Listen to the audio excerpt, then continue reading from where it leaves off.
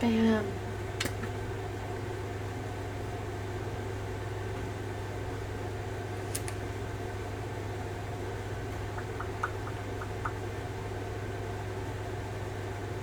I can see the things. Why is this part always hard?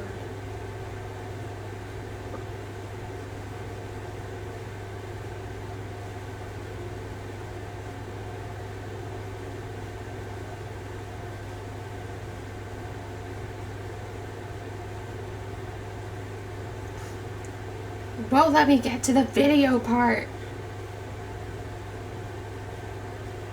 Keeps taking me to like the stream manager. It's like, no, take me to the page where the thing is being sent to so that I can see the thing and maybe listen to it to make sure that we're heard. It's not letting me do the thing. That's so confusing. Testing, testing. Hello, hello? Testing, testing. Hello, hello. Yay! Testing, testing. Hello, hello. Just loops infinitely. That's just horrible. Alright, noted. It works. Alright. Last time on the campaign. Wait. Just wanted to let you know. The computer screen, I guess, that you have, one of the computer screens that you have, is showing on your thing. I'm confused. If you look at Twitch, it's showing on, like, there's a screen that you're looking at, I guess. Because I don't see it, like, when I look at you on Discord. But I see it when I'm looking at Twitch. I'm confused. One moment, Go to please. What is happening? The one that the screen you're looking at right now. That's the screen that there's like, okay, it's like this. You see this? Yeah, okay, well that doesn't explain anything to me because on my page, it's showing me we're looking at exactly what we're supposed to be looking at. So I'm confused. I was wondering where the looping sound came from. Okay, I don't even know where I'm supposed to go to find my own shit. It's fine. I was wondering where the looping sound came from. Okay, I don't even know where I'm supposed to go to find my own shit. It's fine. I'm confused. What are you looking at? I was wondering where the looping sound came from. Okay, hold on. I don't even know where I'm supposed to go to find my own shit. Jesus Christ. Stop. It's fine. I'm confused. What are you looking at? I was wondering where the looping sound came from.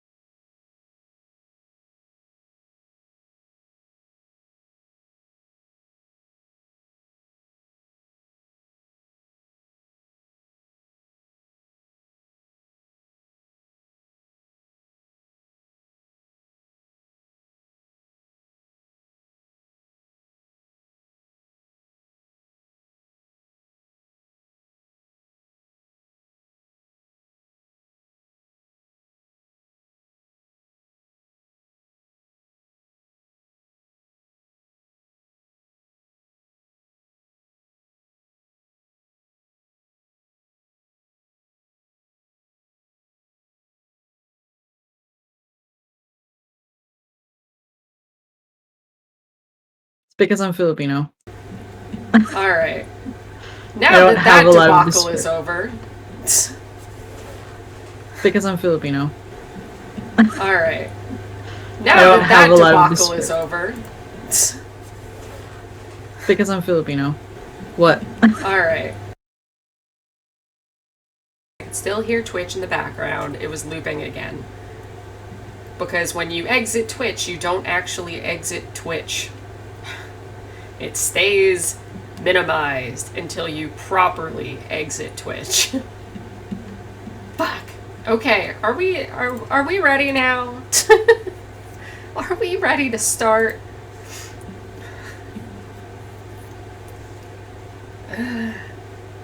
So, last time on the campaign, Genesis and Dante went for a little stroll through one of her familiar neighborhoods. Ran away from one of the Aeorian monsters into the lightning rail station. Made their way down into the rails and the caves, and she realized that someone had been dwelling down there unbeknownst to her. Mm-hmm. And they worked on shutting down the crystal and found her father. They are still down there as the bubble comes down, so we are back with the other group as that happens. Because it took time for them to get down there, it will take time for them to come back up. So, we are with the other group. Cool. Cool, cool, cute, cute, cute. Yeah! Ow.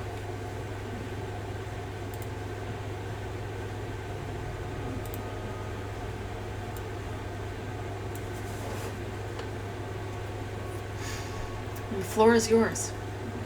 What? I'm just waking up though. This is true.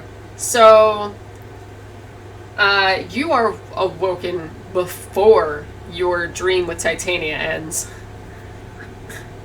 Like, it is about halfway through your dream, and you are basically shaken awake by Wilbur. What? So it's just like, what happened? So, like, Titania was, like, reaching to give you, like, a kiss on the forehead, and you're just like, nope. Yeah. It's just like, what? The bubble came down. You told me to wake you. Yeah. Not like that. But okay. Thanks. I'm awake now. Well, I tried poking you, but you tried kissing me? It was really weird. Okay. Alright. Let's not say that to anyone else. Yeah, you really dug in there. I will not be telling anyone else. Okay. Thanks. He looks so, like, embarrassed, but not, like, he doesn't want to say anything. Like, he's just like, oh my god.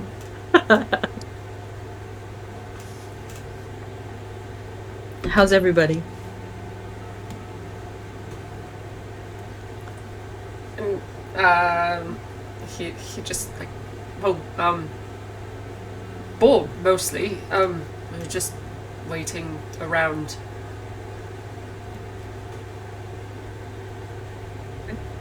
So then he would, I guess, you know, get up and, like, prepare himself or whatever. And then look at the state of wherever they're at. Yeah, What does he so see? he sees all that is within his limited sight. Which apparently isn't so limited. Jesus Christ, dude, why is your bubble so big? Because he sees 120 feet. Jesus Christ. It's called dark vision. Or no, sorry, devil sight. Not dark vision. Devil sight. Yeah, so at very least, he sees everything within that 120 feet pristine. So he sees the, like, short, like, fenced cobblestone around the house, and absolutely the splatter of blood underneath the light there. The broken bits on a table outside, like almost like a storefront in front of like a home-like building. But he would also then see the giant building to the south there that's hidden behind the 10-foot wall. Because you see the top of it, you just don't see past the wall. Mm-hmm. Is this a familiar place to you? He asks. Shit. Friggin' Sylvia. God damn it. Like, Sam is still waking up. Anyways. We're getting names now. You good. She's just like looks to you. It's like, does it look familiar to you? I can hope, can't I? It's well, Magnus's home. It's the lightning rail station. He gives a real good look at this place now. This is the Orion building. This is their entire business, or at least the home front for most of it. A lot of you live at the top few floors there. And honestly, if we're going to stop anywhere, this wouldn't make such a bad spot. I know I could use a stiff drink. He always stocked full, so if it hasn't been ransacked, it probably has some good stuff in there. Alright. That definitely sounds like me. Alright, let's go.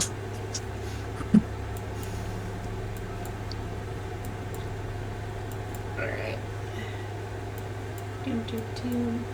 Yeah, he regards this building like, damn. I lived in style.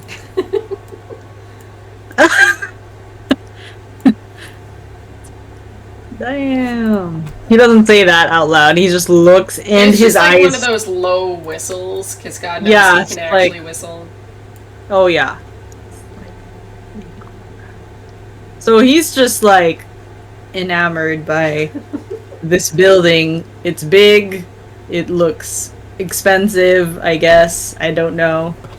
It It would looks- look very, like... It's just a very tall, glass-covered building with, naturally, the front end over where you walk through the front doors. It's got the unicorns on it, so you might, like, give a questioning look to the decor and... Yeah, okay, so I look to Sylvia like, what's up with that? Is that like graffiti? Well, it would be very permanent graffiti. No, it's your family crest. It's the unicorn. I didn't come up with it. It's yours. That's up to you. They're the fastest, at least horse-like creature. It made sense. To someone. Everest gives a laugh. Oh Yeah, wait, and, no, like, no. Everywhere there's supposed to be like a gargoyle, it's just like a small unicorn in a different pose or something. Yeah. Yeah, Everest is like, Gia barks at him.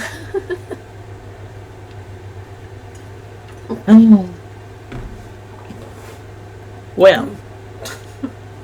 Okay.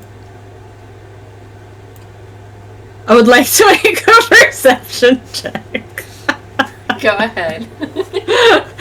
I'm like, I don't want to be biased or anything. Well, to be fair, it's not even in your line of sight.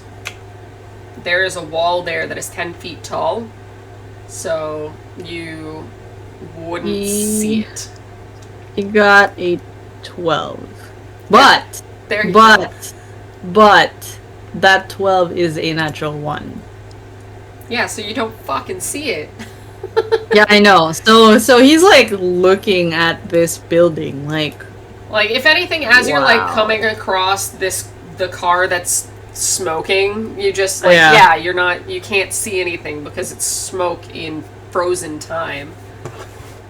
Well, actually, no. Everything is back to normal again. So, if anything, what was once smoke is now a fire. Because nothing's frozen now because the bubble has been let down. what is that thing? Well, that's it. What do I call it besides a car? Or Sounds good. It's a car. No. it looks like a carriage from the future That's without the horse. Where's the horses? they're on the inside, but it's considered horsepower, but not actual horses. It's That's strangely named. well, because of horse-drawn carriages from days of old. Stress on the old. Okay, first of all, you're older. Your time is technically older, so Yes, and yet look how far you have regressed. No, this is a horseless, horse-drawn carriage, if that makes sense. it's And- powered by magic. Yes and no. Your family is responsible for creating them. Magnus's family. Sorry, this is still hard. Wow. I knew how to create that. That's pretty cool.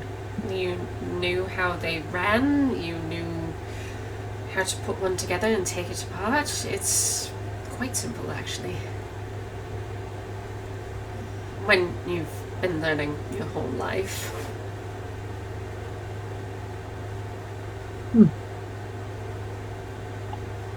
Okay. Wilbur's like, I could learn how to build one of those. We could learn together. Sweet. I want to learn too. Of course. Your mother knew how to do it. I know how to do it. You can learn right alongside them. Great. Like he's like great, and then looks to Alonzo. We can learn together. And then you've got Naya going, May. whoever. Whoever. Like I've given up. Too many names. Yeah, so May's just like, are you sure that's safe? Like, it's on fire. So Alonzo's like, I don't know if it's supposed to be on fire. It looks pretty damaged. I mean, like, I'm not an expert at this, but it looks dead. To be honest, are these things alive? Were these things once alive?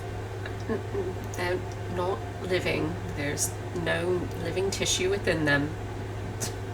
They're fully mechanical. They're just highly flammable. Please step back while it's on fire. Unless you plan on putting it out.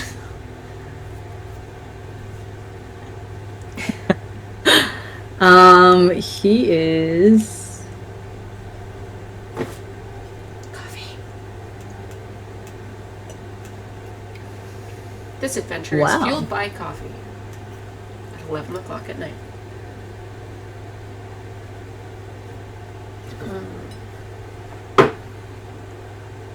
I'm trying to see if he can put out the fire, but he can't. Of course he can. He. Wait a minute. I'm missing a spell. Fuck. Forgets a whole spell. Oh, no, it's right there. It's right there. He is going to attempt to at least ward or like move the flames away with prestidigitation.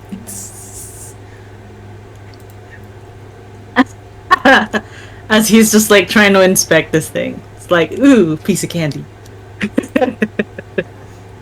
Let's see what everyone else has.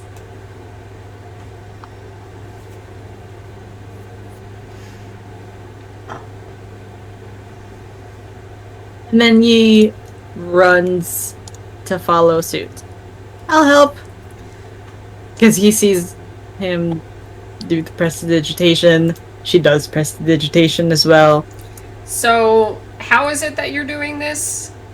You're like grabbing flame, or are you blowing flame? Like, what's happening here? Blowing flame away. Yeah, so you're fanning the flame with more air and oxygen. Well, hold on a second here. Instantaneously snuff a... Okay, There you trying go. to snuff the fire. I needed to be clear as to how you were going about this. And because I heard blowing on the flame, and I'm like, that's an idea. Successful, perhaps not. But yeah, you read the spell and know that you can go 5 feet of flame, 5 feet of flame, and just knock it out a little bit by little tiny bit. Until there is no more flame at very least. So you managed to put out the flame. It's not actively on fire, but it's also possibly still not safe. So you've got Sylvia going, it caught fire. It's likely going to do so again unless someone actively tries to fix it. It's a lost cause. Hey, what about that one? Dad, look! Dad, look! Look at that car over there. That looks pretty cool, and it's not on fire. Come on, Everest! And she, before anyone says anything, Just goes off. goes off. Let me do the 30 feet here. Boom! She's right Why is there. she all the way over there for no reason? Oh, She moved she's 30 going feet to that toward one. To the car. Oh, no, simply because the other one's literally closer. So I was like, oh, this one, totally, yeah. No, she saw this one because this car was lit up. So yeah, she could so is probably this see one. It's right more. underneath a light. It's right underneath a street light.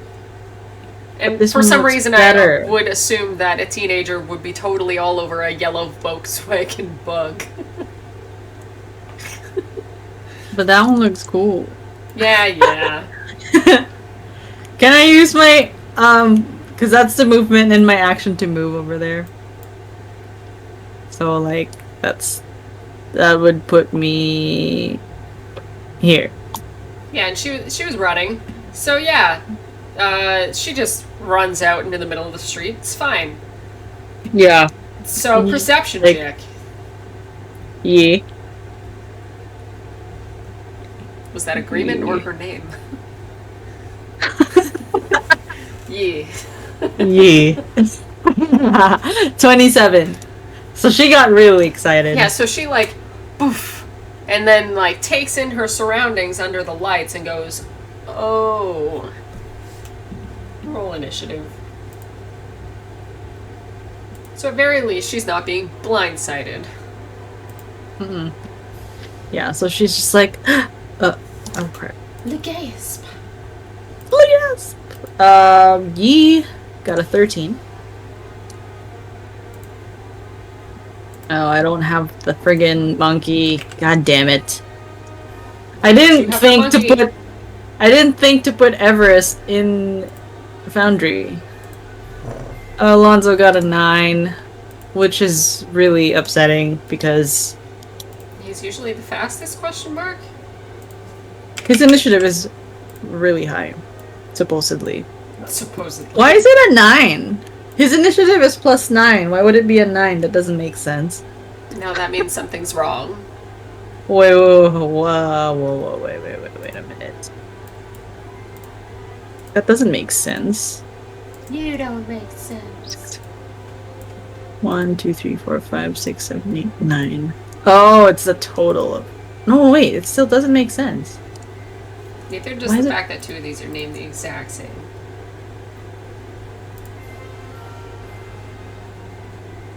Shit, man. Well, anyways, in any case, it would be a 10.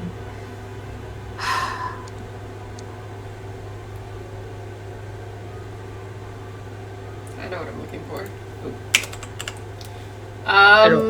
Did you roll for Everest, or he got a 10 on mine? I didn't roll for Everest. You can use that one, it's fine. Okay. Due to the nature of everything already lining up, Alonzo is clearly faster than Everest. That's good. It would suck if Alonzo was just slower than a Yeti. A baby Lol. like that. Alright, well...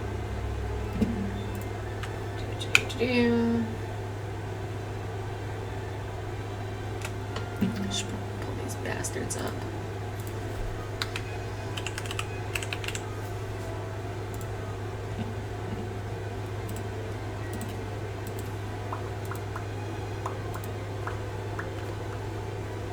Ooh, he moved fast.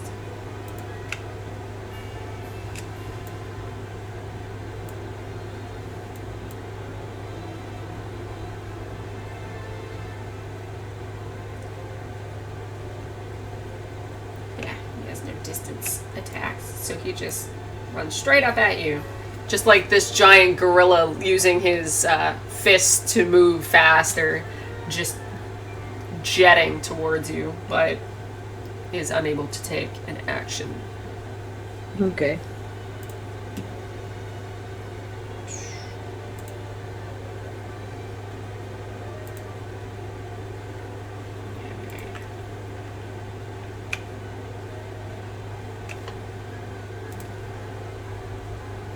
Is it my turn? No!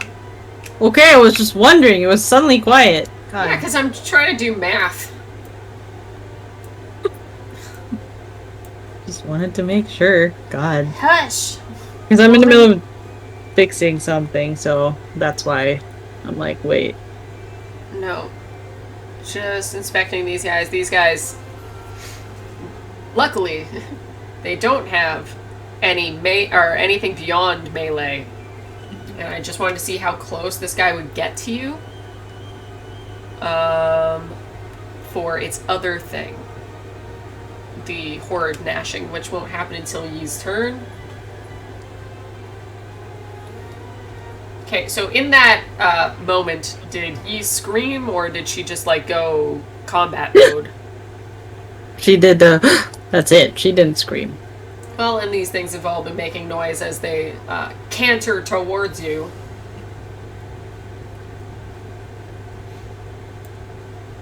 Yeah. This guy wants to get closer too, but...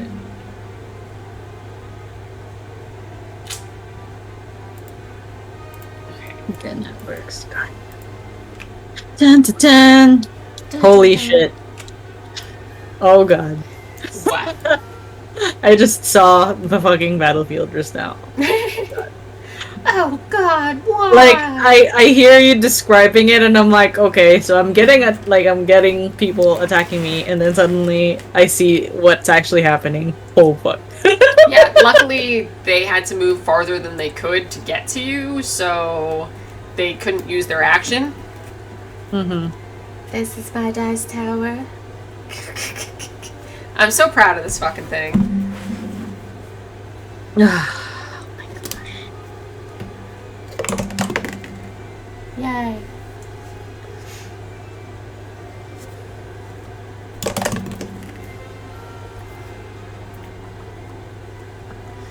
Okay. She is going to cast... Who? May's turn, and she's going to cast Hunter's Mark. She's like, my baby! Bye. Baby! But it is a spell, a spell.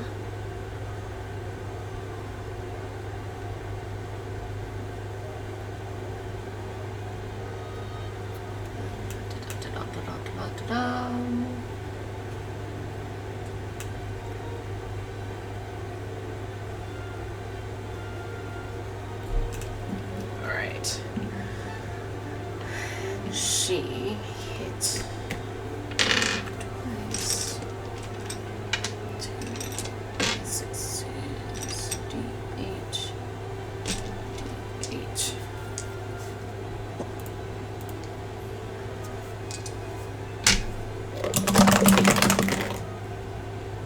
Nice. 12, 13, 17, 27. This guy gets hit for 27 points of damage, as well as, as she, casts Hunter's Mark and just lets her 2 shots fly. Mm-hmm.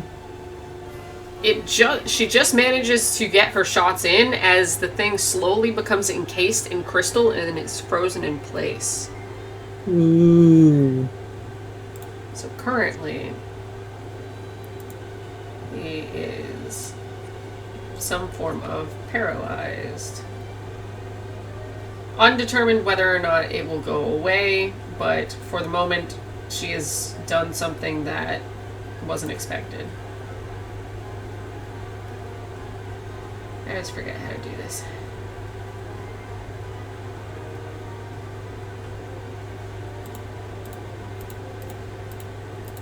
There we go.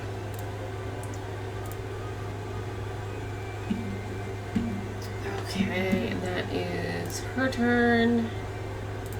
Yee, it is your turn. Okay. So she's just like, oh crap. And then her feet, from her feet, just a gust of wind just starts swirling around her as she casts Zephyr Strike. It is a first level spell. It is a bonus action. Yep. Okay, you let that one pass? I'm confused. Well, the Nullifier has counterspell. That's why I asked. Well, currently he's entombed. Oh, cute. Yeah, this guy is currently entombed in crystal. Oh, I see the thing, the exclamation point. Well, there you go. And this guy is a distance away from you that I think he can't do anything about it. Yeah, 65 feet away. You need to be 60 feet in order for him to be able to do anything about it. So that 5 feet matters. But the spell, however, I'm looking up what happens to ya.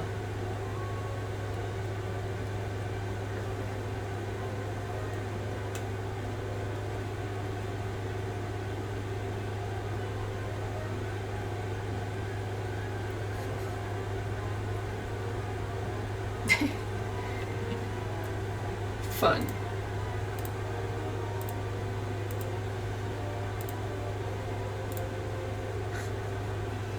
What is that?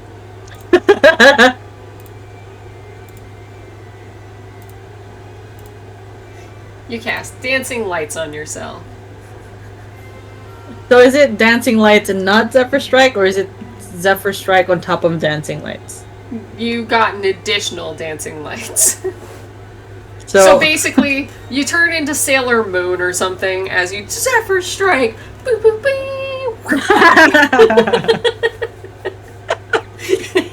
Oh. And you get a fancy ass light show like your father would approve of.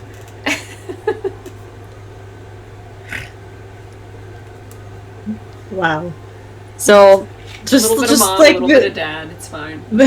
this wind just just she has this wind blown hair. Yeah, no, you basically you shoot this arrow with all the colors of the No, wind. not shoot. Not shoot. Her speed increases by 30. No, So I thought it was Zephyr Strike, so it's like, oh, Well, whatever Oh, you there- do, Yeah. it's with every There- color of the wind. It's fine. Yeah, Pocahontas. I'm like, fabulous. Okay, so that's her bonus action, and her movement. She will go here. It does not. It does not incur opportunity attack. So she just. Phew, and then aims, and then wait, aims at. I guess the one that's not encased in ice. So the green thing. And does her strike! With advantage, as that is what Zephyr Strike does. Yes. As well. And, like, I'm doing favored foe. When you hit oh no, it's when you hit a creature, my bad, hold on. Hold on. God damn it. Okay, let's see. 23 to hit. Jesus Christ, yeah. Actually, that's just the first one. Yes. No, 28, my bad. 28 to hit. Okay. And then let's see. Merchant make attack. So Zephyr Strike gives an additional, I believe, 1d8. Yes. I believe. Yes? Yes. Okay. There's too many things open. D8. That's a D10.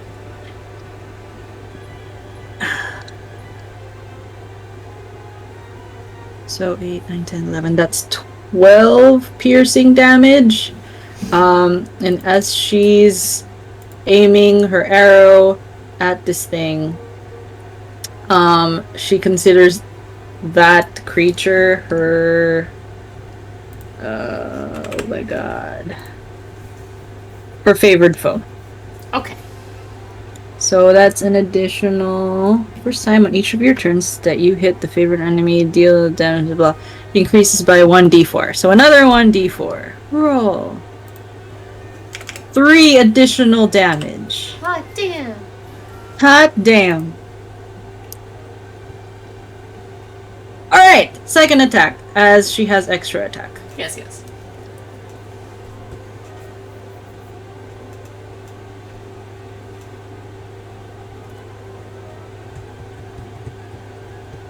That is 27 to hit.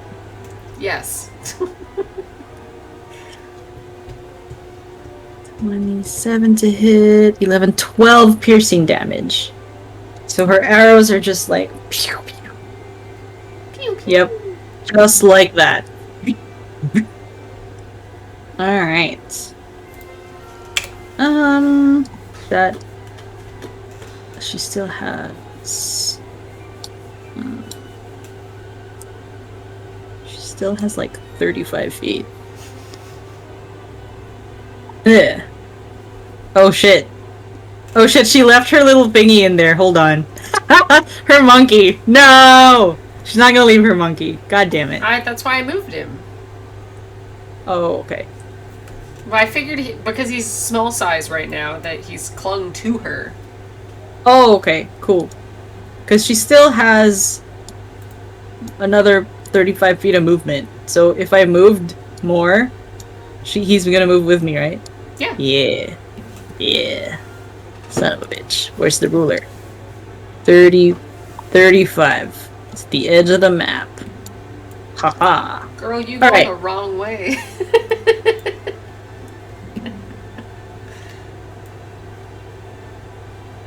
Alright, so... That was her turn. It is Wilbur's turn. It's just like... Where the fuck is she going? She moved away. Yeah, he doesn't know if she, like, moved into more danger. That's true. I think there's a mistake with Wilbur's, too. Fuck. Oh.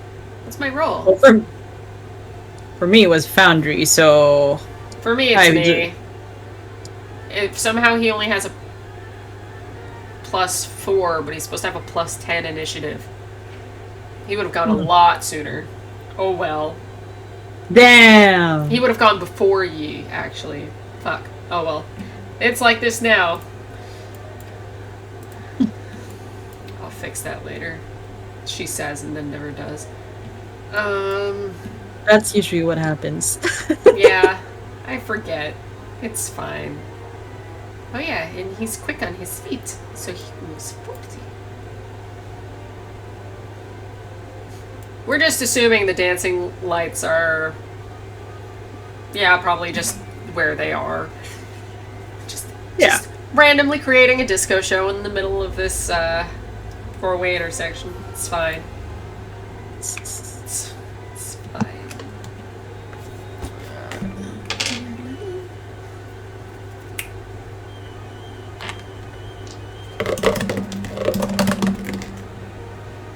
Bow.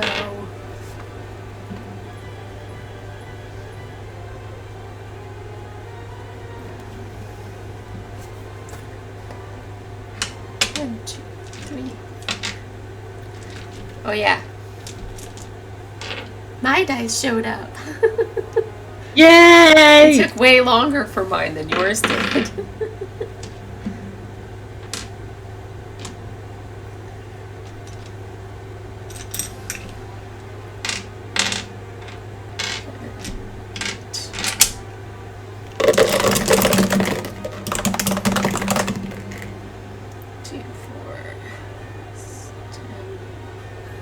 I get to re-roll one of these. No, I don't.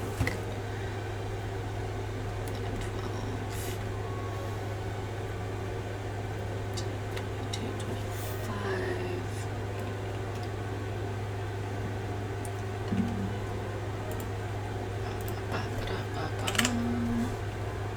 30 damage. Bonus action.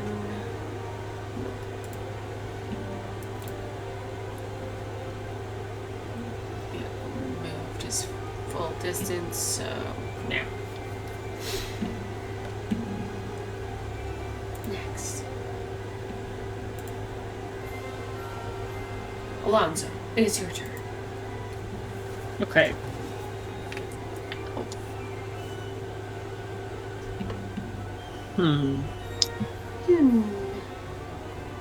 I'm thinking. Because I've organized my spells now. Because they only see these two, right? So that doesn't... Yeah. Does he know what spell May did? Arcana check.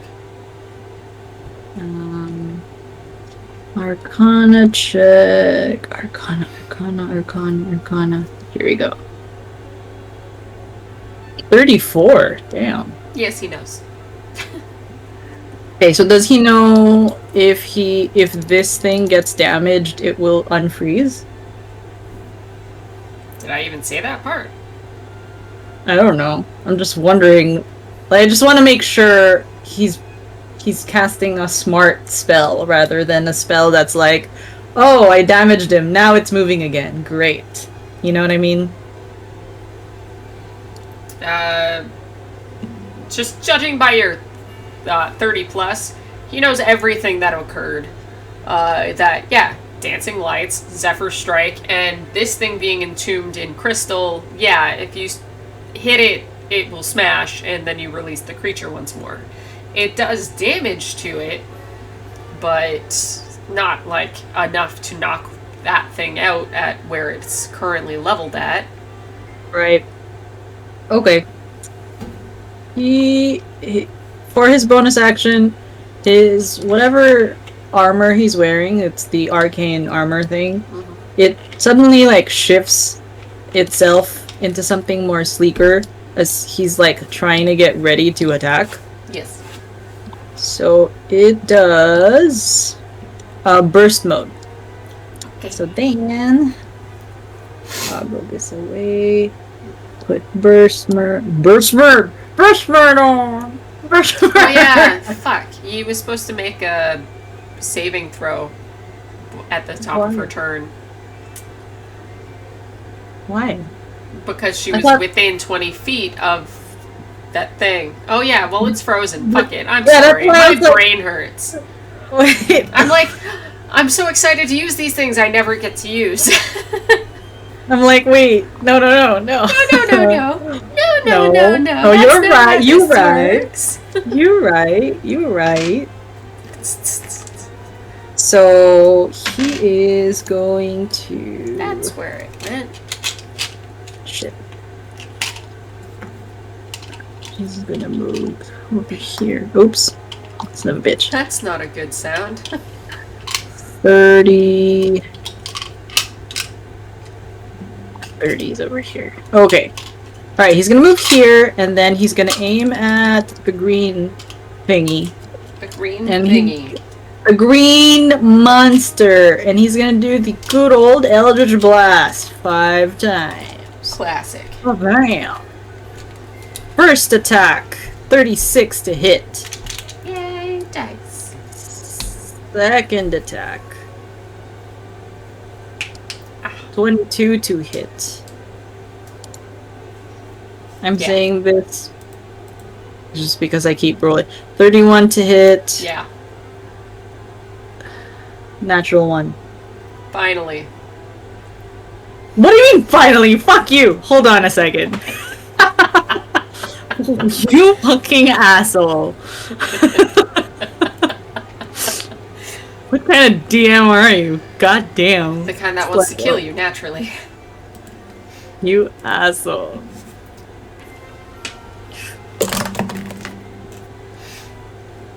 Alright, so far, the first 3 beams is 36 force damage.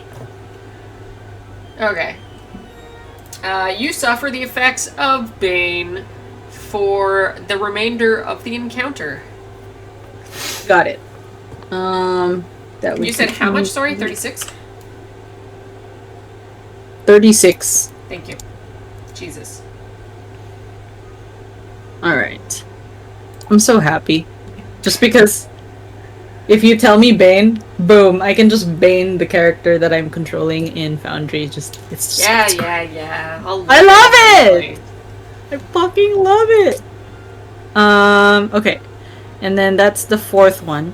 So he does his Eldritch Blasts, and then something about the 4th one just like sparks something in him, and he's just like, ah! And then it's like spreads through him, and that's what casts the Bane. And then he tries to aim a final time at this thing for a final Eldritch Blast with a minus something. 4. 28 to hit. Boo, hiss. Even with Bane, he's like, I still got this. 17 force damage. Well, it's 1d20 plus 7 plus 8 plus 2 minus 1d4. So 17 damage for the last one alone? the last one is... Hold on a second. Because there's 36 for 3 of them, 17 for 1? 17 for 1. Dang. He actually rolled a 10. Out of the 1d10, he rolled a 10. And his charisma is a plus 7. Crazy!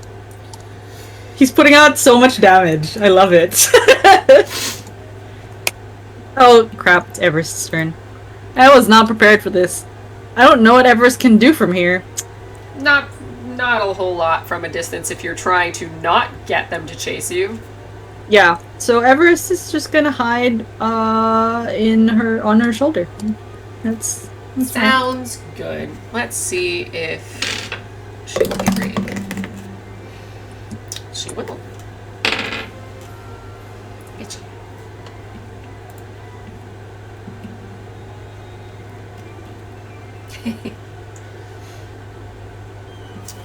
Let's see if she'll be intelligent. Fine, I guess.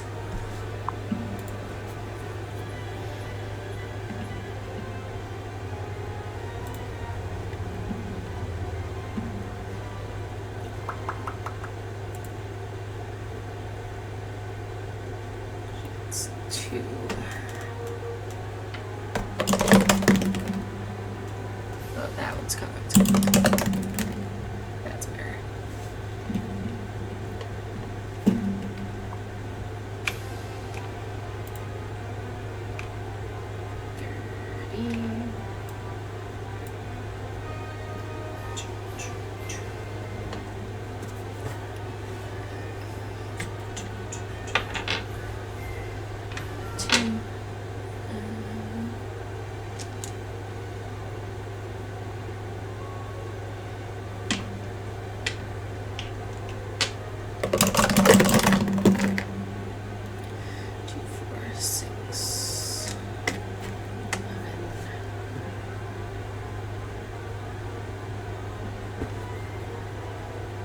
I'm rolling the wrong ones. Fuck that.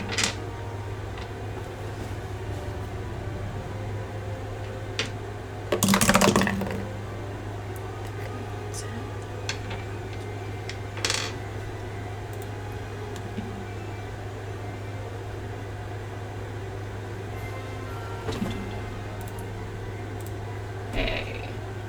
Sylvia, in a fit of bravery, rushes forward and takes 2 shots with her gun. Not that much, this much. Manages that. And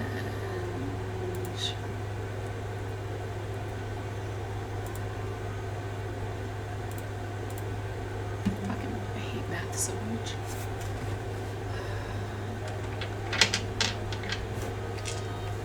Gimme.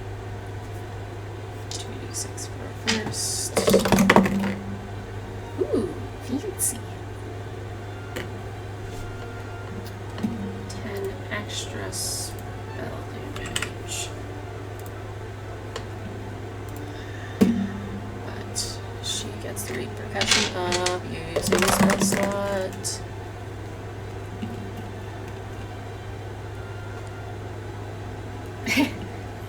So, Sylvia uses trouble and uses her well of magic to strengthen her shot, which it does, but with the use of the spell slot, the usual nonsense occurs. And it is simply that she ends up over here, and it ends up over here. Oh, fuck. And, yeah. Wilbur going, Jesus Christ! Except whatever god he follows. Yeah. This is the one he hates. That's funny. Yes, this is the one he hates the most. Lol. Well, it's Lol. huge. She is done her turn. Next. Oof. Sylvia's in trouble.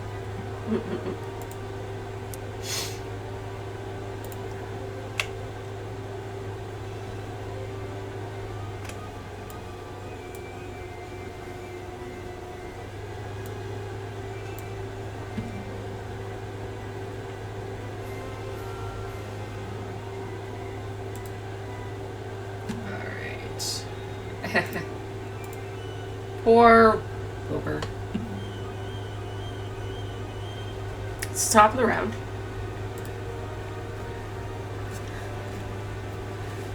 Do. 3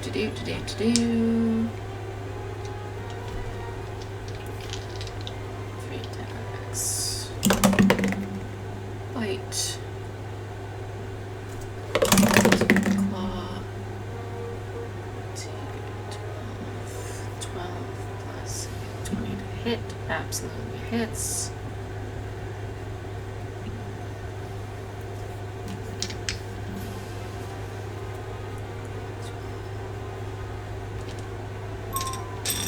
Where? There it is. Jesus Christ. I know how to find dice. Ooh.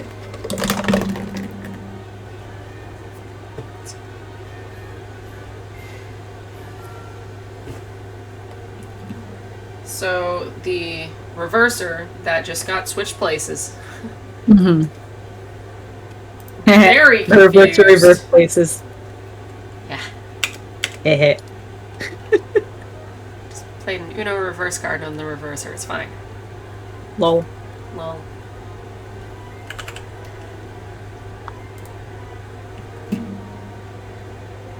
Just basically, like, takes a chunk out of Wilbur with a nice hard bite, and then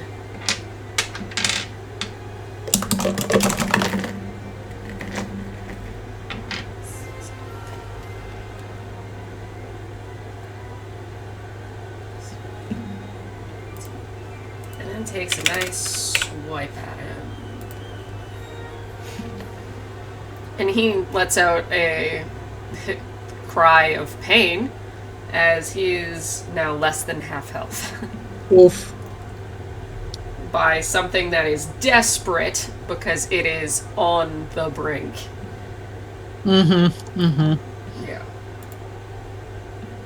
Hey, it was a melee attack, right? Yeah. Gotcha. Yeah, it doesn't have magic of its own or any ranged spells. That's the guy with the eyeball for a tail. But he's got mean teeth and claws. And a fair few hit points. But it is the next guy's turn. Let's see if he can break himself out. Strength on this guy is... Oh, fair bit of strength on him. Damn, okay. This guy breaks out of his crystal. Because he got 18 strength. I always forget how to get these things off. Status icon. No more. Okay, that was his whole action, though. And he doesn't have anything else, so not his turn anymore. Who the fuck's turn is it? Yeah, I already did his. May, who is now very confused. Because just swapsies. Like, ah! Yep. But she already has Hunter's Mark on something, so she's not going to waste it.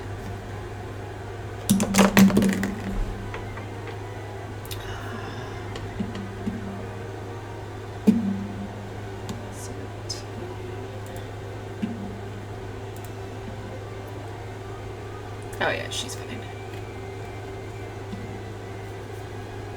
Just 2, 8, 6, 7, 15, 20, 25 points from this guy. Just shot.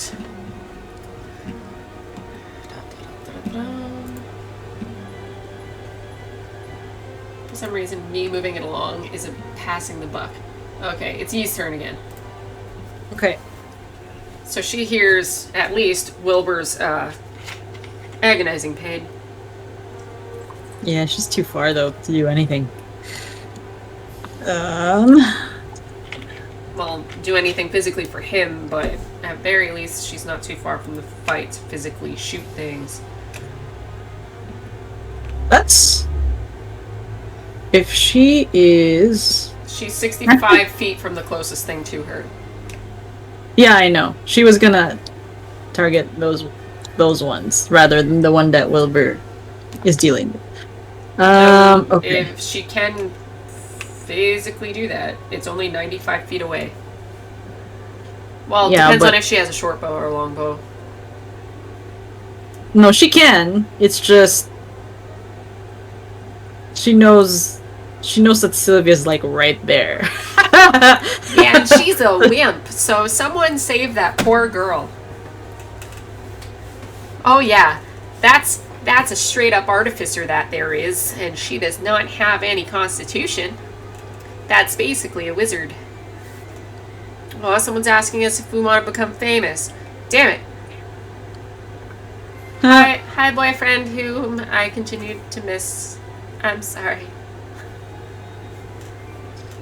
I Coffee time, 5 more minutes. One has to assume that was about Alonzo when he first woke up.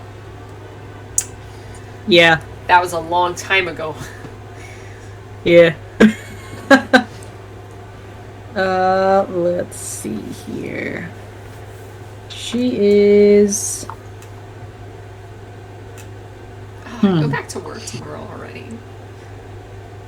Shortest weekend ever.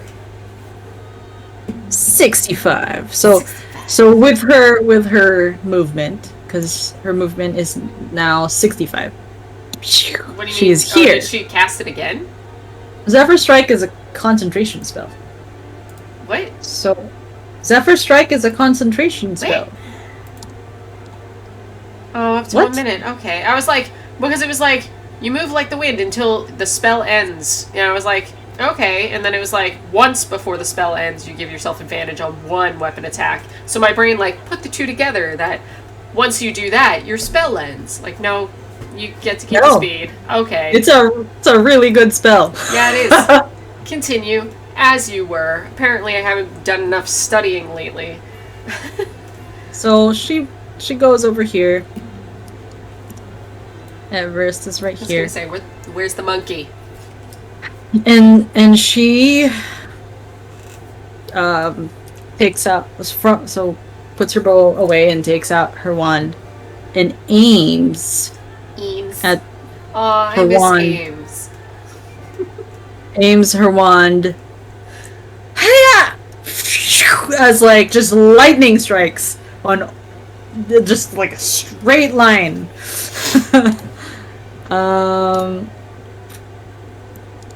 Using the wand of lightning bolts. Yay! Let's see, how do I do this? Itchy nose.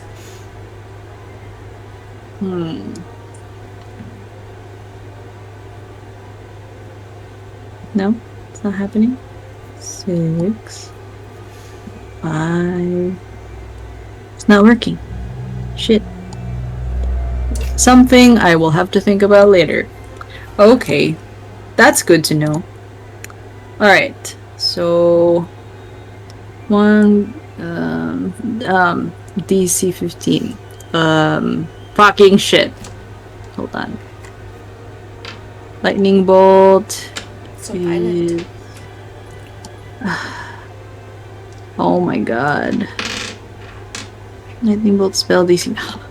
It's not showing me what I need to see. Like in D&D Beyond.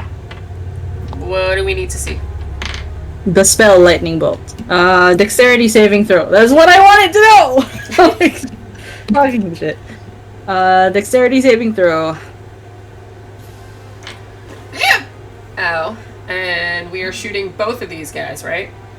Yes, because it is line of sight.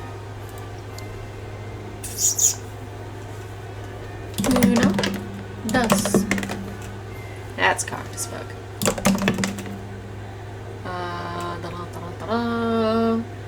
We have a 14 and a 17. Okay, Assuming so that it was dexterity saving throw. Dexterity saving throw. The 14 fails, the 17 succeeds. Huzzah. One charge. 3, 4, 5, 6, 7, 8, 9. Okay. And it is cast using the wand, but it is 9th level, so... Because she used all the charges, all 6. 6 out of 7.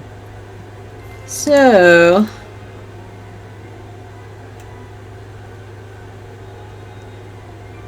Calculate, come on. Do anything.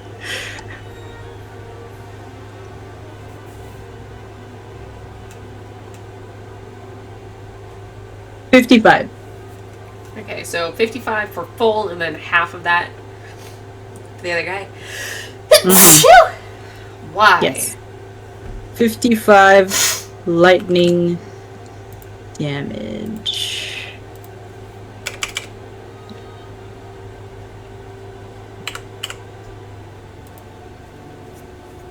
Oh my god. What? So it is a line of sight of 100 feet. And Wilbur is 105 feet away. So he sees this light because he is line of sight within the line of sight. So he sees just the lightning strike just go like right at his face, and then it just that's it. That's it. He's like, wow. And that is 55. So Yeah. there you go. You almost killed your not boyfriend. I know.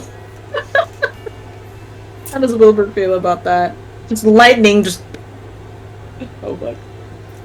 Even That's worse, he was cool. faced away from it slightly. Like, he only caught it out of his periphery, and he had, like, turned his head while his lightning flashed near his face. Why am I so itchy right now?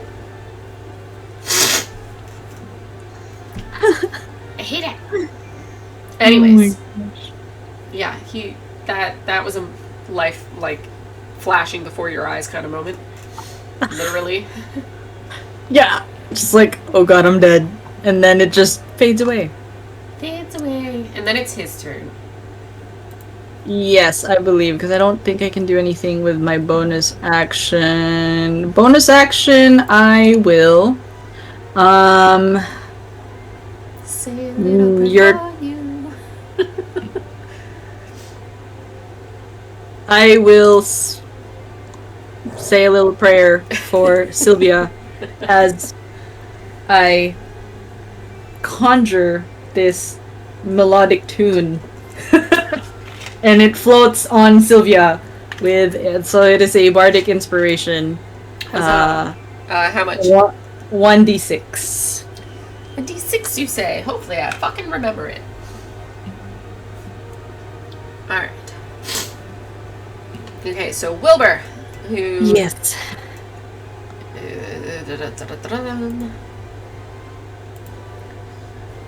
That was a lot of dice. One rolled dice, by the way, because 55 for a 9th level spell. Think about that. Yeah. He does not get sneak attack. So, well, he could if he shot something else, but he's kind of facing down death himself. He is going to... Really, he only gets literally one attack. But he has 2 weapon fighting, and there is something right next to him. So he's going to stash his bow quickly and pull out his 2 daggers and just do that little flip. And hope for the best, because he's not really good at close range fighting. But we're going to do our best. His best is not good enough, man. That's better. Is there a way to fix that?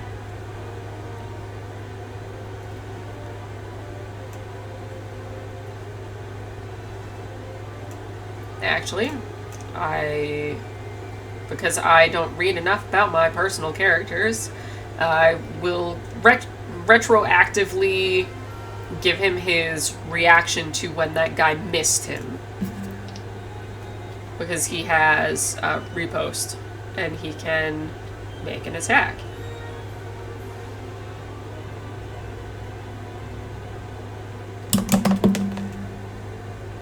Well, he, again, tried his best, but he just fucking can't do it. But he gets 1 stab.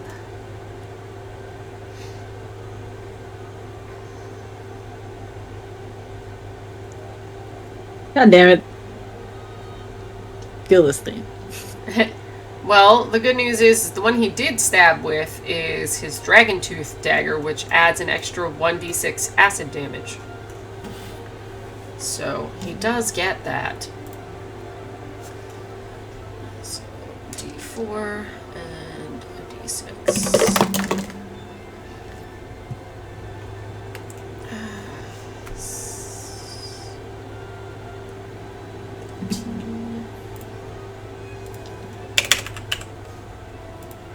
Right. So Send he a misses bucket. with this first one because, like, this thing's hide is super thick, and then manages to get with the Dragon Tooth and just injects it with lovely acid. It melts through its hide and poisons it from the inside. And it lies dead. And he gives a huff because that was frightening. This thing popped That out was of nowhere, fucking bit him, slashed him. He tried to get it back and missed. Then swipes, but it doesn't even make it through the hide, and then stabs it and just slumps over. And he's just like... That was traumatizing for him. Yeah, especially as he's dealt with these things before, and it did not end this well for most of the people around him. Mm-hmm. Alright, well that is literally all he can do. Alonzo.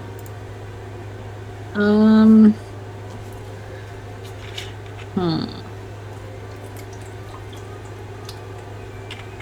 30... 16... Hmm.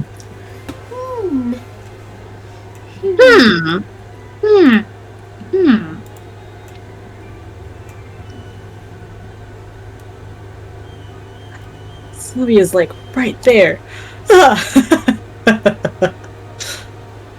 I'm trying to see if I can do pulse wave, and that can because I can push or pull a target, so if it'll make a difference, or if I just kill it. Am I capable of killing it? Is the question. Oh right, that's right. I have that thing. Okay, I'll do that later. Okay, I'll do the good old Eldritch Blast. Wait, I have Bane. Wait a minute. No, I believe I'm high enough. Okay, so I'm gonna target this thing. Okay. Okay. Eldritch Blast, go. Haha, it's only a -1. 25 to hit. 11 force damage. Pew! Second laser beam. 28 to hit. 16 force damage. Yeah, Third. basically, if anything is 17 or less. 22 to hit. No, because I have to click. That's why I say it this way now. 16 force damage. And then fourth beam. Is it still alive? I don't know, because I thought you were trying to do hits, not both. So I literally stopped listening because I heard all numbers above 17. Okay, fine. First damage is 16 force. Okay. Because I say that. 22 to hit. 16 force. So that's twice in a row, 16. Why can't you just add them all together for me? I told you why. When I have to roll, manually. Okay, so it's 16 and 16. Actually, 11, 16, 16. And then 13. And then final thing. 29 to hit, and that is 9 force damage.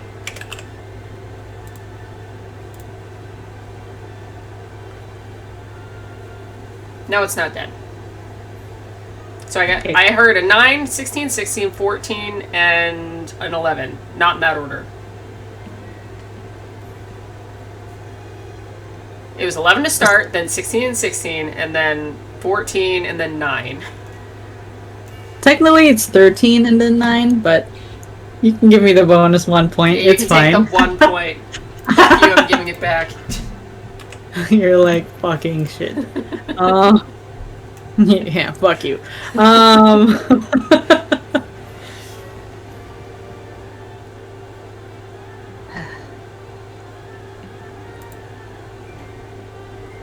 Alright, so he is going to...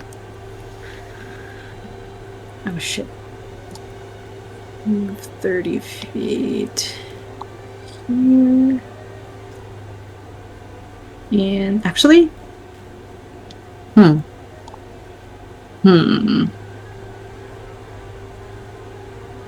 What is... 60 feet. Okay, so I actually didn't need to do that. Hold on. I'm back up. 30 feet. 30 feet. Sylvia is 65 feet. Okay, so I'm going to go 5 feet closer and then deliver a shield of faith on Sylvia. Sylvia. So you feel a strong hold, invisible ward just like shimmer around you, and your AC increases by 2. That is innate, at least it's an innate spell casting, so there's no shenanigans. No Alright, shenanigans. that is my bonus action, so that is it. Everest. Everest. Can ye say, Everest, go help? And then Everest is like just gonna go here. Yeah, it's just 3 words. You get 10 basically. Okay, go help her. Whatever. And just like, and then just like runs, and then basically goes up to Sylvia, and basically will try to distract in some way, shape, or form. I would say it would give her advantage on the saving throw she has to make at the beginning of her turn because he's making noise at a close enough range, at very least. If he climbs up her body, or he can basically go like this and try to stop the thing, because he's been with Yi the entire time. God damn it, where did you go? Yes. So yeah, help action. I don't know. Yeah. You know. You'd give her advantage because you've basically been training with Yi to do the ear covering around these things. So, because she has to make 2 of them, because she's within 20 feet of 2 of them.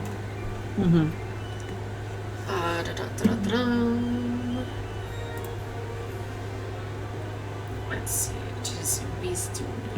Tis wisdom.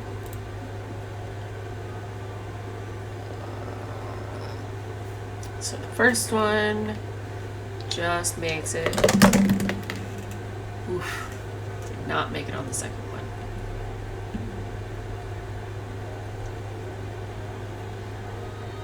Tilbia.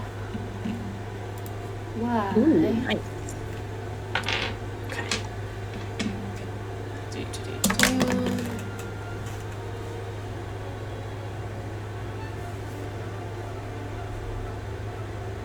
Alright. Well, accurate. So, she is frightened, and she is going to use her movement to get as far away from this thing as possible. Let's see. 60.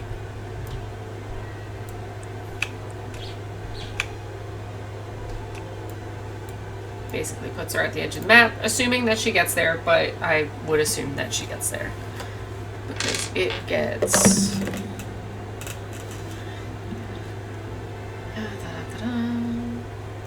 Because it gets an attack of opportunity. But what did the shield thingy? Shield of Faith is a... +2. AC. Yep, +2 AC. Which helped. Yay! Good job. Yeah. So it hits like the ward. Yeah, her armor class is a 13. It got a 13. Ooh! You gave her enough to not get hit. That mattered. That mattered. Because she's not built for this. Yeah. Yeah, I hear ya. Alright, so that's all she can do is just scream and run. Now it's confused, like, who is the closest? Probably Yi, actually. Yep. Right? And you are exactly within its range of motion, so it is coming for you. Nice. Alright. Do your worst, is what I assume you say. You're like, Come no. at me. No, that's not what I say at all. Well, ye is pretty spunky. Come at me. I dare you. I triple dare you. 3 attacks. 1 bite. 10 to hit. And so she come at me. Claw. 13 to hit. And 26 to hit.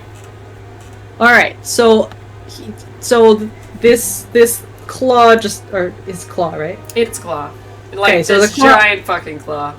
Okay, so this claw just like goes straight at her, and she's like, ah! And Alonzo sees this and does a temporal shunt, which it is 120 feet. I checked.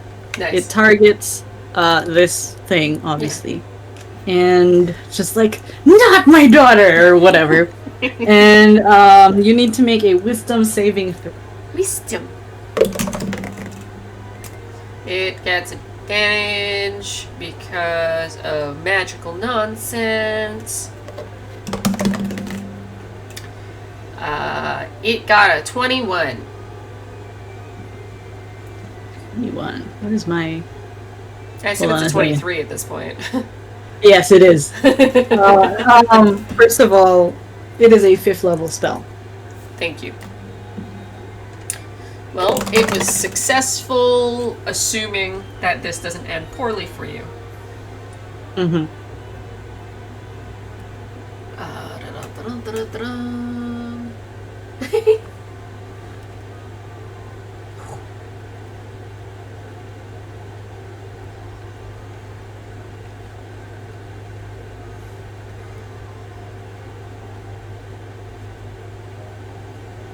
Roll a d4 for me. 2. 2? 2. 2. I know. Just like nodding in agreement. Just okay. So you go to cast Temporal Shunt. Party streamers come out the end of your fingers instead of magic. Which one? Party streamers. Party streamers? Yeah, you know, like whenever Harley Quinn's like bang, except like instead of a bullet, like it's like a flag. Well, you went to go cast Temporal Shunt and you went bing, and all these streamers and confetti came out of your fingertips, but no actual magic. Damn. Well, it was between that or something else, and I was like, these are both pretty bad. I'll have her roll it, and that's what she get. Cool. So he tried. He really did. Not my daughter! Yeah. Okay. Fucking shit. Alright. So it does go through. Because Temporal Shunt didn't happen, so it's still about to scratch the heck out you. Alright. That is 2d6.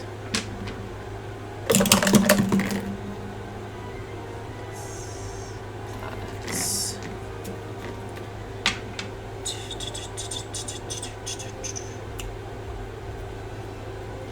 Yeah! Ow. That's 2 times.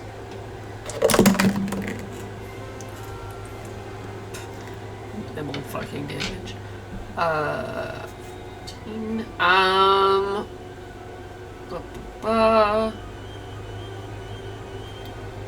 Roll a dexterity saving throw.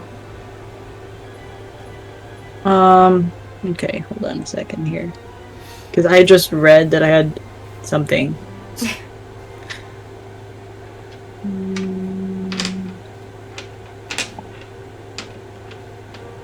Oh, okay, against getting frightened. Never mind. Dexterity saving throw. See. Dexterity saving throw. That is a 26. Yeah, so at very least you don't get grappled as it tries to grab at you. You get scratched, but you don't get grabbed.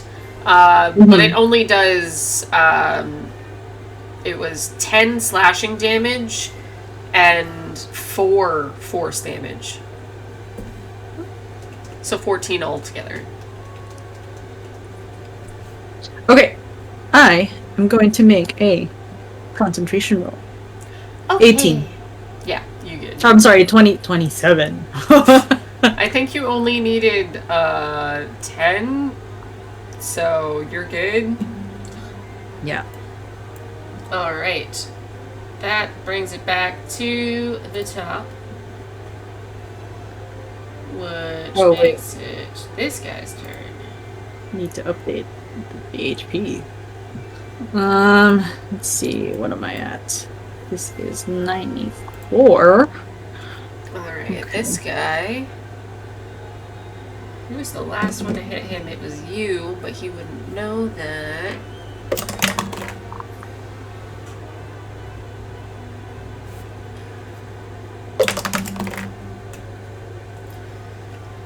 Alright. Oof. No, here. I just can't get to you. I can get to him. Judgment call. Are you intelligent or are you a sheep? Intelligent! Poor Wilbur.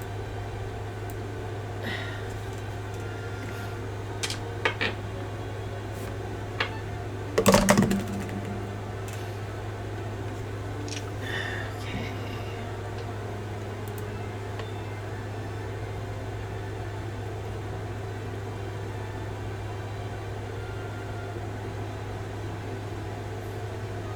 I love knowing all my spells. I feel like I know a stuff.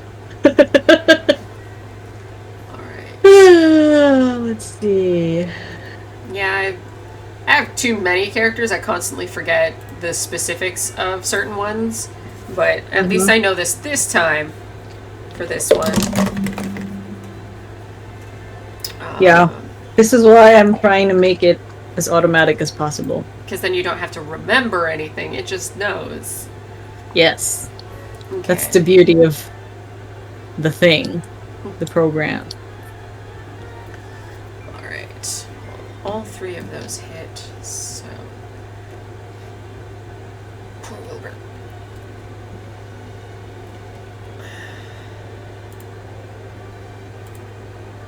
Action. He's got 1 reaction, and I will use it.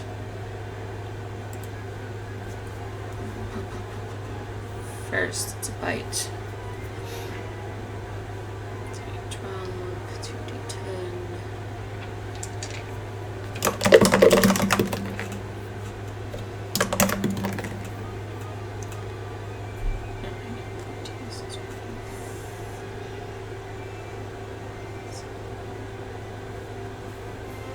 Where are my pins? Jesus Christ.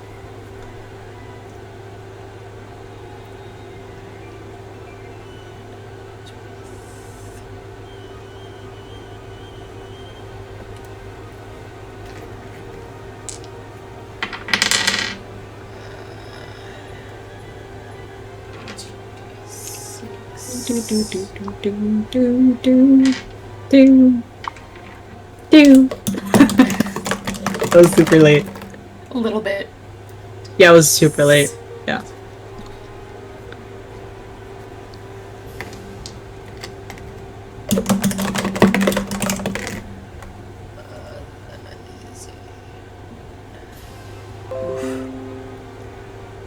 That's so embarrassing. He's like, not my daughter, and then it doesn't happen, and May is like right there. May is like right there. Yeah. And then he's just got party streamers coming out of his fucking fingers. It's hilarious.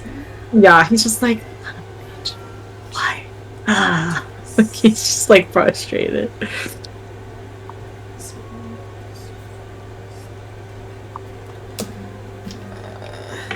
see what this boy is at by then. Alright. What's happening?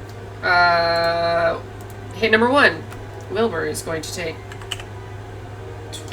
half of 27 as he takes uncanny dodge and takes half of the damage So I'm going to assume he used it last time, and I'm going to up his health first, and then take health away. Right. Which makes sense. It makes sense. Because I remember one of his hits was at least 20 something, so I gave him 14 back. He's about to lose it again, but at least maybe he won't fucking die. So 27 is math. I hate math so fucking much. You know the thing that doesn't need math? Nope. No, I don't. Not at all. Not once. It's Foundry. Yeah, it's also several other things. I just choose to do it the hard way because I am one of those stubborn-headed people who doesn't like change in the middle of a fucking game.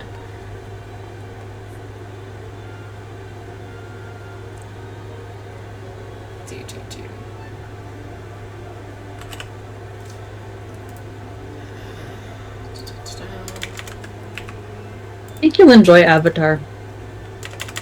Apparently... Well, yeah, because I'm going to be a waterbender and you can't fucking stop me. No, that's not what I mean. I mean, the gaming system reduces the calculations. Because all you need is, I think, 2d6. Yeah, so,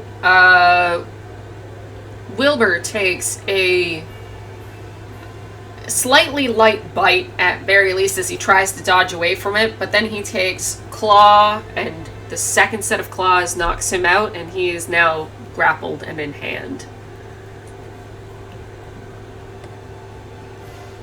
Yeah.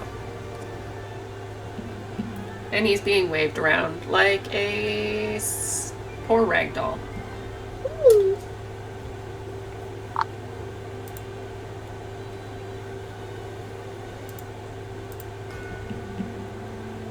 What the fuck? You asshole.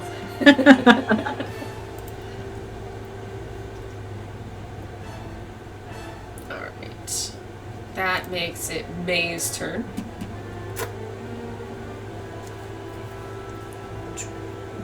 This is the one that she has her stuff on.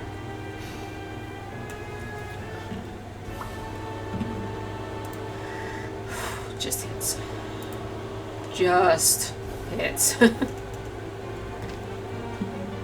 Curse this thing. It's 2d6, 2d8.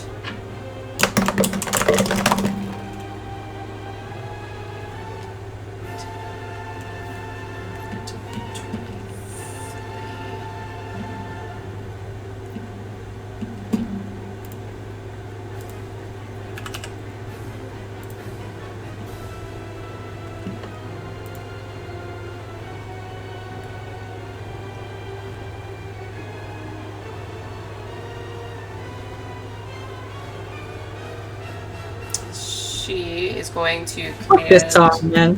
Fuck this you. Song. Fuck you. She's going to command Gia to attack.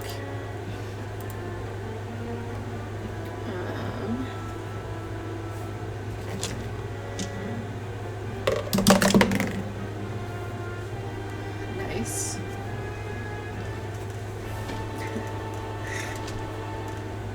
Don't get hurt over it. Jeez. Hmm? Don't get mad about it. Jeez. Ooh, what? Ew, oh, the song. Oh, fuck this song. Ugh. Not enough. Gia, like, leaps at it and, like, starts, like, trying to, like, wrench its arm that's carrying. Like, he's got Wilbur aloft and Gia's, like, clamped to the arm, but still not enough. Mm.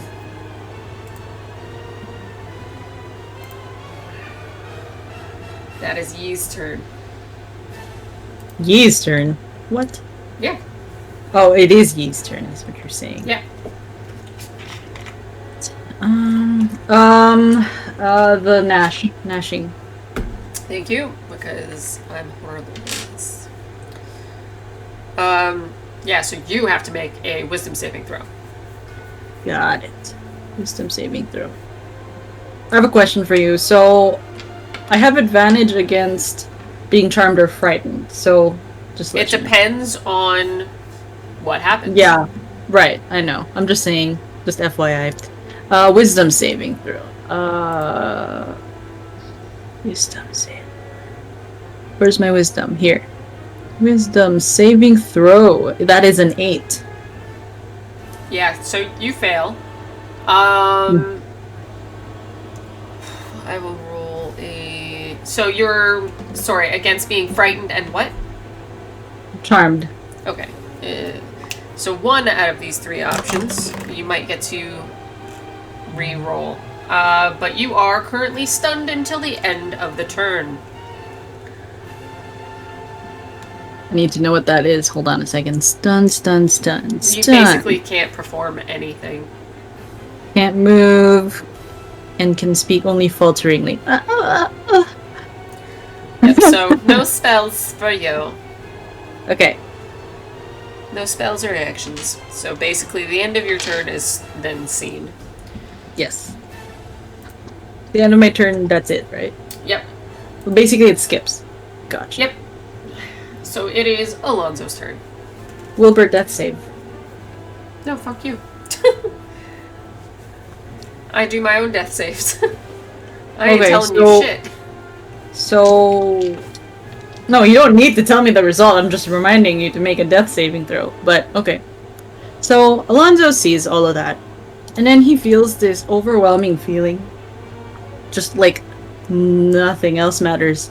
Not his daughter, not this monster. It's just Wilbur. And he just goes here. Hold on a second. I love knowing my stuff. But at this point I hate it. And he like goes here and like for his bonus action will use healing word.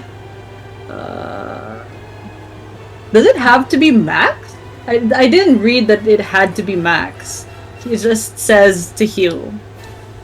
So I'm just saying. Just letting you know that. I don't know, because you were supposed to take that information down. Yeah, no, I'm reading it. I'm just saying, like, it's probably a you ruling. Just because it says... I don't think it matters if it's max. If it says max, then it's max. If it doesn't say max, you literally just have to heal. Like, it doesn't matter the amount, just that the person comes back to life. That is 8 HP. That is the bonus action. Woo! And then...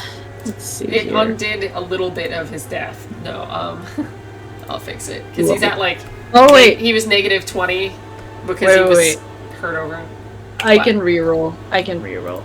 Okay. It is still a 1! Okay. So anyways, it is still the same amount. Okay. But so... It rerolls, but for him, he takes the damage. On this. God damn it. Fucking shit. But it's only 1 anyways, so whatever. Yeah. Whatever. But Whatever. to him, this is strange. Alright, and then... Wilbur's alive? Wilbur's alive. And he is not happy because he is in the grasp of one of these and he's just like, oh! And then like... Get me down! And Alonzo's just like, what? And then sees the monster right in front of him. And at this point... He is too close for an Eldritch Blast. So he is going to raise his hand and like swipe at it, and then his hand just turns into this like this claw as as he slashes at this nullifier thing. He is doing a primal savagery. Ooh. And that is 27 to hit. Yeah. And that is 28 acid damage. Damn. That's not a Damn. number. That's the wrong person. I'm gonna undo that.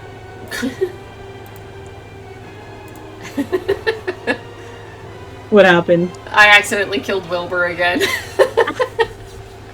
He like slashes into Wilbur. Fucking shit.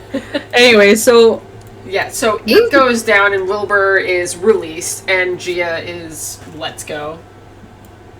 So that is Yes. put to an end. yes, and he's like, "Are you okay? You okay?" I'm okay. That was weird. How did you do that? It's part of my spells. I never really go close, so I never had to use it until now. That was really cool. Thanks. Fucking primal savagery. When did he ever use that? Never. Never. It's his like last ditch effort. Last ditch effort. Yes, because if he does Eldritch Blast right now, it'll be with disadvantage. Oh yeah. So, yeah. Alright, so it is technically Everest, but he's all the way over there, making it Sylvia's turn. Who is also all the way over there. But she's not afraid anymore, so... Well, let's see what she can do. That's... Oh, I'm sorry. Healing Word is a first level. Fucking hell. No, I'm kidding. It's just so far away. What was Primal Savagery? Cantrip. Fair enough, I always forget. I am looking through the wrong note. 15.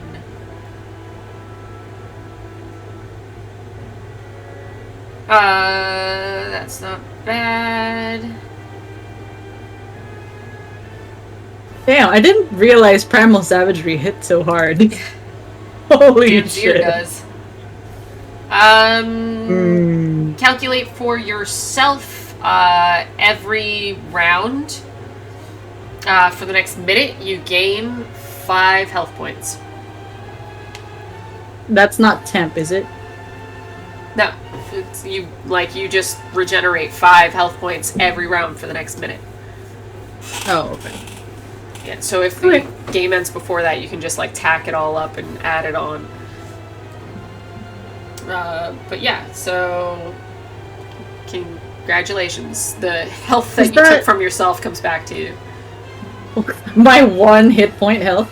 But it doesn't move past my max, right? It just heals and then that's it. Yeah, so it okay. would have done better on someone who had lost more than a single HP, yes. But Right. That is the pointlessness of some of these wild searches. That's fine. I'll just put 1 health point back. I don't think you care. No.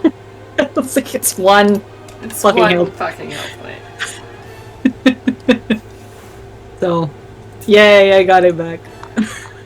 Yay! I'm Yay. alive! Alright, anyways. Yeah, What's I'm happening? looking. Sylvia? Sylvia's trying to figure out what she can manage to do. Okay. Because it is I didn't exactly 65 feet away, and naturally none of her spells... none of her spells do that. She can move closer. She could, but she's like, if I can do it from a distance, I'm gonna do it from a distance. So I'm trying to see what to do first. After that, I'll move her closer and then figure it out. Okay. She's just not a fan of getting into the fight if she doesn't have to. She puts her closer. Well, she can technically move here, making it... Seriously. Okay, she was here. This counts too. Damn it, still 35 feet. Fuck this place. I hate this place.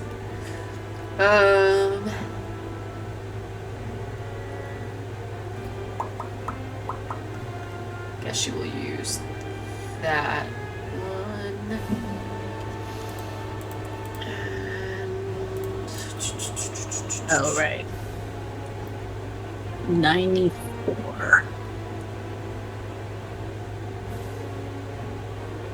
Yes, so she's got some fun artificer nonsense that she fiddles with her gun for a second and then holds it out and takes her 2 shots. And hopes for the fucking best. I totally missed. What the fuck? I went to go drop the thing in the tower, my dice bounced out and off my desk and onto the floor. So, I missed, personally. Ooh! I get to level up after this whole thing. And not right now, but, like, obviously after this session. To make things easier. Okay, so that is D10. D10.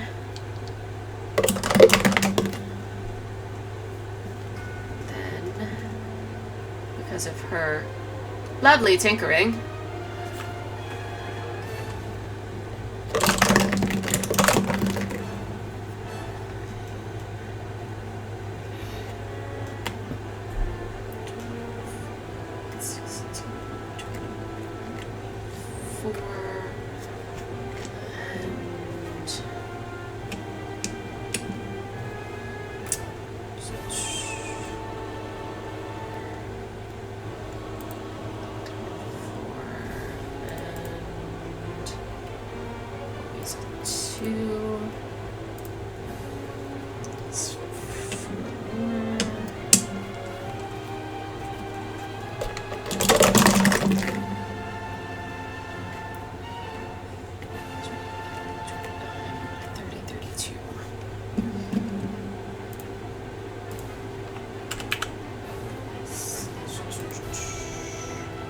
So, with a jolt of arcane lightning and like sizzling around like an array of what has already been seen as the spell slot being used, just this giant crackle just goes straight across and hits the thing for an extra 34 points of damage. As well as the fact that I totally didn't add up the extra 10 that goes with the 2 shots involved. Not a lot, but it all makes a difference in the end. Yeah. And then she casts the spell, so she gets whiplash from that. 7.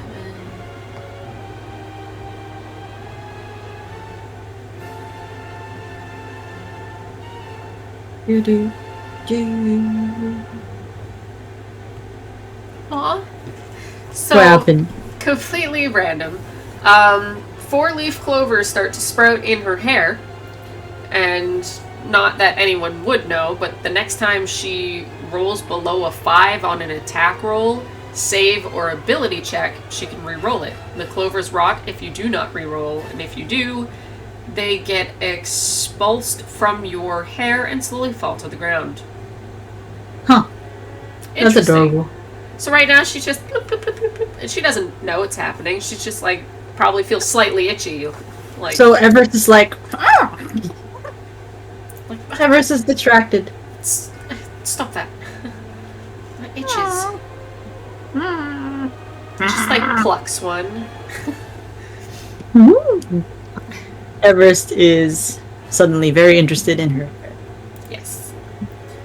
That makes it. Yeah, this one's turn. So, it's stunned her until the end of her turn at very least. So she's not stunned now. Mm-hmm. Didn't say round, it said turn, so at very least she's not stunned now. Yes. Yes, because it's gonna smack you. That That is cocktail. That's so good. What? That's so good if, like, she's stunned the entire time. That's That too would good. be, because it's right there. So the horrid gnashing, you'd think it would keep you there longer, but thankfully not for you. Yeah. 14 to hit with the bite. 14 to hit. Does not hit. Huh? Ooh. She's used to it. 14 to hit yet again. Okay. Wow, she's lucky. Natural 1. Ooh, she's super lucky. Yeah, so it goes to bite, and she's like, "You've been here for a while. You remember this stuff. So you are like, it usually goes for this side. I'm a dodge, and then you're like, here comes the first claw attack, and you dodge, and you're like, and here comes the last one, and I will allow you to take a hit on it with any form of melee attack, basically, unless you have a crossbow or like basically you've trained this. So." I will accept any form of ranged without disadvantage as well. Well, will it just be like, because she's training this move, right? Yeah. And then so take an arrow and just stab. Yeah, I would count it as a dagger. So it would be a 1d4 plus whatever, I think, either her strength or her dex. Okay. It would be her... 1d4 plus her... whatever her prime is, if she's moving quickly or if she's moving with strength, and your proficiency. Proficiency. So 1d4. My roll for 1d4 is a... Well, 3. Do the hit first. Just see if you hit it first. So the hit is d20 plus my dex, right? Yes. Plus your proficiency, because if she's been training this move, she'd be proficient in it. Ooh! Alright. 28. Yeah, she's been working on this move for a while now. And she has it down to a fine art. So yeah, then the damage is basically 1d4 plus this nonsense as well. If I use the big game hunter's arrow, can I add the extra stuff, or Go no? for it. Okay, so it's just 2d4 extra. Yeah, sure. 2d4. It means the arrow itself is pretty damaging. The 2d4 extra damage on the harrow itself is 6 piercing damage, and then the d4 was a 3, so that's a 6 and 8, 9, and we're counting her dex. Yep. As a +5. I don't always remember how the pluses work on the extras. I know it's the modifier, and then I don't remember if it counts your proficiency. I don't know how it's calculated. I don't think so. Whatever your strength or dex is, plus if you're using a magical weapon, it usually has a plus on that as well. 10, 11, 12, 13, 14. So 14 piercing damage. 14 total. Alright. That still made a difference on something that wasn't even your turn. Yeah. So this arrow is like embedded on one of its... Like, basically you shoved it up and under his chin, but like the rest of him's still actively moving. Yeah, it's just like... like a fucking cockroach. Stop it. And then, like, as I just skewer this thing, just blood just splatters at her face. Yeah. Prestidigitation. Later. Alright. That is... Maester. Yep. Mama! Mama! Mama! Oh yeah, natural 20. Oh yeah. Stay away from my daughter. Yeah. It is so awesome. Love her. Love this for her. And I get to re-roll nonsense because she's that awesome. So, one of those. Okay, so that is 18, 23.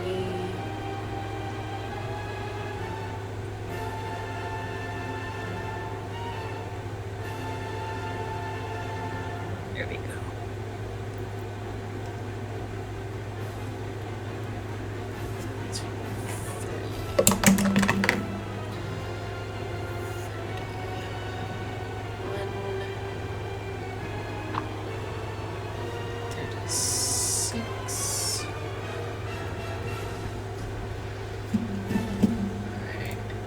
I want food.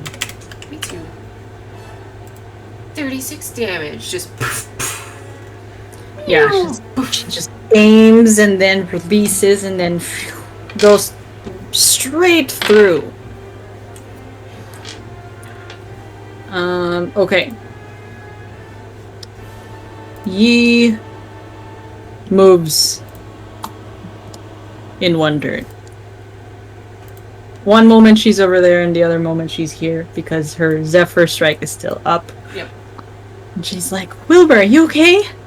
And she's like trying to like fuss over her. Like he's still like on the ground, just starting to get up out of its claws. I'm like, no, I'm fine. I'm fine.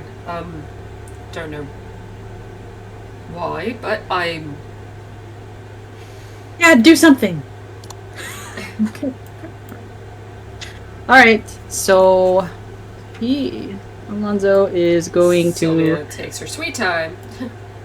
Slowly, 30 feet at a time, makes it back to the group. Lol.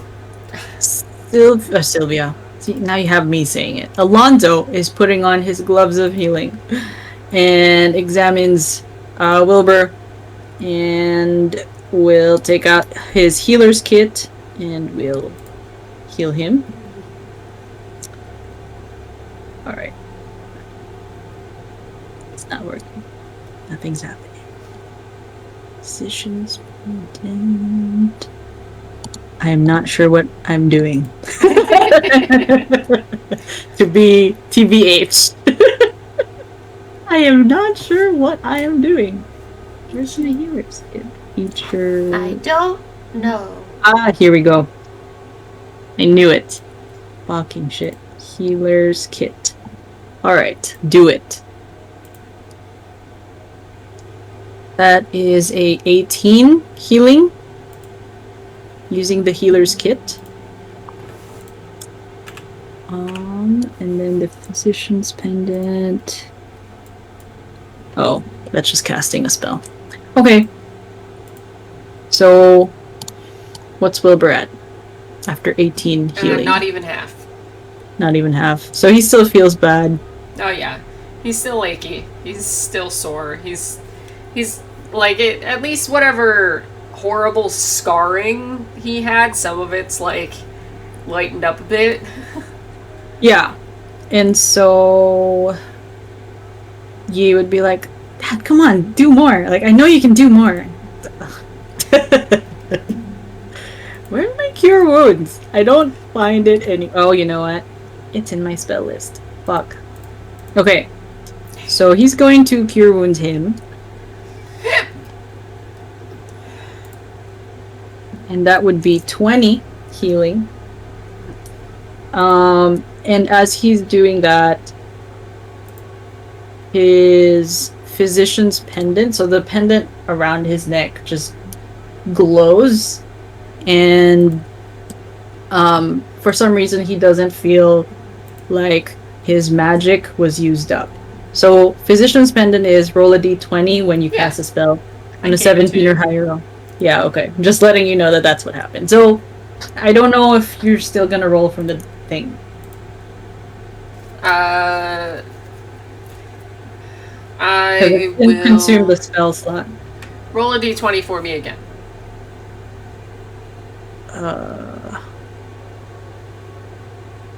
A 3. Yeah.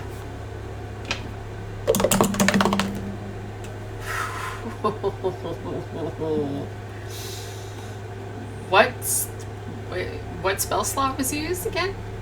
First. All right.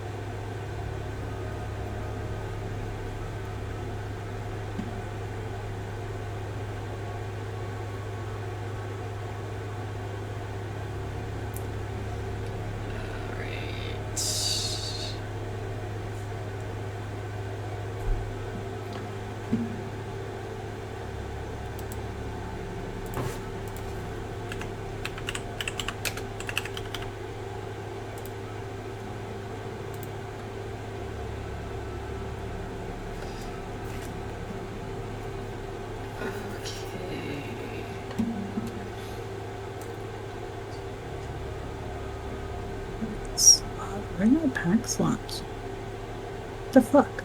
Okay, roll a d6 from... Roll 3 d6s and tell me what the numbers were.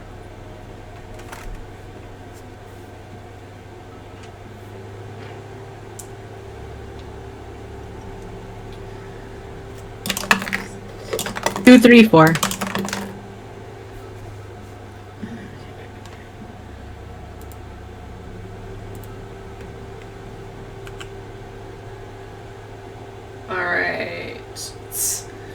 So, as you use this spell slot, you feel a familiar surge because this has happened to you before, and you're just like, oh no, and just magic missile is cast from you, and poof, poof, poof, it hits May, Sylvia, and Everest. Mm-hmm. So, not a lot, because it's just a first level magic missile. Sylvia gets hit for 2, and Everest gets hit for 4. And they're all just like, ow. Sorry. And then he's like, do another one. He's not even healed up properly. And Sylvia's just like, just no more magic if you can help it. Hold on. And so, I think I've got a bit of stuff in my bag. Give me a minute.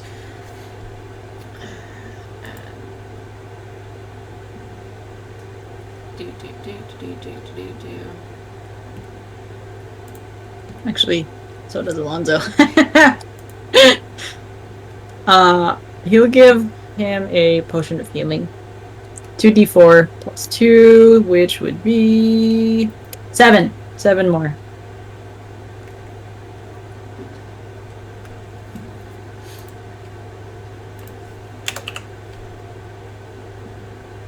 Yay.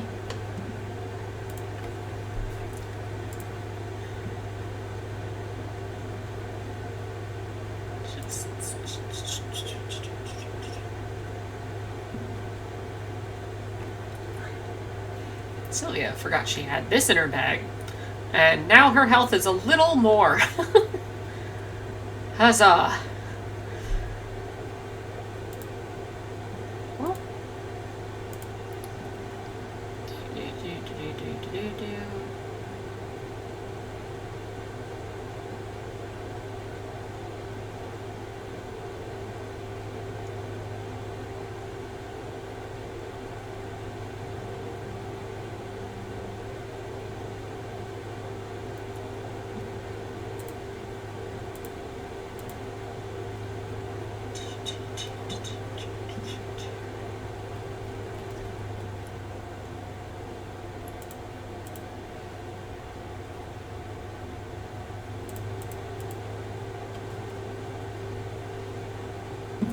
She can't manage too much without taking a rest. She's like, Well, I suppose I have already used all my healing items. But So if we take a rest, I'll work on something. See if I can give us a leg up. So Yi, stubborn as she is. Naturally. She gets a full mom. Yeah. Yeah, this is all your fault, Mom. So she is going to call forth the spirits that she befriended. So there's just these fey spirits, these butterflies, so to speak, right, that pop up. And they kind of just, there's more and more and more now. And they surround Wilbur. It is a 2nd level spell. Okay.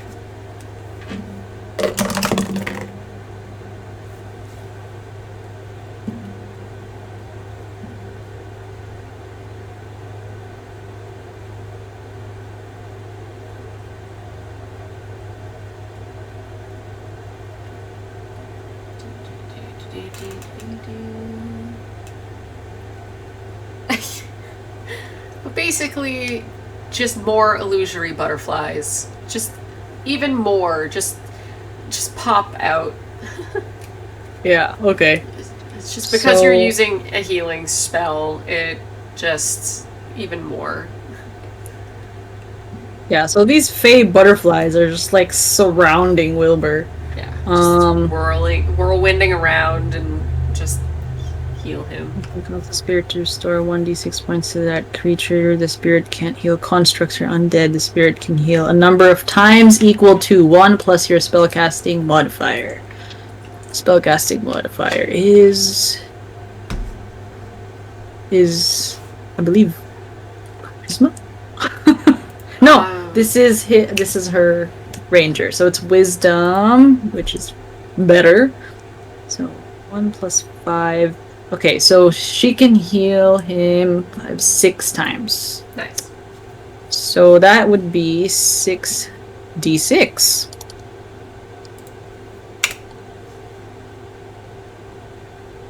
Wenny. Okay. Yeah, that puts him closer to full. Yeah. So these butterflies are landing on your wounds and like closing them up little by little. And then she smells at you and is like, "Is that better?" And he just kind of like swallows hard and just. Yeah. That's. Thanks. And he's just like he's got his arms out, like with all the butterflies landed on him, and he's still kind of like slightly weirded out as like they slowly dissolve into what were once his wounds, and he kind of like gives like a shiver, and just flexes like, yeah, I'm fine. Thank you. Alonzo looks at this situation and then looks at May. Like, like it's the look of, you see what's happening here, right? Kind of look. Just fucking Timon and I can see what's happening. What? So Alonzo looks at May. It's like, you see what's happening here? And she just quirks a brow and just gives a small nod.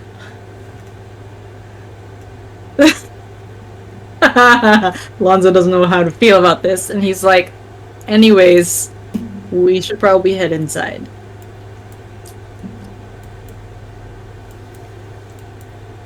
Yeah, so those die. Aw. It's definitely been a minute, so Yeah, no, yeah. Seriously. Okay. so yeah, alright, the so group they- starts heading towards the front doors. Yi, before the player forgets, is going to whistle into existence the befuddlers that she befriended. Which, yeah. She's like, yeah, she whistles them to come. We're just going to Good assume part. they're here so we're not controlling 3 fucking Yeah. random No, yeah, no. ass befuddlers. Yeah, we'll just assume that there's a possibility of 3 reactions of changing magic. Whatever. Okay. Yeah, so as you guys make your way towards the front doors and over the bloody passages that are, Yes. these guys will make it out. Because that was a bit of time, and they'd already been through the rooms. They knew how to navigate them and killed most of what was in their way. So I will bring them forth as soon as I remember how the English language goes. There we go.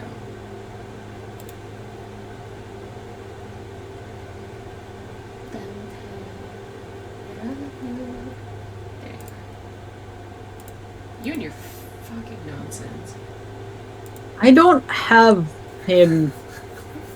You need to edit that thing, because now it bothers me. He looks smaller. He looks too small. I don't know where that picture is. I'm sure it's on the internet somewhere. Ugh. So they meet here in this thing, and then Alonzo's like, Dante, you're you. That's good. And then Dante's like, yeah. Yeah. I also made a friend. And then there's that befuddler that he made, or a friend of, like, leaning on his shoulder. Yeah.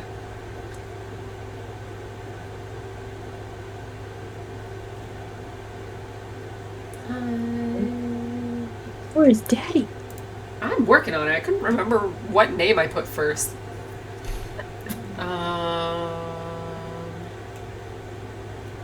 Okay, you guys are here where Dante is. Yeah. Dante.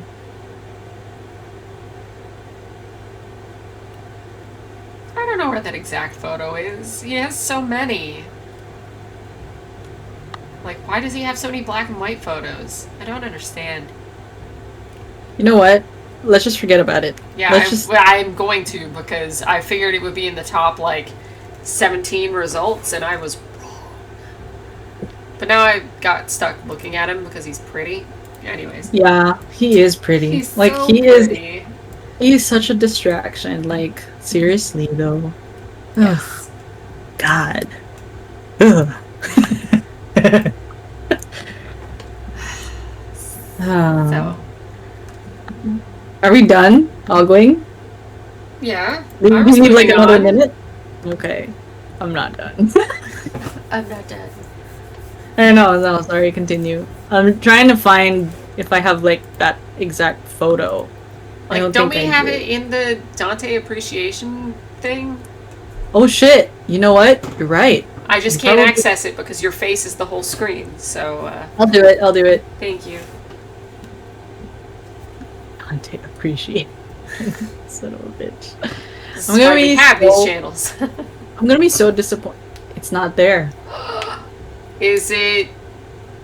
No, it wouldn't be among his things from the Queen. Damn. Wow. That makes me sad. How We dare need to you not fix say that this? later.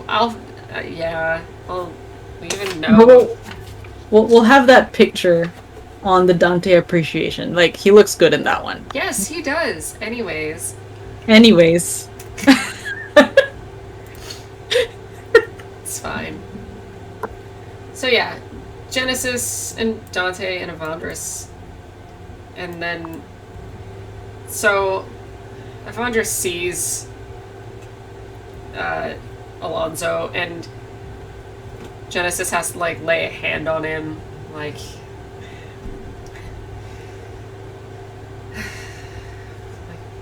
warned you. He looks just like him.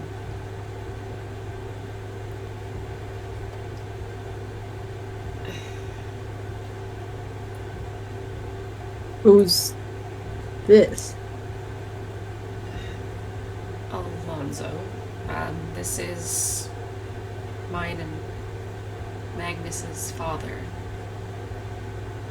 Not that he would like his brows would go wide. He'd look back at this person, Which, at very least, like, there are differences, because differences of life. Yeah. But the similarities of how closely he could resemble his own father is very close. Like, still, like, just profile looks like if you held them up together, it's like those, like, try to name these white actors, like, side by side by side, and they're, like, eerily the same. It's that.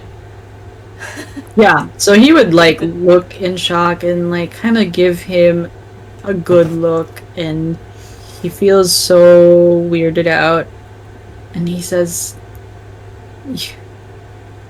"You look just like my father. I mean,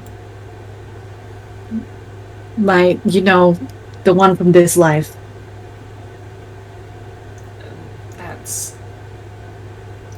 the strangest string of words I've ever heard, but, you don't just look like my son.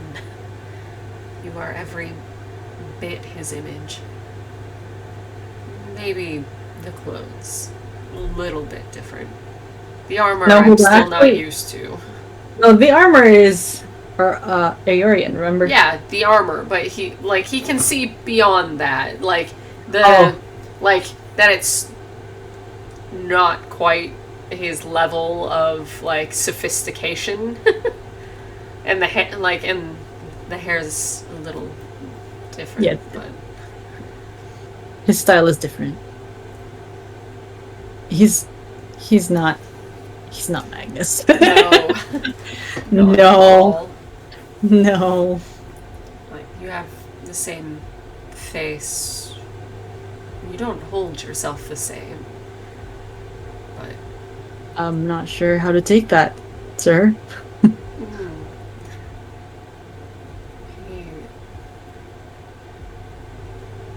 The part of me he would never claim as his own, his pride. He doesn't have the weight of the world on his shoulders like you do. He must have lived a better life than. A bit more carefree. Janice is kind of like, what did I tell you about violence? It's like, well, you make him sound like he didn't put forth all the effort that he did. So yes, violence, father. He goes here and just like, wait. So if you're supposed to be his dad, that means you're my grandfather.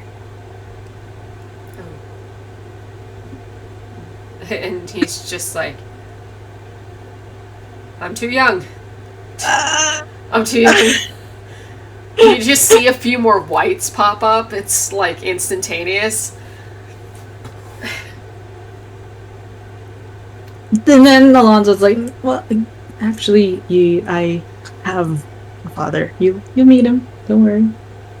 And a mother. And just, he, like, after the shock, he is like, because he went from not even knowing that they're children. What do you mean, Magnus and children? What? No. No, Right. That's not a thing. That's never happening. Like, I didn't even believe it when he told me that it was possible it was a thing. I know. Yeah. And now he's looking at this child who, when all this happened, his son was 25, 26.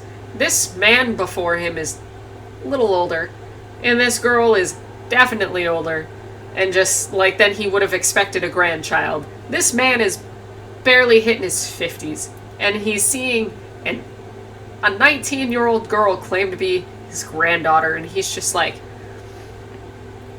wait.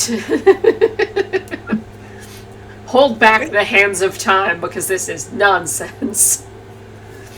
And The other group of people are behind, by the yeah, way. they're like, yeah. They're here. Yeah, they're closer. It's just, it's a lot of actors, okay? We're moving Yeah, I people know. around. I just want you to remember when you RP or something. That's all. Yeah. It's just, Continue. none of these people are involved in this conversation. This girl's sitting on a plant going, I hated everything that just occurred. And he looks at Yi and he focuses. I'd like to assume that he's not blind, but you know. And he's not. That's good for him. He doesn't need bifocals yet. That's good. Azara, however. Azara, however, oh my god, that poor girl. Yeah. Doesn't matter where she is, she's just gonna be blind. Whereas this gentleman, he got a soft 20 to, like, at least upon distance inspection, and then closer he's good. So he sees the similarities. He sees, at least in part, his late wife. He also recognizes the clear Lyrender genes in her,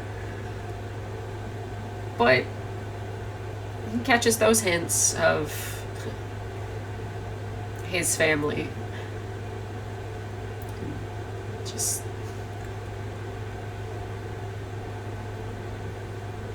it's nice to meet you.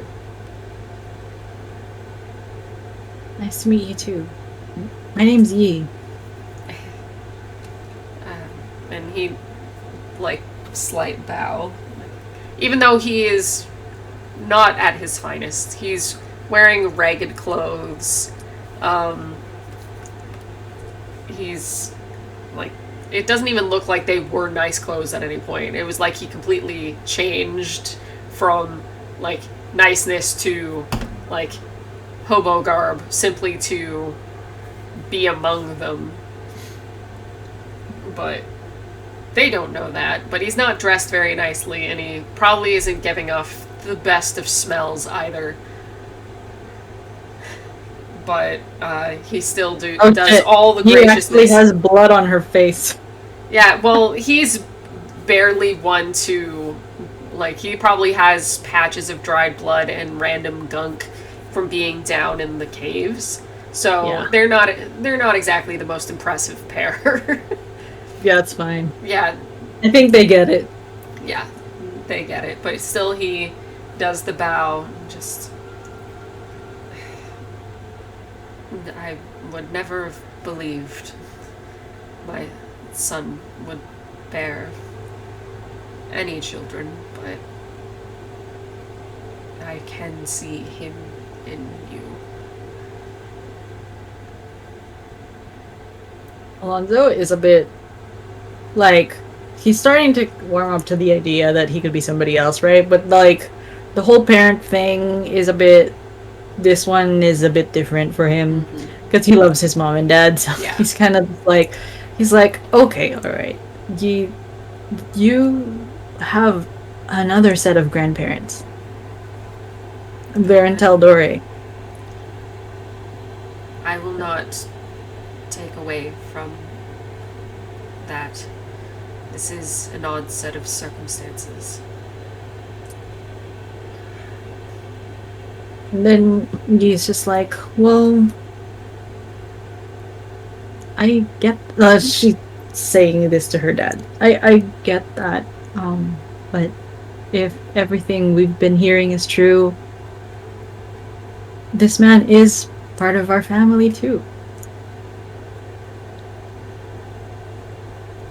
Alonzo's not ready. We should take refuge somewhere. We are unsafe here.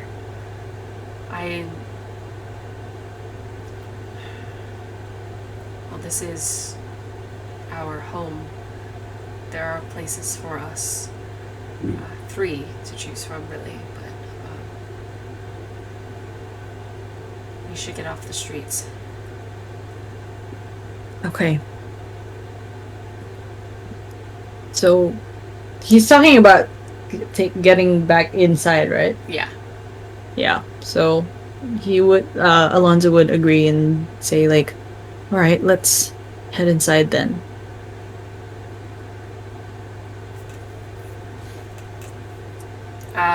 Roll a d20 for me.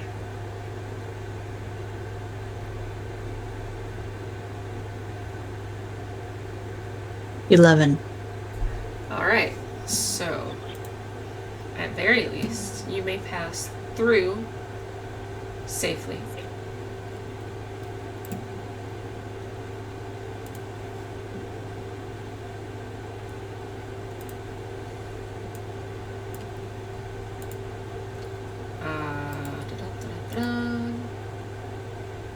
The goal is to find that thing that restores memories, right? Or Well, whatever. that was their current goal, depending on if that's something that they wanted. Right now, right now they just don't have a way to leave here safely. So it was suggested to them to try to find the Vidalis building, to try to have them restored, or at least, at least in part, or try, because it would be monumentally helpful for them to have those kinds of memories to help them move along. Yeah.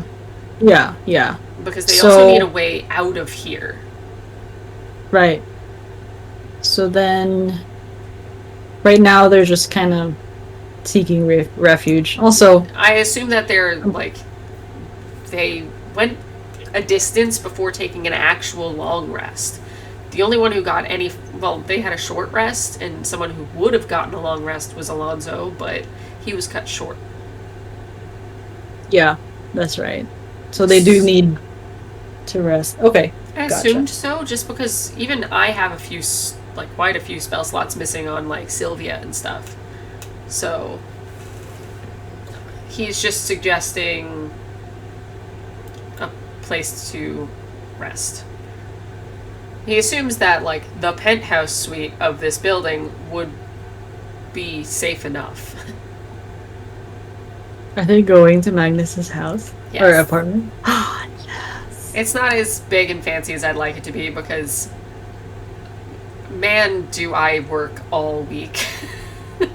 Yeah, I know. I've noticed. Can we open it? Yes, you may open it. Because I don't have enough room for everyone to fit in here. This is the elevator to his penthouse suite. Yes. And they got what's that? Oh, really? Yeah. I could have sworn a leprechaun came into your room, because all I heard was "Toy to toy to toy." I was like, Like, "Aw, is it a special occasion or something?" I don't know. Did I miss something? Hi, when'd you get married? 8/8. Oh, so it was a while ago. A week. Thank you. My brain always says January. I always forget that you got married in August. Your love will live as long as it does. Read the tag. Huh? Read the tag. Yeah, I know.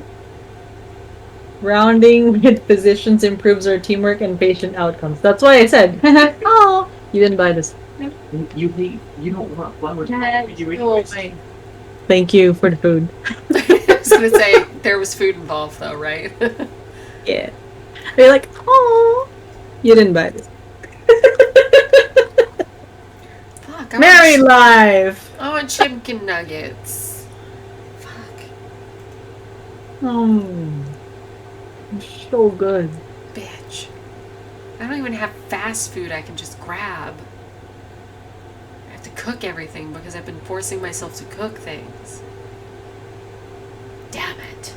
That's a good thing. I know, but it's not good now. In any case, I could get a popsicle. That's also bad for me. don't do it. But I want a fudgesicle. Recycling. No. Nope. But I want it. So let me get this straight. I live here? I lived here. Well, not. Well, you did until you decided you were old enough to move out. You actually live on the other side of the top floor. Interesting. I wonder if it's all preserved. And he's like trying to picture what his apartment would even look like. It's like, oh, that would give me more insight on who I am. And like Avandris is just like, well, I believe I had a spare card key somewhere. If everything is intact here. And then you guys, like, the elevator doors open and, like, you walk into blood and mess and it's just like, oh. Alright. I head inside. Yeah, I'm trying to, like, get the extra characters up here because I fucking forgot to, Hey, quit moving around! Oh my god. Close that door and get back. I'm literally not ready. Okay. Like, you don't get to go, like, 60 feet through every door. Jesus fuck. That wasn't 50, 60. I don't know, because you went off my screen. I suck at finding people. This is why I was supposed to assign to player immediately. And you already assigned him to you, so at least you had that. I fucking forgot. My two people.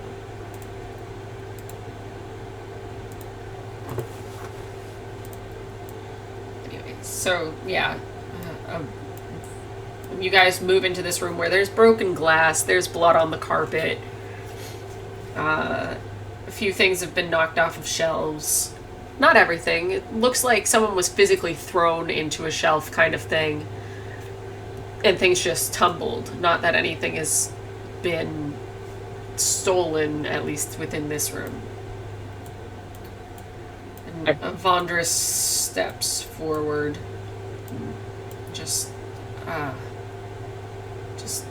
be cautious.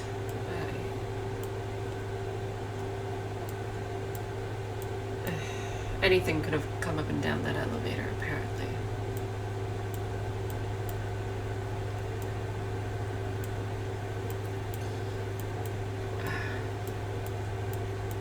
Dante actually doesn't belong to me right now. I'm just saying. Then how did he... Weird.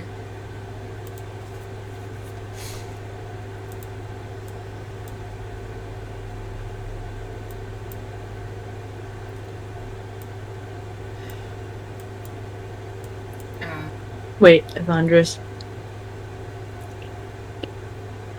If we take 10 minutes, I can search the area. Just give me that. He just... Like, at very least, he has a weapon. He does carry a sword with him. It's just unassuming, because it just looks like a shitty small scabbard. Except, same thing as when Genesis did it. Like, this sword comes out of nowhere. And he just... How about we search and we find out now? We can do it in 5. Okay. Come this way. And he's just like, he's trying to seem like he's taking control, but you can still see, like, it doesn't take a lot, as I assume your insight is above a 16. Let's see. My passive? Yeah. Where's my shit? Hold on a I second. don't know. Where'd you put it? 21. Yeah, so you see, it's a bit of a facade, but he's putting on a very brave face. I let him. Like, for the sake of, like, Alonzo would let this guy take charge. Like, he pegs this guy suddenly, like, just a few seconds of knowing him. He's the guy who wants to be in charge, he's the guy who wants to protect everybody. Okay, fine. Like, he's like, he lets him. Yeah. He lets him lead. Mm-hmm. Yeah, so... But he will casually hold his shoulder and cast guidance. Guidance! Yeah, so he opens this door and just... You see, like, the breath of relief.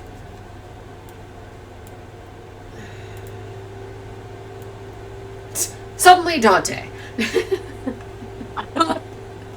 Moving my fucking characters, fuck you. Well, no, because he told them to stay back. Oh, I'm sorry. Did he? I'm sorry. I didn't know. I'll put him back. There you go. Yeah, so... Suddenly. Suddenly, Dante.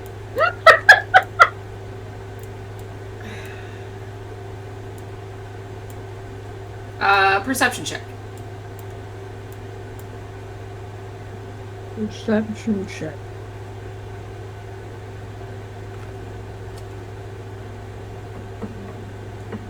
$25. So, as he's going towards what you realize are balcony doors, you take a look around the room, and it has, like, more feminine qualities, but it's still pretty plain, pretty basic. There's not too much stuff. It's very simplistic. But it does have some photos on the wall, which you recognize some of the older looking, or at least newer looking photos and older looking individuals. And you see Genesis, a little younger, same crazed mane of hair that she's currently displaying. And a boy that looks so much like you. Wow. So he's like just staring at this thing. Just like, and he looks at the boy and he's just like, the resemblance is uncanny. So, holy shit. It's just...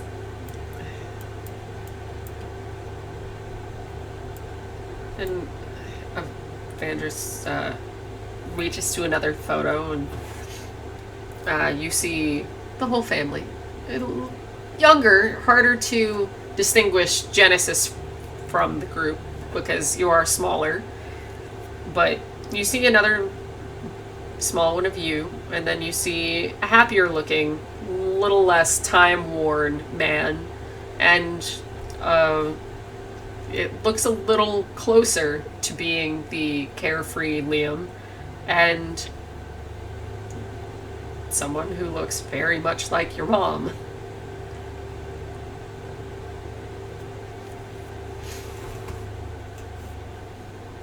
He looks just like my mom.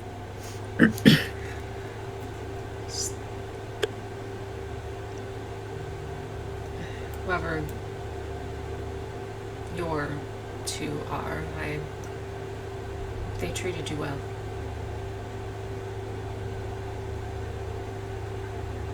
You didn't? I treated you with expectation. And realized some things that I wish I could have taken back. But we all know that isn't possible. Life was very different before all of this happened. What happened to her?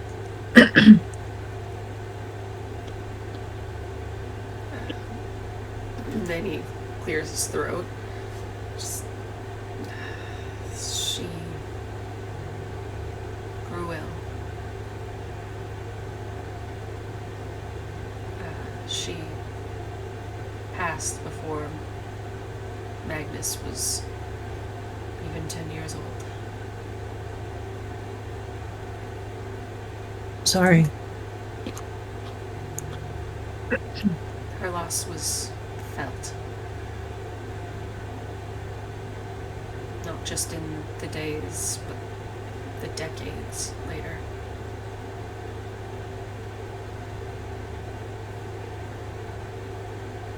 Is Alonzo's mom sick? Not that he currently knows of.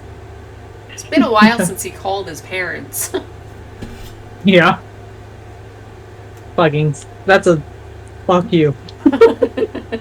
Not that he knows of. Fuck you, DM. Oh my god. Like, is his parents sick? Are they?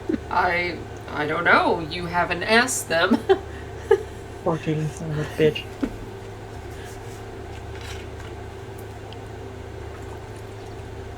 Well, my mom's still alive.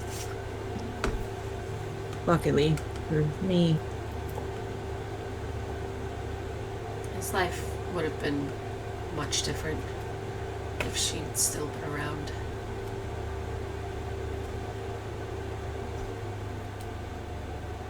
I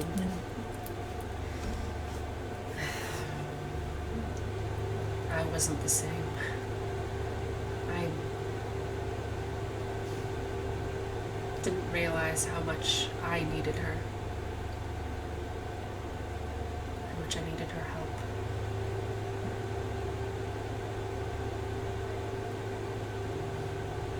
Whose room is this? Genesis.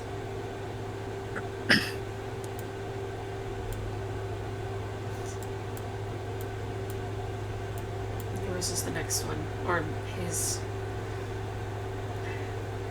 His is the next one over.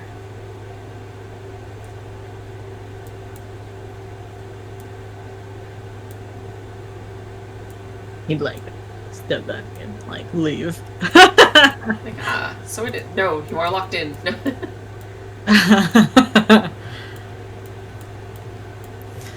They, stand by the door and he kind of just like pauses and has that just suddenly feels all nervous for some reason. He doesn't like get it, but suddenly this is a like odd thing for him. He's standing right in front of this man's room.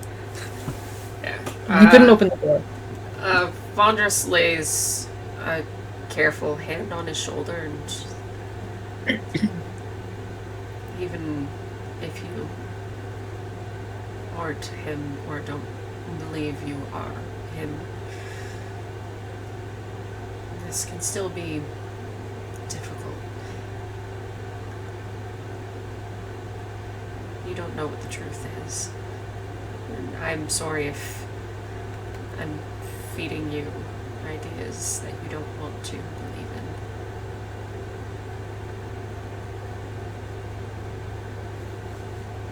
in. And he takes the knob and he pushes it.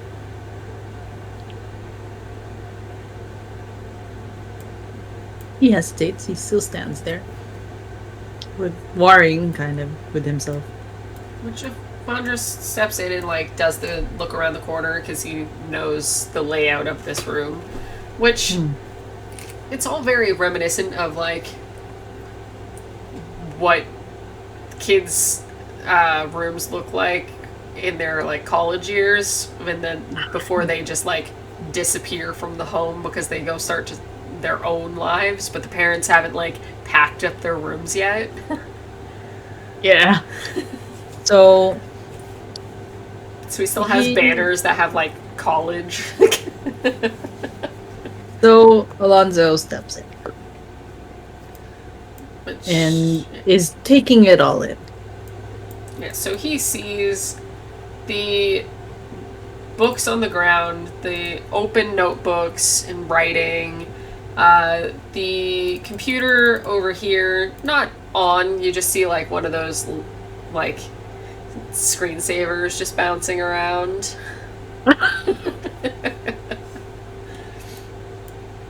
Yeah, he kind of like regards the screensaver. Yeah, all Yeah, over and I'm like- the closet doors, basically, it's just bits and pieces of writing and whatever he was working on. So he's got a mixture of random lyrics and random like blueprints and ideas for things for like science projects or various other things he'd been trying to work on. Probably a dartboard with Naya's face on it. Does he see that? I assume so.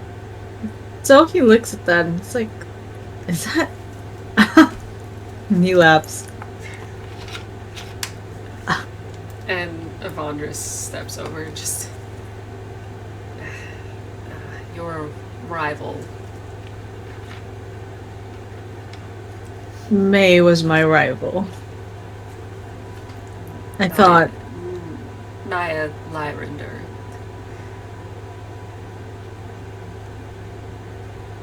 he casts message and says, May, come over here. Come over here. And she's like, I guess it's safe. And then she, like pats her leg, come Gia. Gia follows. And just like, where are you? And So then Alonzo just like, May, you gotta see this. she follows. What? It's you. And she sees this picture that has at least one dart in it and a few holes. And she's just. It is.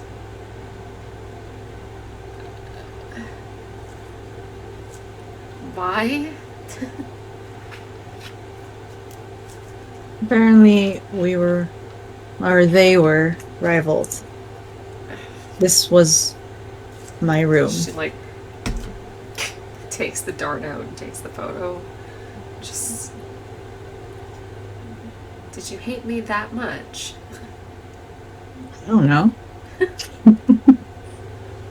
And he kind of like laughs about it. That's interesting. And she's like, it's a good picture. Keeps it. But I don't understand. I thought, and he looks to Evandris. I thought we were paired up.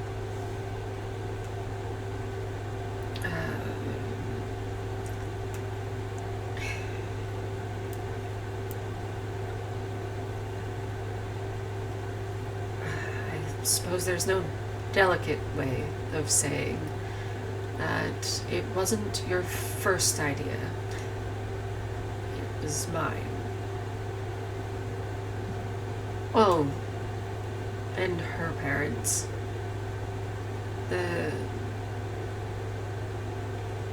One of my mistakes.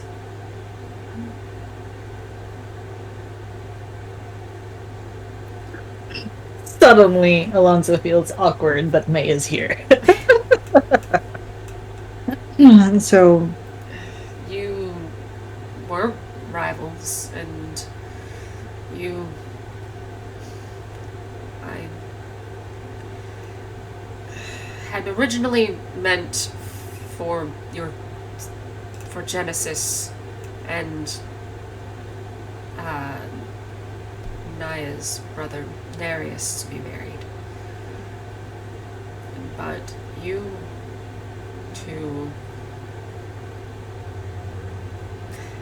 for whatever reason, looked past your rivalry to stop that from happening. You banded together and chose each other so that your siblings could be spared. Alonzo looks at May. Doesn't say anything. Looks to May and then looks to Evandris. And it's just like, this story just gets weirder and weirder. The Aor and Aor Nova, I mean, we were expanding the island and created another one to get our business over there. We needed Lyrander ships, and they basically blackmailed me. They wouldn't allow any of our things, our business over there without a payment. Then he does that chuckle and then mutters under his breath, definitely something Nine would do.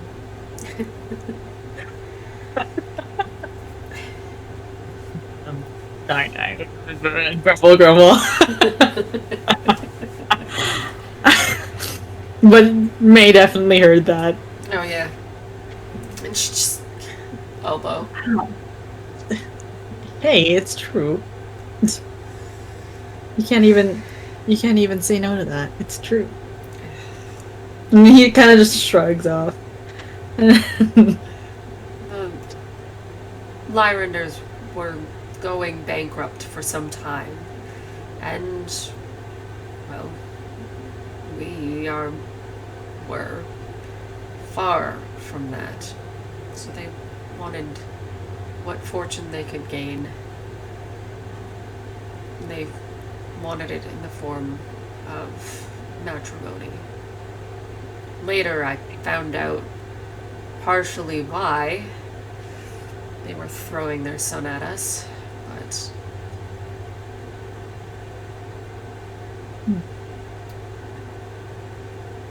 And so Alonzo would look at, because these are drawers, I'm thinking. yeah, All kinds of drawers. Oh yeah, he's gonna open each and every one of them, just checking, just trying to see. Like, this is the most curious he's been in the entire time. Yeah, 'cause this is a desk, so it's going to have all kinds of whatever. Mm-hmm. Okay, so he'd be looking and like really like just seeing everything, taking it all in. Mm-hmm. Then he'd be just, what does he see? Yeah, so think of Magnus. Does he have a junk drawer? Not a drunk drawer. That's later. Drug drawer. He would have. Yeah, he like little random shit, right? Yeah, like unfinished fucking notebooks and random ass gizmos. Like he's got every version of a Game Boy I'm sure ever existed in his time. Oh yeah. Yeah. Oh yeah. Like he's got all yeah. that classic memorabilia nonsense of all the gadgets he ever loved. He's got Tamagotchis. He's got whatever. He's got stuff. He's got lots of gadgets, and then there's going to be a few awards hanging on his walls from the various things he's done that he was proud of.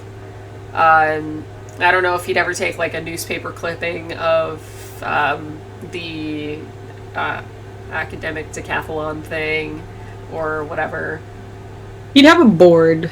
He'd have like Yeah, so like I said, on these two doors, basically, he's got anything pinned on the one side and other sheets taped to the other. It's at least how I used my closet doors. I would ask to make for if I can make an investigation check. Absolutely. Yeah. To find his secret stash Of. of writing of his music. His investigation is 15.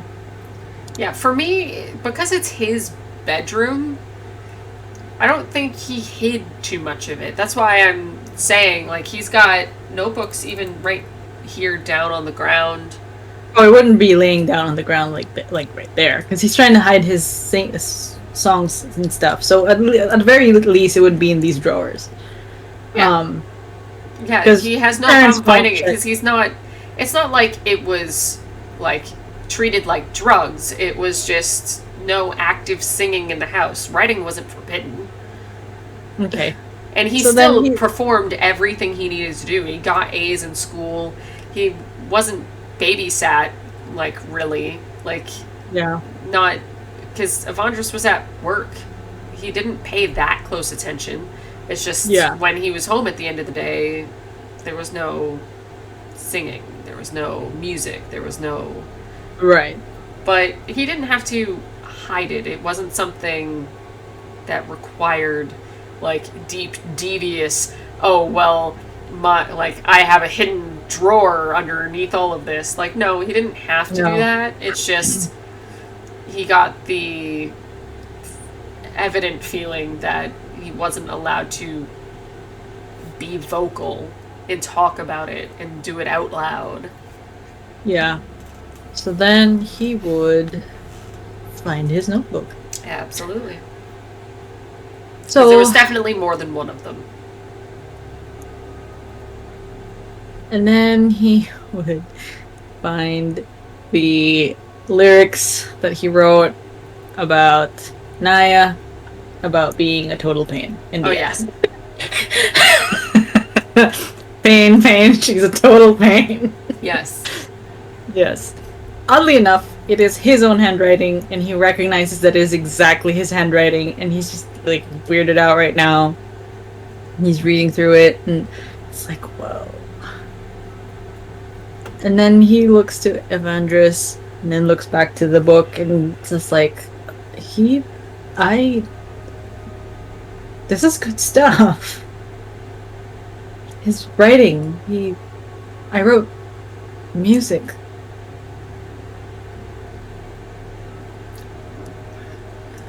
And Evandris kind of looks like a little confused.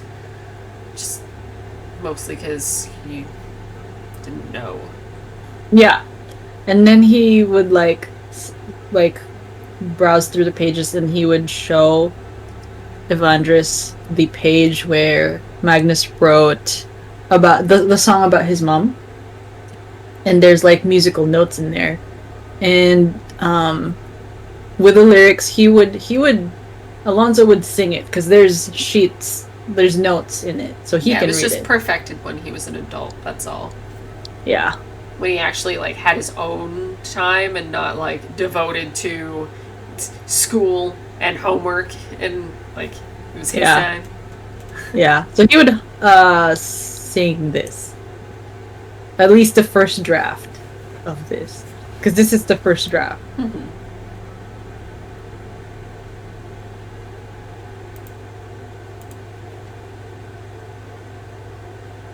He'd say, I think this is about your wife. And then he'd sing. Performance check.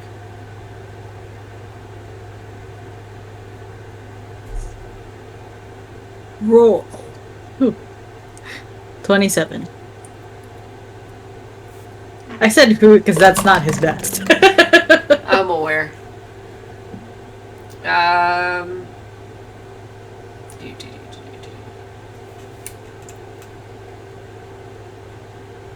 as stoically as Evandris tries to hold himself,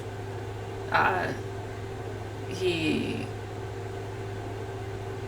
can't help to break down. And he just, like, moves to the edge of the bed and just sits and, like, head in his hands. And just, I didn't know he wrote anything like this. Pause this, cause man, that hits hard actually, cause that's his son. That's his son. It wasn't even Alonzo. That's Magnus who wrote this. Oh, Yeah. oh, ow. Anyways, oh, it hits me right here. Ow. Anyways, And this is a more de Madre, but Yes. the original, like, unpolished version. yes. Well, actually, he wrote that one and sang it, recorded it, and then never looked at it again because he couldn't.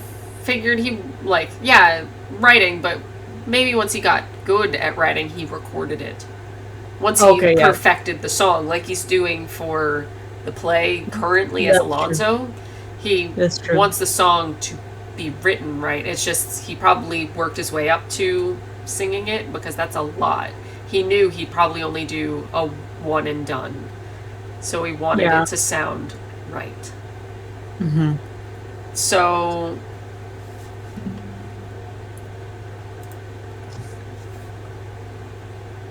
as he's singing, May also starts to cry.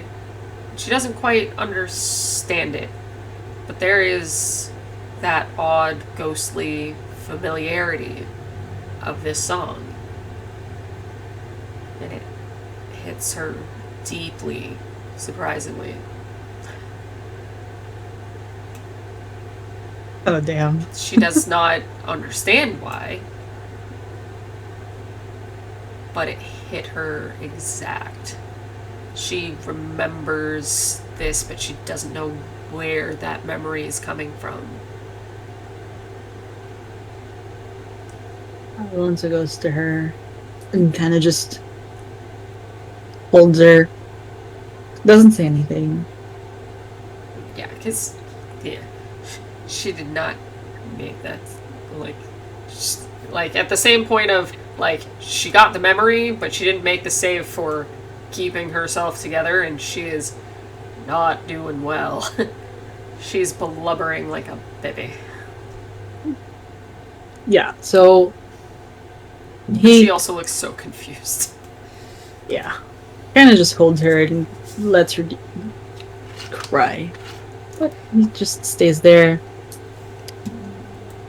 Let's see if he can keep himself together, because this man is an empathic man. What am I rolling? Wisdom save, basically. Oh, wisdom save. Well, check, sorry. It's a will save. It's a wisdom check. Okay, well, I rolled a 16, so plus You're 3. good. 19. You're good. So he holds it, so he feels it. Yeah, too. he feels it. And he sees her cry, and the overall emotion in the entire room is just sad. So he feels that, but he manages to keep himself strong enough for the both of them. Friggin' Gia is just like doing this. Just like Mommy's rubbing against her crying. leg, because dogs be like that. Yeah, the dog senses the sadness. Yes. Right. So But he- after a moment, yeah. at very least, Fondress, like, stands up and kind of just stretches out and just, we still need to check the rest. Make sure it's safe for everyone. I'll let you look.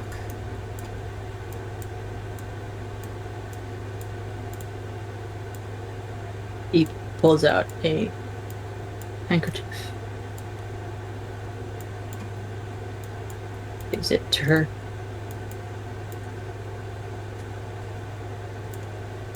And she says thank you. And blows. Because it's bad. It's bad. He offers a small smile. That really was a good song, wasn't it? I suppose I'll Have just, you- yeah, I'll just undo the fucking lighting. There we go. Whoa! This is a nice map. Yeah, it is. I was really happy. I was like, fuck, I was trying to build my own, but I didn't have enough time to do what I pictured Avandris's. Well, actually, I was going to bring us to Magnus's house, and I was like, I have the floor plans, I just don't have a map. Well, let's try to build one off of that, and it was taking forever. So I was like, fuck it, I'll just find a pre-made penthouse map. Jesus Christ. Yeah.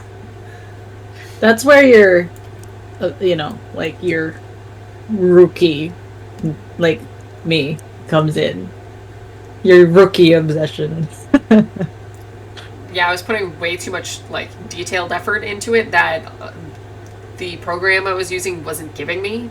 I would have had to, well, like the other map I made, at least I used what I was given in Dungeon Draft, and then I was able to like add the things that it didn't have via Astral itself. The thought of doing that again, but for a more detailed map that I needed precision of what the floor layout, because we've already chosen what the home looks like, building that again, but in the time span I had, I was like, I got the first floor almost done and just went, I hate this. Because It's a very rookie thing to do. Yeah, it wasn't to my liking. Congratulations. It wasn't to my liking, so I said I will give us a place that we don't already have the mindset for, which is Avandris. And I was so happy when I found this one because you've got Genesis and Magnus's room side by side. His has papers in it. The fact that they would have shared a balcony together is, to me, is hilarious and really nice. And this whole place is huge. Yeah, they grew up side by side, and I love that for them.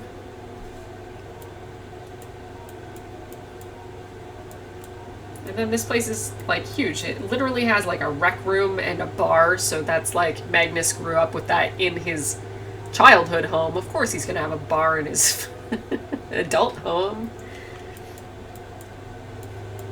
Anyways. Everything here is nice. Anyways, so he consoles her. Yeah. Yeah. And she leans into that because he's even though it's been time, he's still a familiar comfort. Especially in the low that she just hit.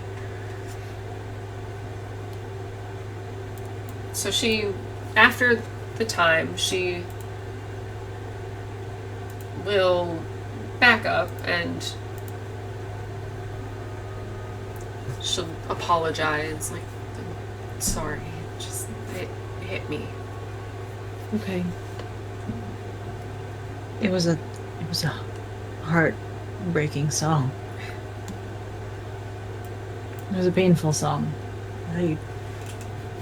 I can only imagine what it took for him to write that. It sounded so familiar.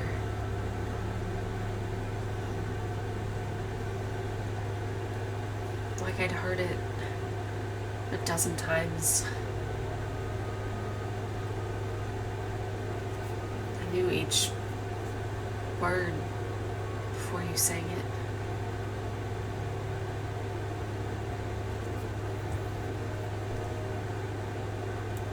Maybe it sounded like another song.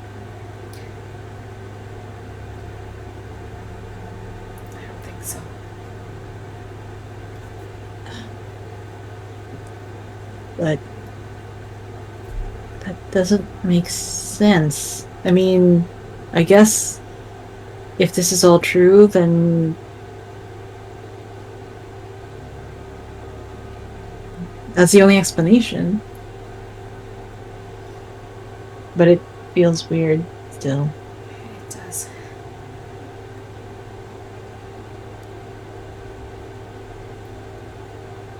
It would be hard to believe that this song made it out of this boy's room thousands of years later and ended up in my tavern or something.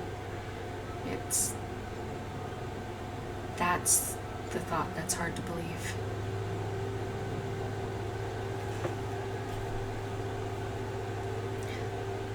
The other one's just not easy to take.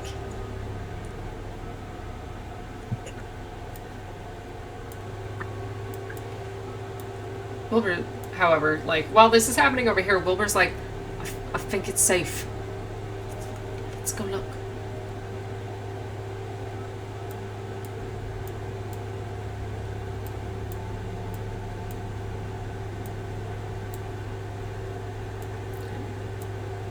Genesis, like,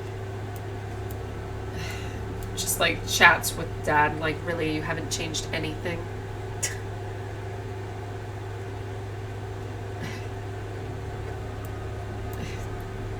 Like, she's been here, it's just, she usually avoided, like, going to her bedroom because it's like a child's room to her, so she just assumed over the course of so many years, like, maybe he would have changed what the room looked like. So there's just, like, slight bicker, and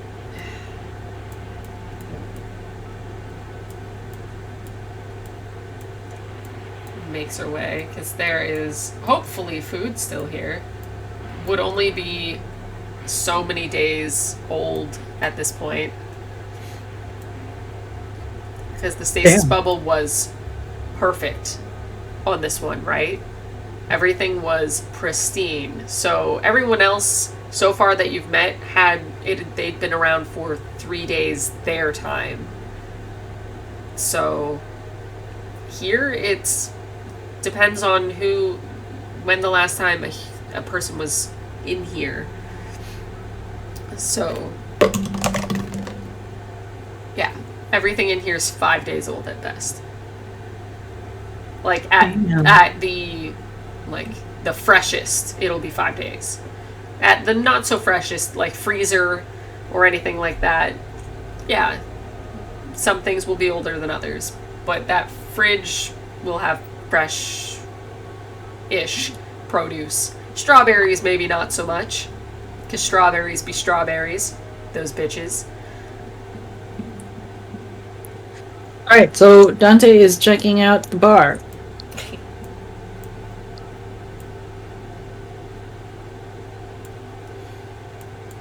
Alright, investigation check.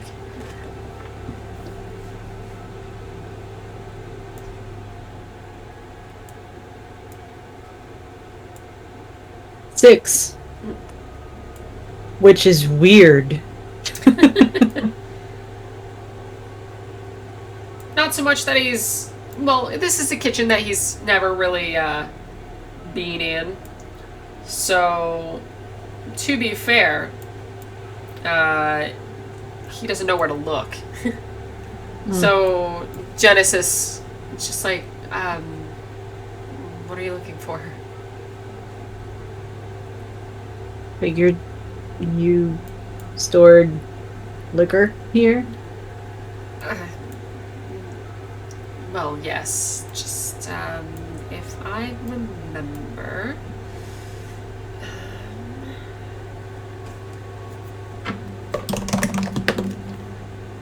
yeah, she remembers. And she, like, where he was, and just, like, it has a bunch of mixers and everything, and then she's just like, over here. And just, like, goes to the top of a very long pantry that you'd assume, as it's on that side, it's, like, filled with pantry items. Liquor cabinet. Floor to ceiling. And she's just like, what would you like? Wow. If I didn't know any better, I'd say this is Alonzo's place. The apple did not fall far from the tree. Yeah. So he would get his drink there. She closes it up and just goes, "Don't tell him."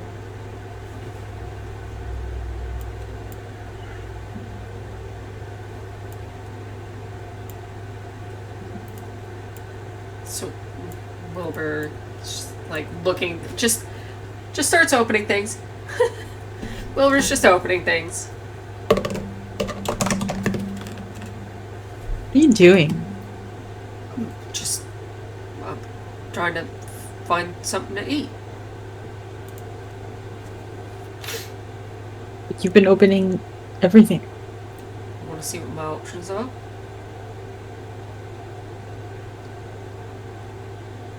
Okay. What do we got? I honestly don't know. It's not like marketplace. Everything's in boxes and cans.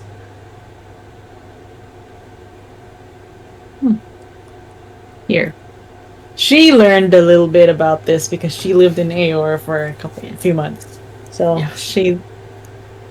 So he's like looking at like, it says it's a tomato, but it's not a tomato. Give me that. You wouldn't want this anyways. You'd have to cook it with something else. And then she would like search for something else. Like something edible. Yeah.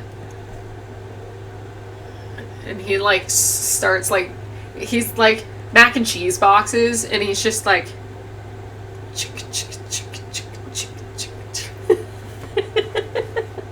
Have that, says Yi. That's not how you. That doesn't work that way. well, that's how I'm gonna work it. He giggles. It's got a nice sound. She rolls her eyes.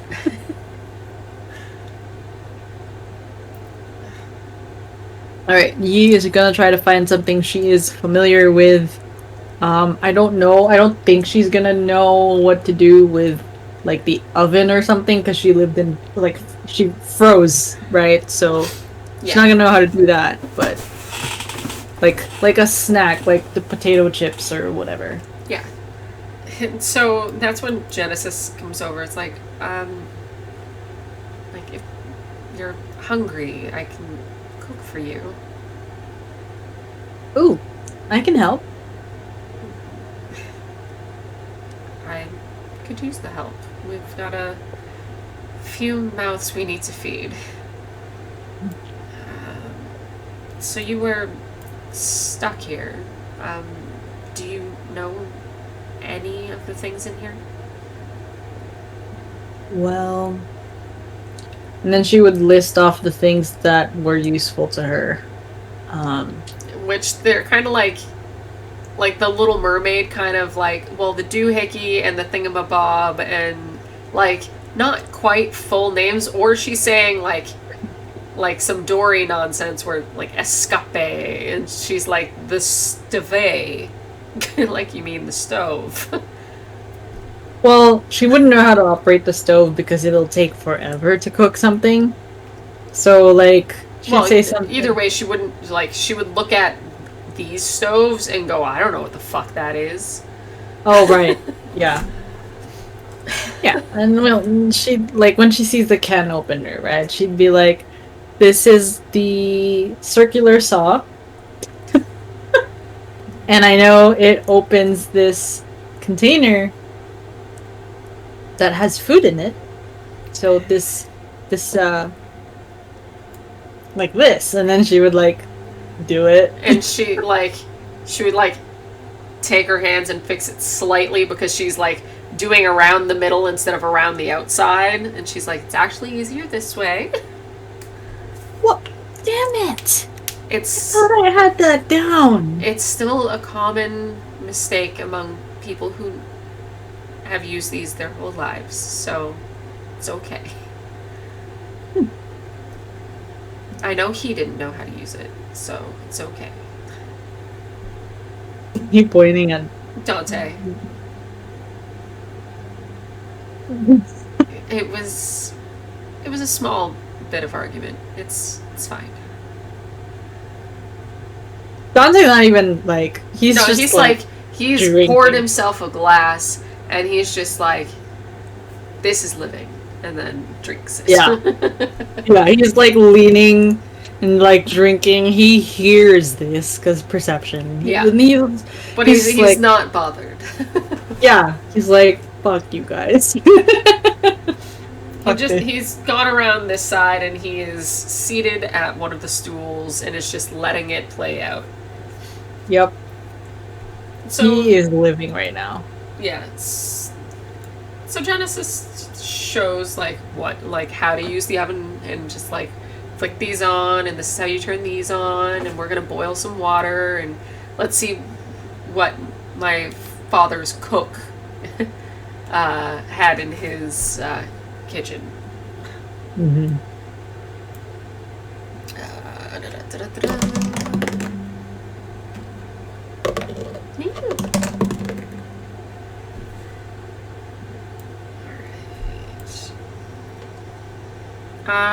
Roll a d20. Who?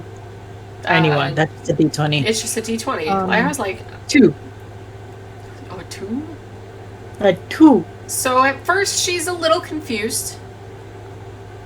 Because, like, the thing makes a beeping noise and, like, she doesn't quite fully understand, like, but where does the heat come from? Mm-hmm. Genesis is just like, how about preparation? Let's see what's in the fridge. And they go through the items and they decide together, like, at very least, what things are still fresh and what needs to go. And she would, at the very least, know that as she's working. That one she's good with. And then she, like, Genesis is like, and I assume you're good with, cutting of vegetables and things like that. Oh, yeah. I worked in a tavern. Yeah, so she should have... Yeah, basic training of cooking is... she's proficient with any kind of cooking utensil. Mm-hmm. It's just, these are newfangled nonsense. But she knows how to wash a pot. It is, actually. Yeah. It says cooks utensils. Good. Because she should be. Because she's 19 and she's worked in a tavern her whole life.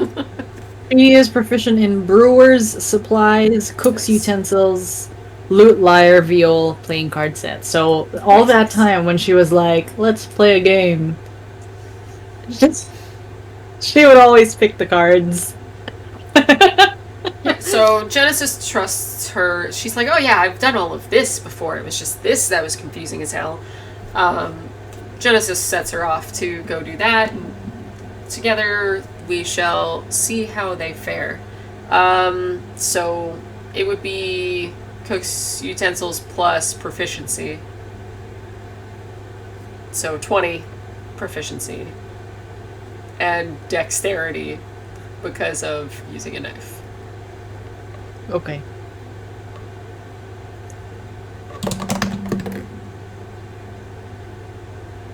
Nice. 18. Ah, so did she. So together they whip up a really nice meal. That takes a little bit of time, and basically Wilbur just sidles up and just goes, can I get some of that? Yeah, sure. Awesome. He, like, hands a glass to Wilbur and, like, toasts Wilbur, like, clank. They just drink. Yeah, there's still animosity between them. It's just, fuck, it's been a really long couple days that almost like everything out in the snow, it's almost like it didn't even occur right now just because this has been a lot of nonsense. Yeah. They're like brothers in arms for the time being, kind of thing. Like, just Temporary truce. temporary truce as they watch these two. Coincidentally, they're ladies. Yeah, and just admire the view, basically. Yeah. So he'd be like, so you and Alonzo's kid, huh? That's what you're going with. To be fair, I didn't know it was her when I first saw her, and after that, there was no going back. You talked to Alonzo yet? Well, to be fair,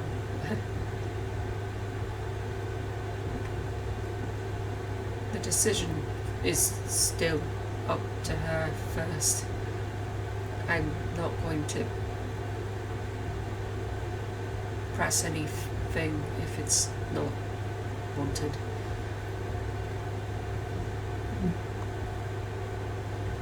You two seem to get along just fine. Well, there's one thing, and then there's another, and I can be friends. It's not hard. She's pretty cool.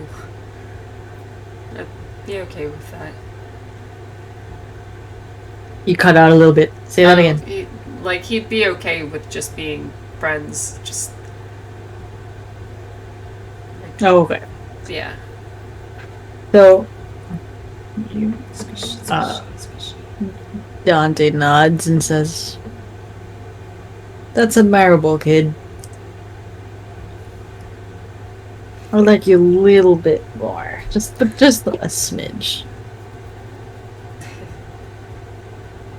So he just like pours a little bit more into his glass. Yeah, yeah.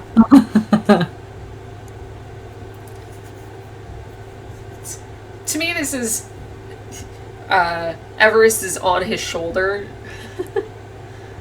Everest is trying to get a taste of Wilbur's drink while That's Wilbur what I is. assumed. So he's kind of doing one of these, like every so often he's just like switching the side of where his glass is.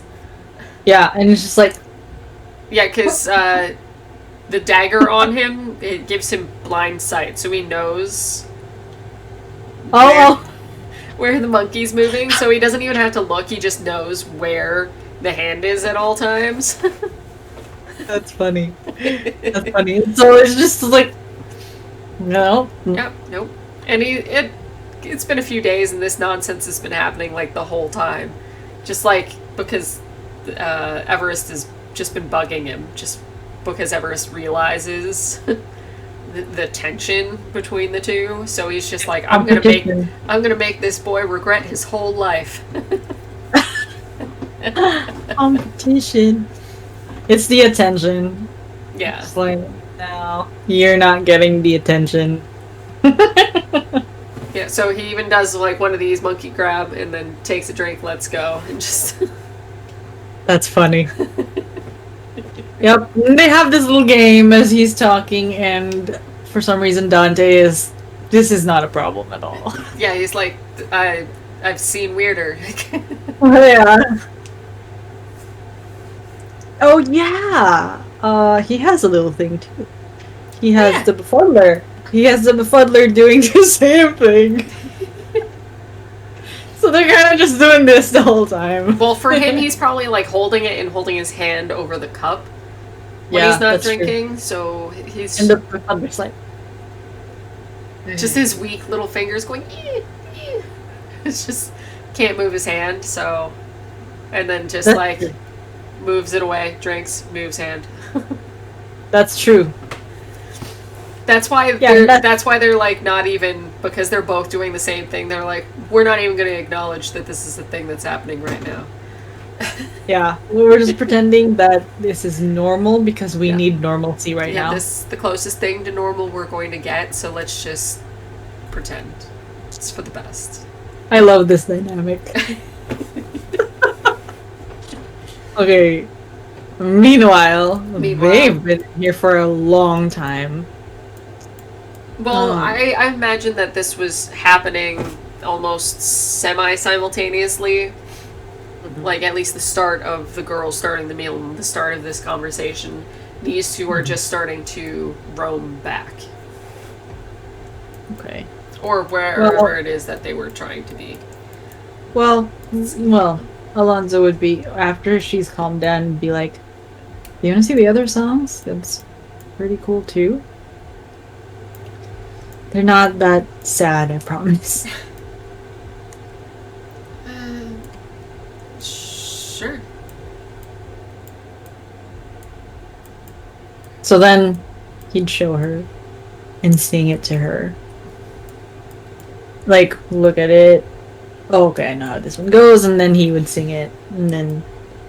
Okay, the first thing he would do, though, is sing the Total Pain song to make her laugh.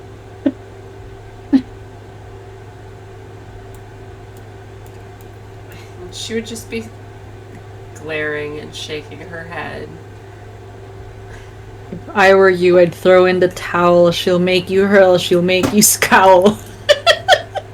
I swear to God, she's super foul, insane. She's a total pain. Just hearing her voice gives me migraines. Yeah, water nymph may sound all cute, but in truth, she's cruel and a total snoot. My hate for her is so acute. I see her walking, I fucking spoot. This boy has got strong feelings for this girl. Enough to write songs for her, or about her. So, she really got to him.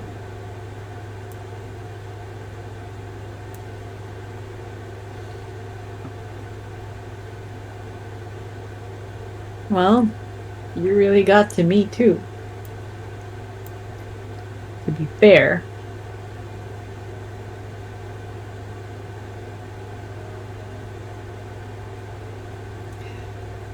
What are you looking at? And she's like watching the thing pinging across the, the screen. Just trying to figure out what this is. I don't know. And then he reaches over and tries to touch it. And since this is like a hologram thing, right? It absolutely is touchscreen. And then it's just like, it all changes. And they're just like... And it just like, unlike ours at very least, like, it ripples from the center and then you just get the icons pop up, bloop, bloop, bloop, bloop, bloop, like they're surfacing in water. And they're all labeled. It's like, whoa. How'd you do that? I just touched it. You can try it. She like touches the screen, but it doesn't like, it offers you like the menu bar of like, what would you like to do with this? Like, well, there's nothing here, so like right clicking a screen, it gives you like the personalized blah blah blah blah blah and just stuff like that. And she's like, Yeah. Huh. There'll be like files and folders and shit in his desktop. Yeah. So one of them likely being like, as much as he was trying to gather about the Spectre as well. That's true.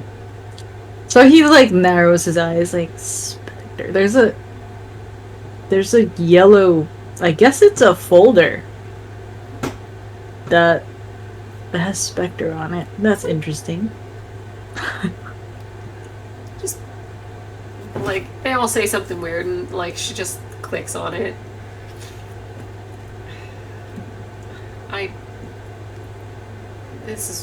It's weird.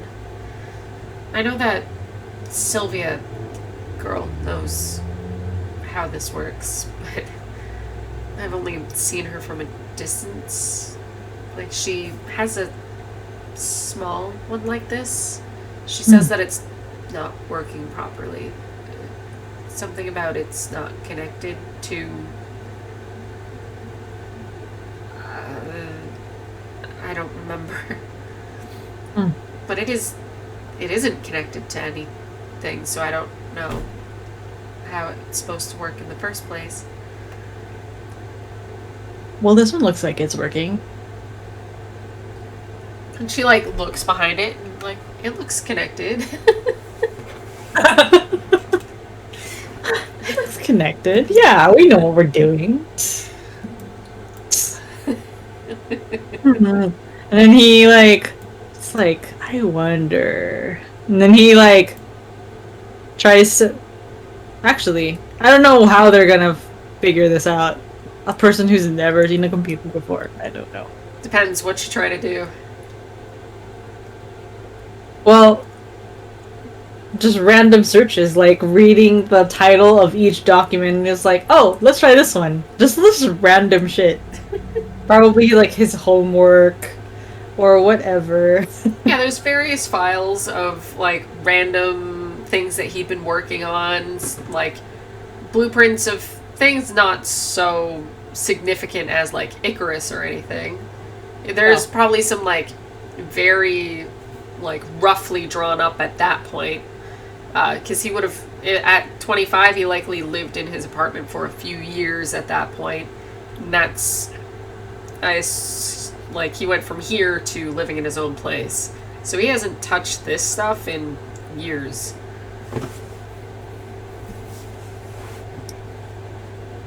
Oh, I would like to see if they made it to see like photos. Like if they managed to find their way through photos. Well, it depends on if that would have been like a home screen kind of folder or if it was further in. I don't keep my photos out. It would be under. It would be 2 clicks. It will be under the folder, and then under the folder there's documents, pictures, blah blah blah, and it would be under pictures. So 1 click, 2 click. Yeah, if that's the kind of desktop he himself kept. I know that mine would be Magnus. I know mine you wouldn't be able to find photos instantly or even after 5 clicks. So if you didn't know what you were doing on my computer, you would not find images. Or at least not images of real people. Okay. Well, these images are kind of like what you save from the internet. Like, if you came to mine, there's, on the bottom, you've got the File Explorer or whatever, and it pops up, and you've got a few options, but you wouldn't find pictures of me under any of the options you find immediately. But same as apparently Magnus, you will find pictures. Yeah, pictures, and then there's other folders. I'm going with my own. It says, so it's 2 clicks, File Explorer, and then pictures. And then under pictures, there's already pictures. But there's folders in that. Selfies, friends and family, and then random stuff. Screenshots, camera roll, blah, blah, blah. Let's see. They would have seen the title, Friends and Family. Flamily. Shut up. Family, selfies, etc. So, I don't know if he'd title it selfies. It'd probably be like, me. Probably. So. Anyways. So that's it. Yeah, so... Yeah, he sees a folder and he's like, hey, let's see what's in the folders, because that's an image that looks like something I recognize. And then you see the word pictures, like, hey, that's something. Like, they're following words that they themselves understand. So, yeah. So he'd find pictures. Hey, that's me. This is so strange. He really does look like me. He just, like, goes through, and it's his childhood, basically. And she's like, Well, I wouldn't say you look exactly the same. What do you mean? Nothing. What?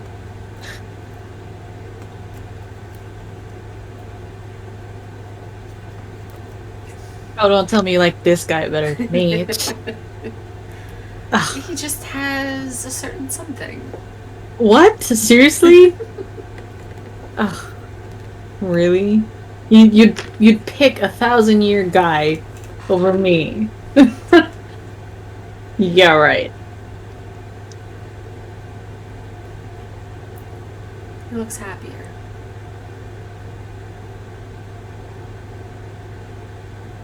Does.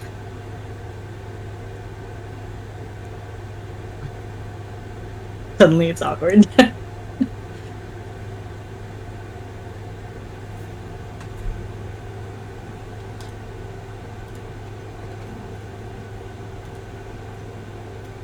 Is Gia on the bed? Yes. Oh my god. They started taking too much time, so she's like, this looks comfy. Hops up, does the roundabout, lays down. As any dog would. Yeah. Well, Gia seems to be enjoying herself. Well, it's the first bit of comfort she's really seen. Well, since the tower. She kind of learned what a bed was.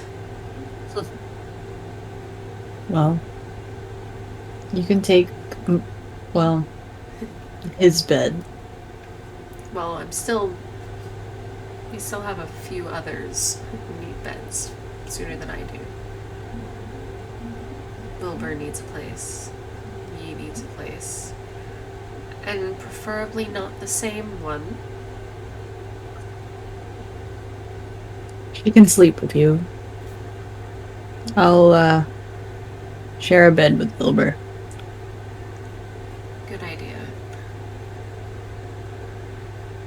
Yeah, I don't know how to feel about that.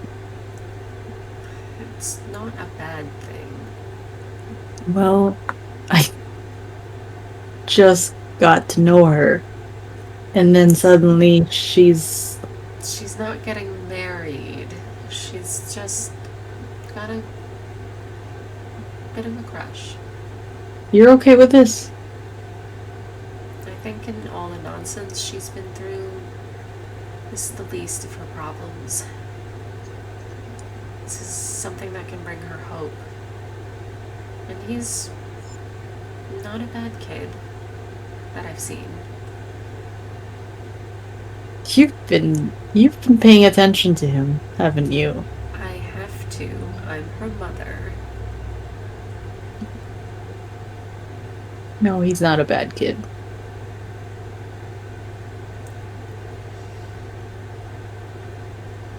He respects her boundaries and he protects her. And his jokes are just as bad as yours are. Hey. Okay, my jokes are not that bad. They're It's... atrocious. No, they're not. Been years, okay? I've improved. I will hold my judgment until the next bad one. Oh my god.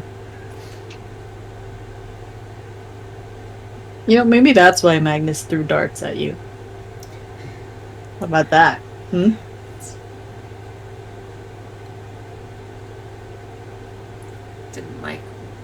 Probably didn't like her calling him out on his bullshit.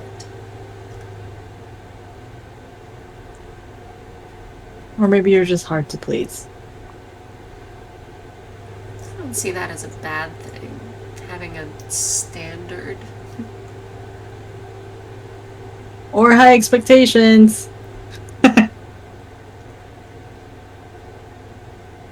You met He them checked. once. Yeah, once. It's not impossible to try again.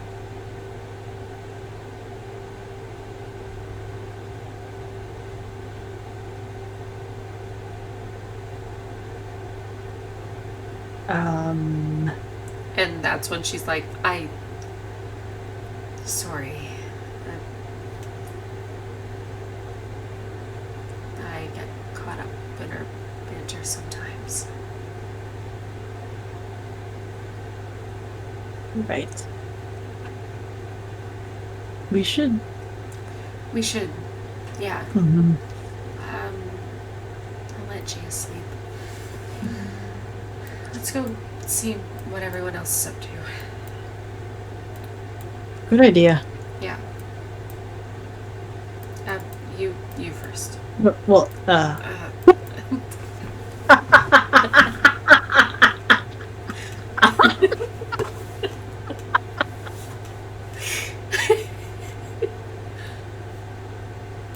Just do this. 2 steps forward, 5 steps back. It's fine. Yeah, no, it's God. I'll just, yeah. You know, yeah, go. And then she leaves, and he's just like, "Fuck, idiot."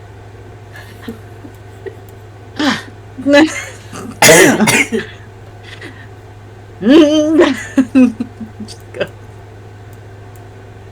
They probably arrive just as, like, food's, like, seems to be ready.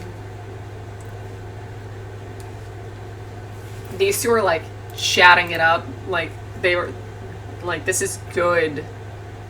Like, this is high-end alcohol. Like, this is great stuff. And they're, like, not even, like, Wilbur's 1 glass in. Dante's probably 2. He probably did the no more for you. You're still young. Okay, first of all, he has high tolerance. He's not tipsy at 2 glasses. No, but this is different. This is alcohol made here. This is good stuff. Okay. So it's like less, like you don't need to imbibe nearly as much to get the effects, but like basically they've perfected the art of alcohol over the period of so much time and technology that it likely won't even cause too much of a problem the next day either. Okay. So he walks. Alonzo sees this. Hey, where'd you guys get that? And Wilbur's just like, no. 1 glass is not gonna hurt. Oh, I think it will. Does she know fingers look like little snakes? Aye.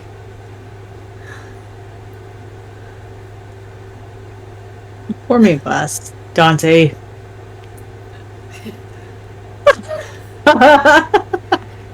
Hold on. Let me see. Dante's like, "Don't? Aren't you supposed to be sober?" No, it's just like, well, we've been through a lot.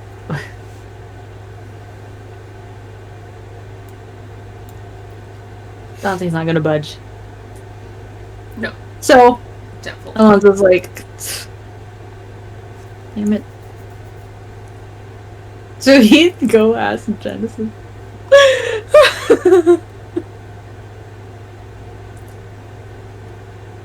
So, is there more of those where that came from?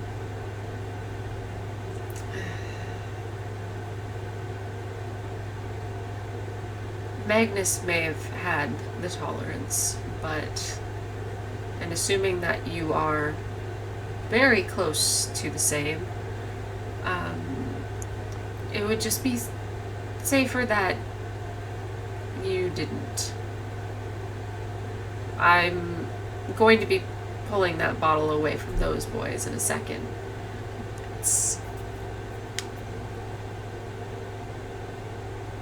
He drank like a fish, and I assume you do too. Especially if he's saying that you're not supposed to be having any of an alcohol that you were used to.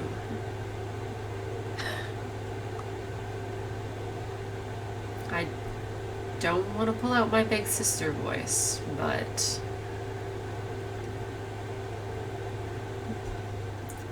I'm saying no.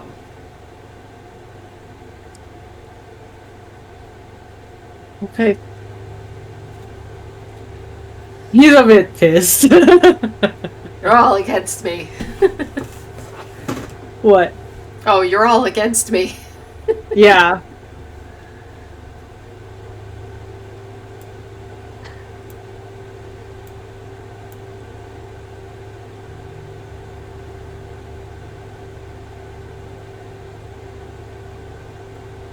And like Naya, or fuck my life, May, My? Maya, fuck. My. I'm just gonna marry Maya. those two together. Maya. Anyways. May. Hmm. It's just you are trying to stay away from it, aren't you?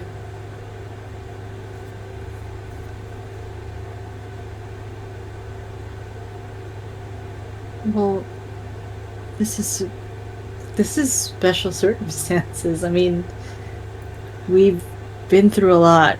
There's a lot going on.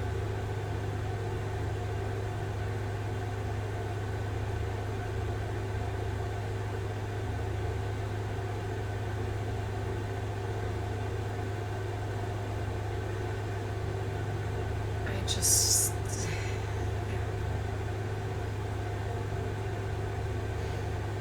Okay.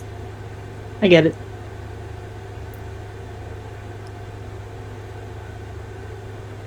I'm gonna check on Evandris.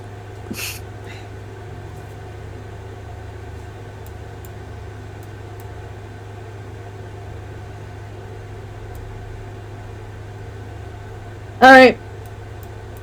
He doesn't know where he's going. Nope. So make a survival check. Uh,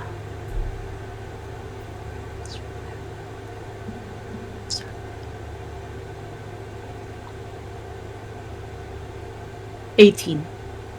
All right. So you kind of like you look around and just at least have more of a sense of like, okay, well, the bedroom seemed to be on that side, I think, and then you like peek through that first door and go, maybe he's in here.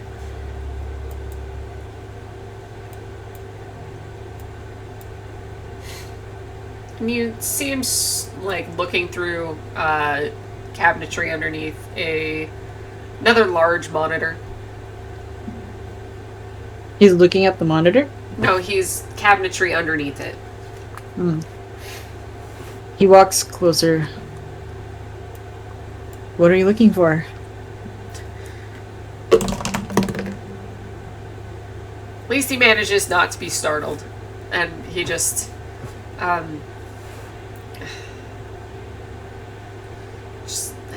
looking for some older videotapes. Of what? Well, first of all, you don't know what a videotape is. So he looks at him. He might as well have said Video Tappy to you because you have no idea. He looks at him.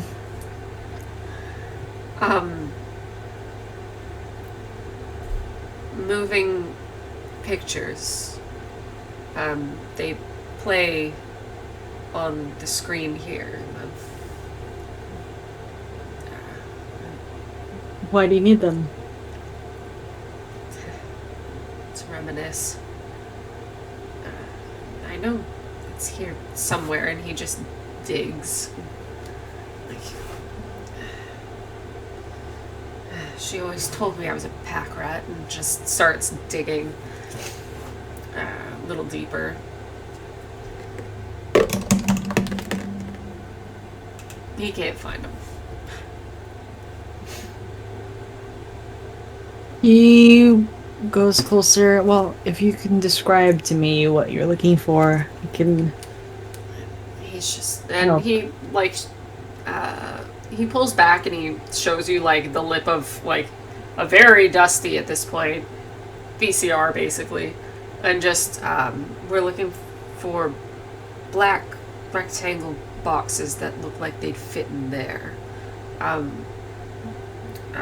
they're not in this cupboard, but then he like moves off to the next one, like check that one over there, and he just like points at a random shelf that has cabinetry to it. Okay. Investigation check. Investigation. Let's do this. Nat one. That's I what don't know. he got. So you guys are like one and the same, going, I don't know where the fuck you put this. Like that's why it was like I was like he doesn't find them, just straight up, because he got a natural. So you're both like Alonzo's like, I don't know what we're looking for. Is it this one? No, that's a square. Is it this one? It's like that yeah, that's too skinny. That has a disc in it. I don't know. Like I'm looking for videotapes of moving pictures of my life. That's not my life. That has an actor. His name's Adam Sandler. No. I see. Huh. Okay. It's good movie. Just not what we're looking for. Okay.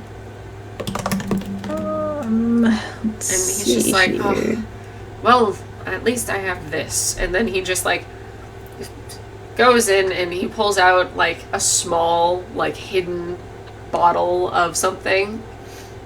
And you, like, it's Alonzo. He recognizes it straight off the hop. Oh, like, oh, there's alcohol. And score. yeah. So Bondress just pops it and just like As he pops it, just the whiff. And this of is the it. good stuff. This is I hide this out of my liquor cabinet for a reason. Because that's where the guests can look. This is less likely where a guest will snoop. Is in this back inside of a box that looks like something else. So like, Alonzo just, his eyes just go wide, especially that smell. It's just like, nearly like just shudders and goes, what is that? this, my What good is sir, this? This is one of the oldest vintages of, well, anything you'll find on this island. Wow. This came with the island. The year it was raised, I try to only take a little bit every so often. But I'd say today is as good as any. And he just takes a small, like baby sip, and you hear him do that stupid, like, pretentious thing. Oh god. Oh yeah. Oh. Because he's trying to, like, make the flavor, like, savor the flavor. So that because it's not a very big bottle. Yeah. Alonzo like watches all that and just nearly just. Care to? He's like, yeah. He says, I'd like to try some. Just don't take too much. It's powerful. He takes a little bit, as much as he said. And it is just smooth and warm, and he feels it do the full, like taking a full gulp of something else. This just floods his system almost instantly. Like almost the thought of like bringing him to tears with overwhelm of just like that is a rush of, he went from 0 to 60, and he's already like, he can feel the very sudden onset of like a light buzz of intoxication. Like, it is that strong. It's like, wow. That's good stuff. It's just, that it is. And he just takes the bottle back, corks it, and hides it again, because that's all you need. Alonzo's eyes just memorizes where that shit is. Yeah. He's like, if we're leaving, we're taking that with us. That's not staying here to rot. Yeah, he's like, we should take that with us and not tell anybody. If we leave, it will not be staying, not this time. But that's our secret. Of course. He smiles. He's like, I'll share a glass with you.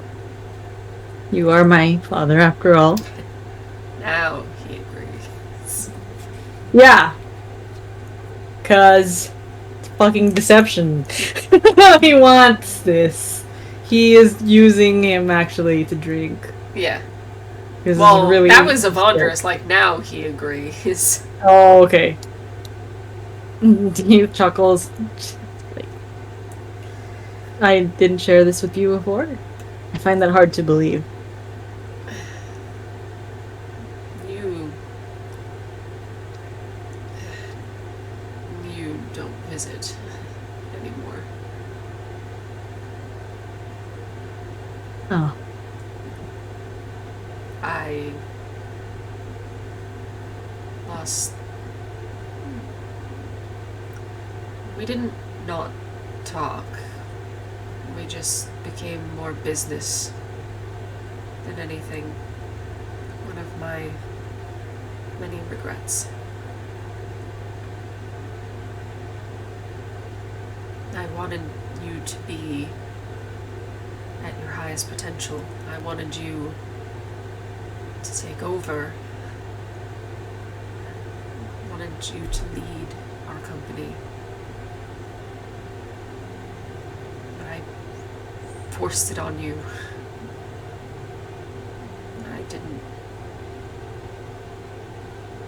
listen to what you wanted. And now where's that gotten me? It's in a broken world with no son. And a daughter who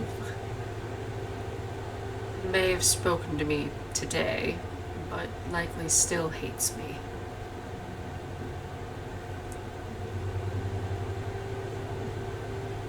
Well,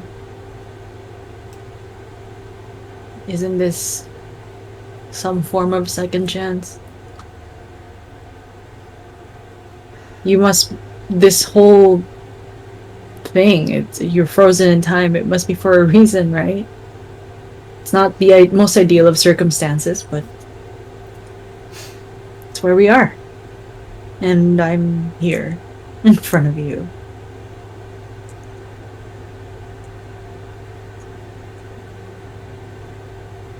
I know I am not your father, not the man that raised you. But you are still my son.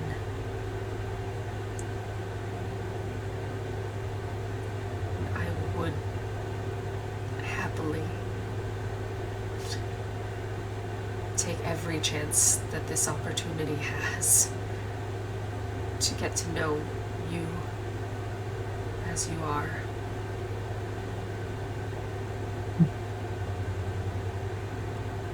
So, you didn't know that your son wrote songs? And he, like, leads him back to, like, the couch. Or just, like, the chair or something. And just, Oh, yeah. so they can, like, sit down or something. Yeah. And just, he explains the the situation that was Euphemia to the best of his ability, because he does get a little weepy. And just explained about the few times early on where music played and he got angry and had to have them turn it off. He couldn't handle hearing his wife's music over again or hearing just anything that resembled it, and understanding why his son would hide such a thing and not feel proud enough to tell him.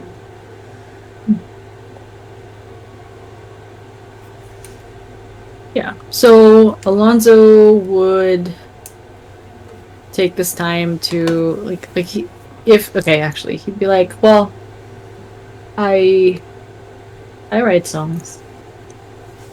Like your son. Hopefully better. But, I've had experience. I'm actually working on a play. And he the musical one. Yeah. I'm pretty much done with it. It's in I'm at the finishing touches. Even without music in my home, I made it a point. Well, my late wife enjoyed the opera, so I may not be a professional, but I have been to quite a few. I can let you hear some of my stuff if you like.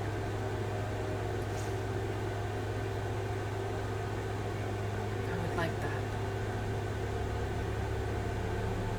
Right. So he would do that. Okay. He has a fiddle, he has a dulcimer, he even has a drum. Yeah. But he's not going to do all of that, obviously. Probably No, a dulcimer. he has also the ability to create any sound he wants via magic, so He does have minor illusion. And prestidigitation. I was gonna say prestidigitation will allow for like low background music at very least. Mm-hmm. Yeah, so that's what they're gonna be doing. He'd be bonding with Evandris using music. And his goal, so he's gonna focus on songs on like guiding this man to find love in music again, kind of thing. Like, because the way he views music, it's just like it's a symbol of love, kind of thing. So he tries to give him that kind of music. I'd say performance check. But literally your lowest is what, a 27? His lowest would be a 24. He has a 34 right now. If anything, I will roll for Evandris to see if you can break through his hardened heart.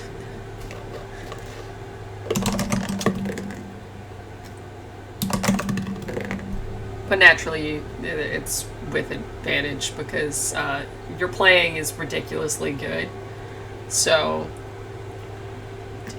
and he has a character sheet. Of course he does.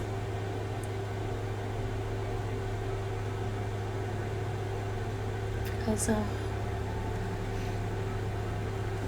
yeah. So it, like, the first song, he still kind of has that verse, like, especially if it's too close to sounding like something that his wife had ever tinkled along the piano keys. It's just, he just rolls, but he sits back and he actively listens.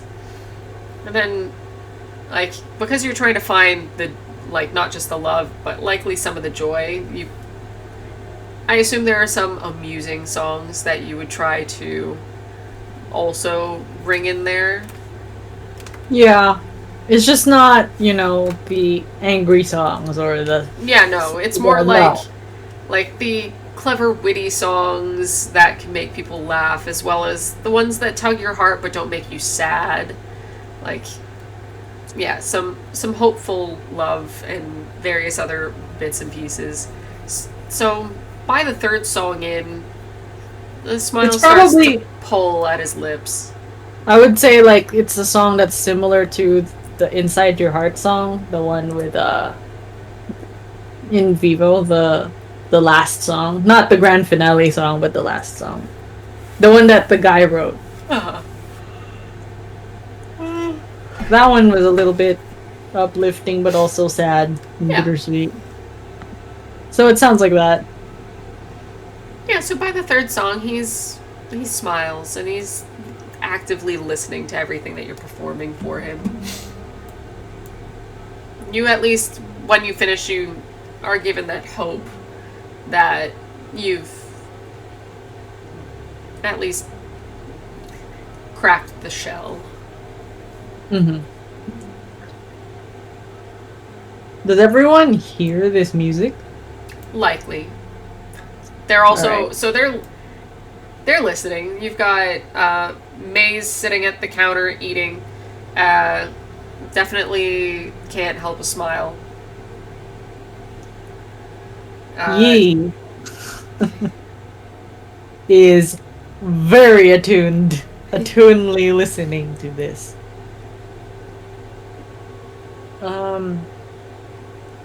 So if it takes an hour, that is considered a short rest, right? Technically, but you're gonna give us long rest anyway, maybe. But I'm just saying this is technically a song of rest. Okay. So there's an additional healing if ever there is. Okay. From Alonzo, because anyone who hears his song, there's a song of rest for Bard. So. Yep. Well, you all are definitely enjoying a short rest currently. Yi is gonna try to like add to it, like on this end. To add to it and like see if she can like keep up and stuff. I hope that counts as her song of rest, because they both have song of rest. Well, she's kind of doing a mixture of eating, or is she just like, she's just gonna break out her violin and just like... Not violin, it's probably she's eating, so it's more of a like a percussion thing. She was eating and then she just like with her... Yeah.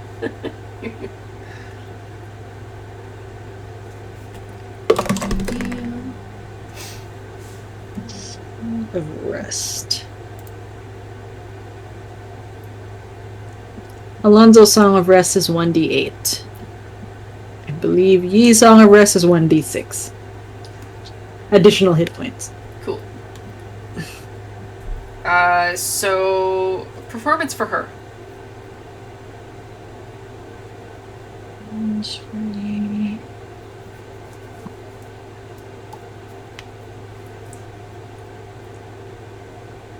Mm, 14. So she's trying, but like she's also like, they're just utensils, and she's not quite used to like playing these, and so they're not quite giving off the sound she's expecting them to. Mm-hmm.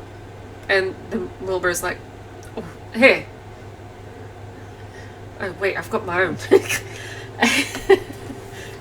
The intelligence factor, and he's kind of listening to it, and then as he gets a 23. So he took her idea and just goes, like, at least factors in what each thing would sound like and tries to correctly put it in the right order. And because he's more attuned to random nonsense of on the ship and just hitting things and being a carpenter. He kind of knows like the percussion of certain objects, whereas she's more attuned to things like the violin or actual instruments because she went to school for that. Whereas he's just been beating up shit for fun for years. Yeah. And another thing is he's heard Alonzo's music before. So he can probably expect it more. She's still trying to learn whatever song that he's playing. But for me, even just music, it's like it's an equation. Usually, especially if you are writing it correctly, and you're not just haphazardly throwing notes out there, you can feel it before it happens. And especially when you've studied that kind of thing, she can anticipate the notes because she can feel it in her heart. She just knows. Right. It's more, she's trying to use an instrument she's not used to using, so she can get it timed and she knows what note would be next. It's just what she's hitting. It isn't creating the note she's expecting because it's a spoon and a knife, or a knife and a fork, and plates and a counter and random things, and she's like, that's not the sound I was expecting. Because I give her more benefit of the doubt that she knows music almost down to a science. She's still figuring some things out because she's still young, but she's studied music. She kind of knows. Is Wilbur looking at her? Absolutely. Inside check.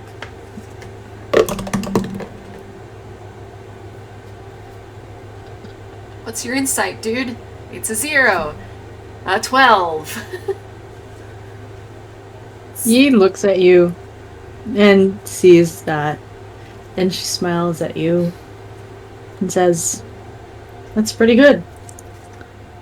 Mom, make an insight check with advantage. Okay, DM. I don't think she needs it. Her first one was an 18. May. Insight. That'll be a 24. Oh yeah, her deception roll was a 19. Fuck. She's mad. There's something in her eyes, like oh great, like that kind of like huffy. She's a little huffy. She's a little like, wow, really, like that kind of vibe. But she's smiling, and she's like, "That's good. That you're great." He's just like, I can teach you. It's, Yeah, that's fine. I'll just be finishing my food. May is like,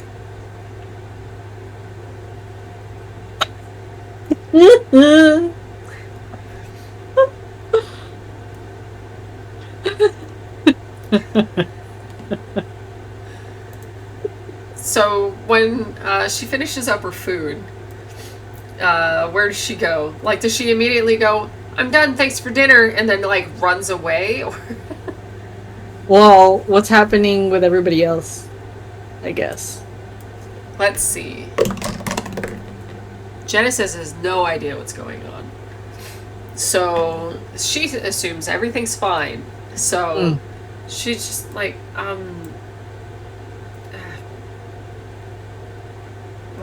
well, she doesn't even need a hand with the dishes because it's like, look, a dishwasher, and everyone's like, what is a dishwasher? Oh, you would like stand up and say, "I'll help with the dishes." Like, want to learn something new? Yeah, sure. Well, and she opens up the drawer and she pulls the thing out and like, put your plate in here. And this will clean it all for you. Looks at it. I can wash it. It's fine. I'll do it. But then you can have more time to do I'll do literally it. anything else. No, this is fine. I'll do it. But sweetie, you don't need, sweetie, you don't need to. Ignores you. Just washes the dish. Please don't break my plates. She's washing the dishes. That's what she's doing. She's like, this is what I'm used to doing. This is how I get my anger out. By beating the hell out of the dishes. And Wilbur looks to Dante like, am I supposed to feel weird right now? Because I feel weird. Alright, let's see if Dante was paying attention. Which I feel like he is, but you know, you'll never really know. Disadvantage because he is a little inebriated. Yeah, I knew it. Fucking knew it. Where's... It's insight, right? Yeah. Insight. Ooh! You just blocked his natural 20. It's a 26. Yeah, so I'm pretty sure he's okay. He's like, I know people. Like kids. So he shrugs. What a dick. Shrugs and goes.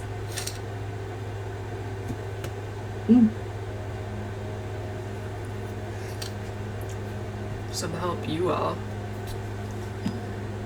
He takes his plate up to Yi. Just, can I help? Oh, thanks, I got it. Oh. Right. You just plate down. Just. Thanks. Yeah, no problem. They just Monkey. kind of like tap on his shoulder and just like it's okay. And just okay. Genesis is like a little put out, like I was gonna teach you something.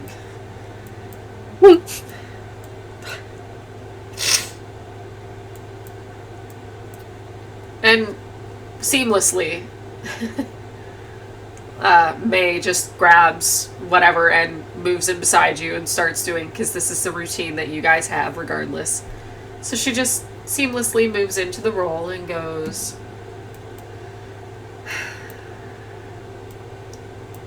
what happened?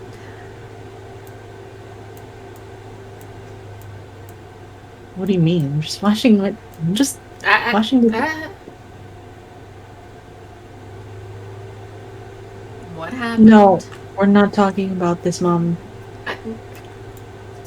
He does not deserve your wrath. What did What? he do wrong? You don't know what happened. Nothing happened. Nothing. You're mad. Nothing. You're Nothing mad. happened. I'm not mad. You're upset. As angrily.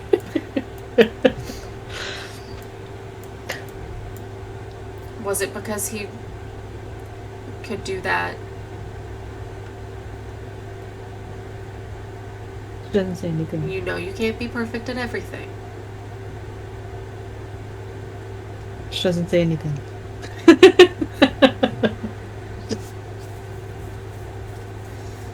He offered to teach you. Are you really going to just shut him down and be mad, even though he literally offered to give you the information you need to do the thing that you're mad about? He wasn't trying to upstage you. Rolls her eyes.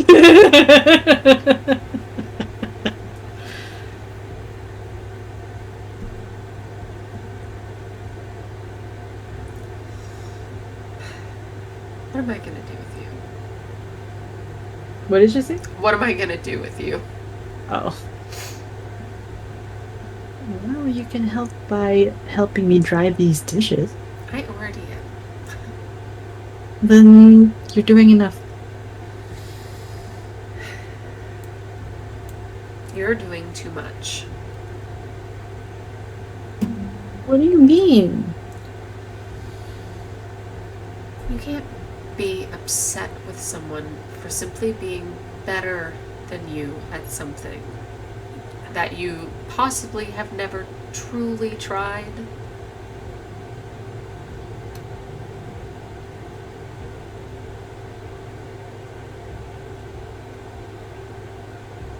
You can play every instrument you pick up. What you try to do is possibly a little bit harder and not quite within your wheelhouse. You are strings, not percussion.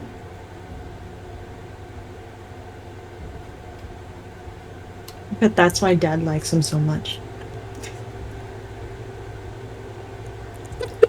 I think he likes him because he's an honest boy who has a good head on his shoulders and, well, throws himself in harm's way for people he cares for.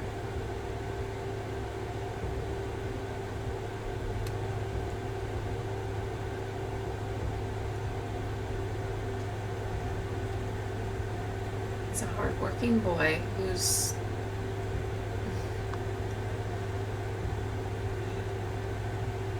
had his eye out for you since at least the moment that I know of. He set eyes on you. Every time you are hurt or in trouble, he is one of the first to respond. What do you want me to do, Mom? What do you What do you want? you to apologize. No, I'm not gonna. I didn't do anything wrong. He feels a little put out right now. He doesn't know why, but you just snuffed him off after you guys have been close. You've been very friendly, and you just pushed him off like it was nothing. Oh yeah, you're one to talk. What does Oh, that shit. mean? I rolled for will save. It was not a good save. It's not a good save. Not a good save. And she's like, okay, really? I've seen the way Dad looks at you. Okay. And what do you do about it? Nothing. You So- do not get to make those judgments. You were not always there. Then stay out of mine. Then, okay? I'm just saying he deserves an apology. I'll handle my own problems.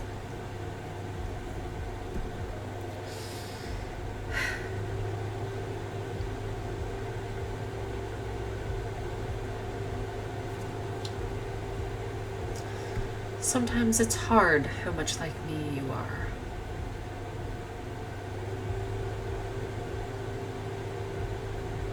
And you know that I need to be left alone.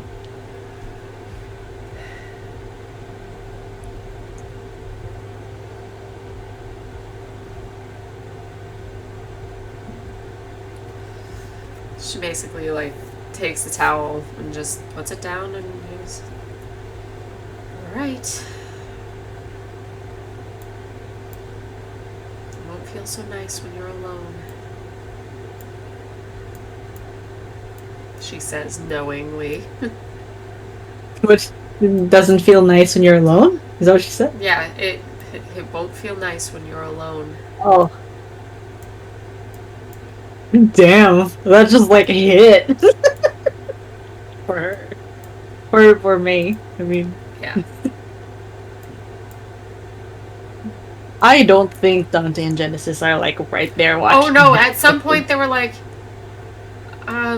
so there's this lovely balcony just over here. Yeah, let's go. You wanna get the fuck out Yeah. and go on this lovely balcony?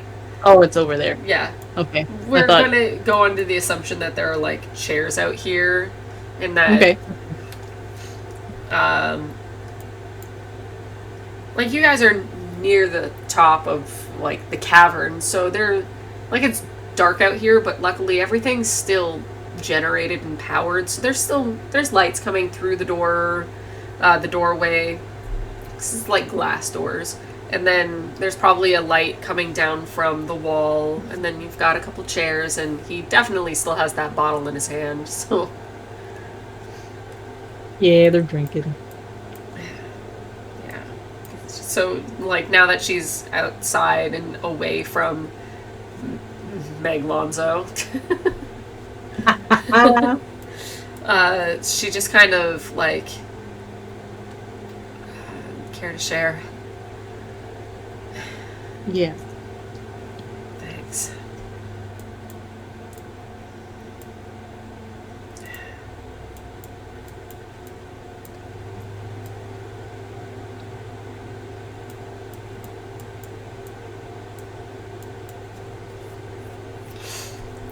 She takes her sip and just... Thanks. No problem. It's been a weird day. Yeah. You have a pretty crazy family. And somehow I feel like it's no weirder than the last time we were together.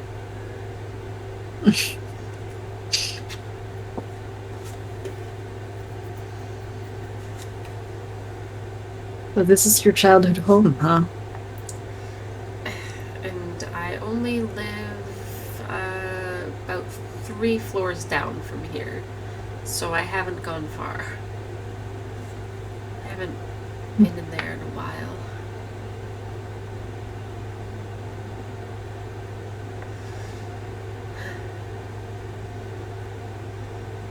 Well, you need to clean up the place. It's a mess.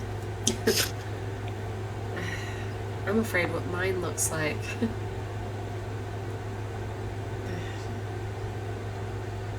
I just assume someone tried to hide up here and they got sniffed out. Those creatures are relentless. So, throughout this time, when Dante sees blood, he's gonna check to see how old they were. Mm-hmm. So, he'd know if it's like, or whatever role it is. He wants to know if someone died recently, etc. He would get a sense that this floor, like everything here is before it was put in stasis. All the blood? All the blood is before it was put in stasis. All of it's old. It didn't. None of it's preserved wet blood at all. So he'd be like, I think someone's been living here or has been here for longer than the stasis.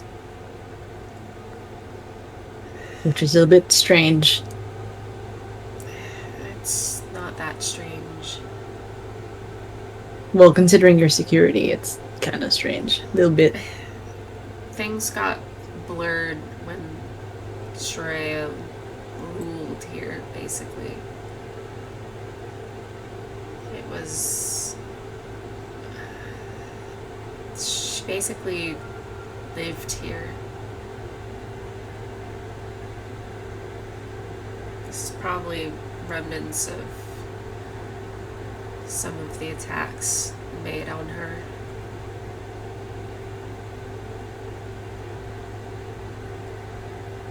You know, you and everyone have been talking about Sharia being this menace. I can't wrap my head around that. She's not like that. At least how I know her.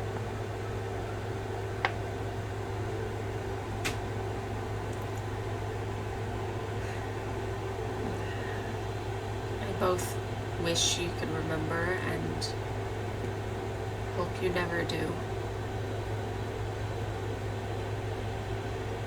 She affected you even before she took over.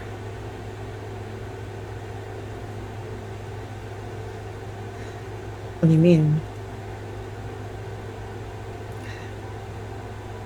The Dante I knew was the captain of the guard. And you were supposed to work under me, and it didn't work out. And you were waiting for your next permanent detail with the Lyranders. And you were given a temporary position as Sharea's guard. Your first night. And you blacked out. You had no memory of a whole night. But you knew someone had done something.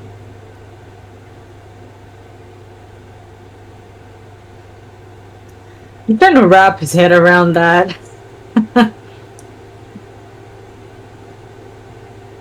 It had happened to previous guards that under her, that while they were watching her, they blacked out. It was assumed that they'd gotten strung along and partied, and because that's the kind of person she was. Drinking, finding the wealthiest person who would go along with her plans and spend a lot of time with them.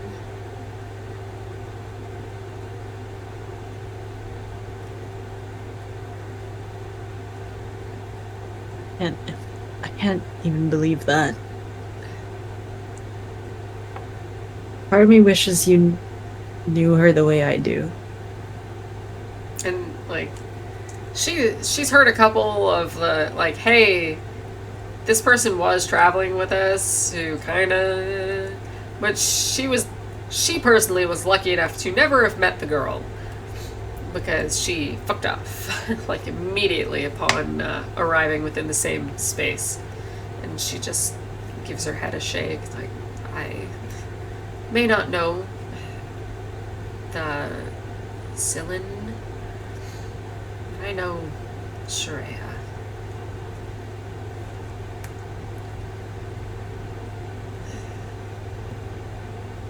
And I know Scylla. She's not who you think she is.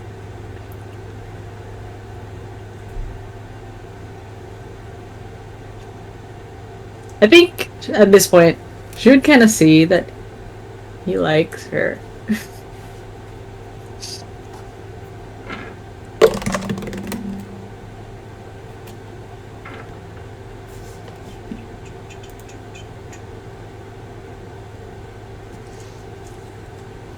She's never been the best at reading people.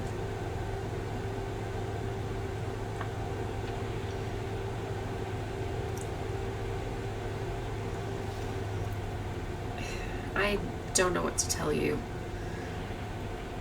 Shreya was awful.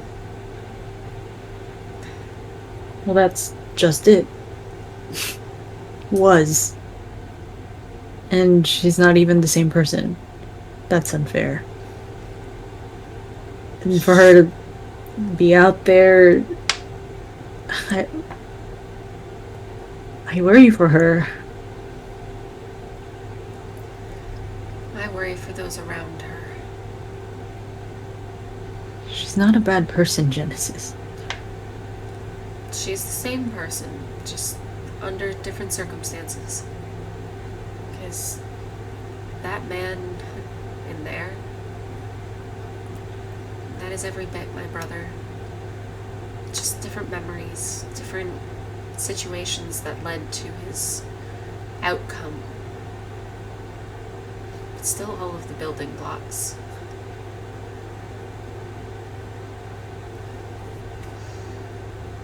She has all the potential to be Shreya. She just hasn't found that spark that turned her the way she was. All the more reason why we need to help her. She's the one She's who out ran there. off. Probably because she saw Alonzo with May. In fact, I bet that's why. Oh, yeah. She is the reason that this is all happening.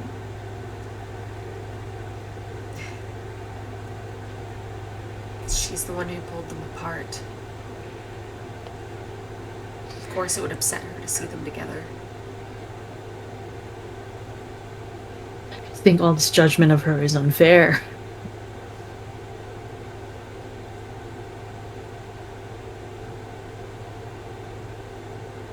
All we can do is pray that she doesn't find that route and doesn't remember.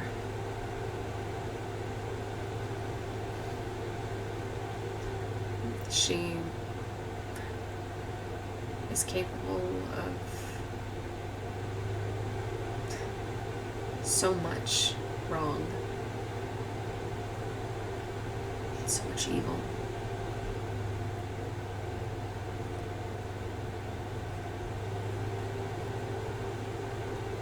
Shreya didn't care about people. She treated them like things, possessions, toys. That's not who she was, in my memory. She cared a lot about Alonzo.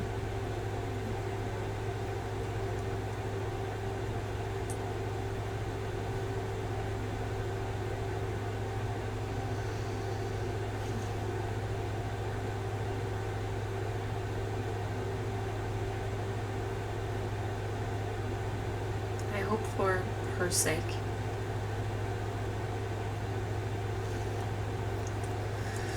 that she is safe, that wherever she's gone to, she isn't spiraling into madness. Because if she's anything like Shreya at all, that's exactly what's happening. And he's just like,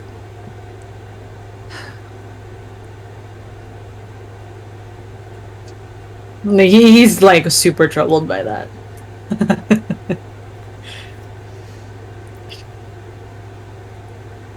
So that's the conversation they're having. You've Yeah. got the boys, father and son, enjoying a bit of music that's probably winding down. And They're probably swapping stories. yeah, if anything, at some point, Vondra says they're talking, he just like has a brain blast and goes, I know where they are. And he just like, just like trots off and goes to dig through a completely different cupboard entirely and pulls out what he was looking for and pops in the tape. And it's basically just years while she was sick, but before she was truly like lost. So they spent more time together as a family in that when she was staying home and there was more time for everyone. So there was a little bit of piano playing, not a lot, because she'd kind of, you would repeat seeing her hold her head a little bit in moments where it was like dragging and then the video would stop. But there was music and laughter and like small Genesis playing with small Magnus and just tomfoolery and nonsense and probably a little bit too aggressive on Genesis's part, but that's kind of how she always is.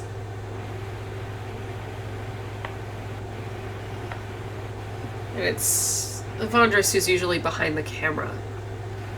You can hear his voice, but not so much see him. But that's because the things that he sees are his world, and that is all three of them. He doesn't need to be in the camera. At least that's the man he used to be.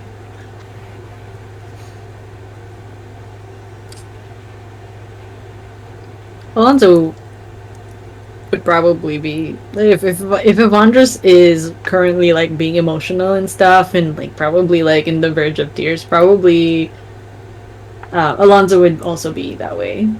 He feels very deeply, so Yeah, there'd be sniffling and like him like holding his like propping his head up and like just slight movement of finger to stop a tear, but he's trying to be stoic as best he can.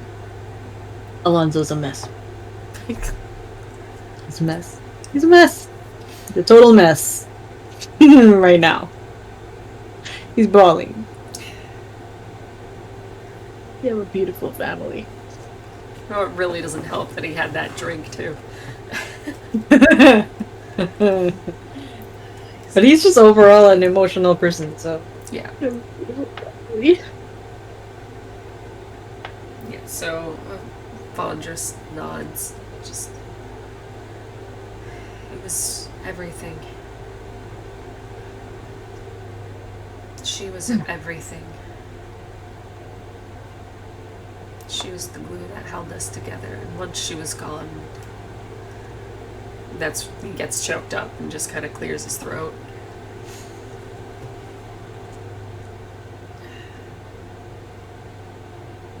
Once she was gone, I didn't know how to keep us all together.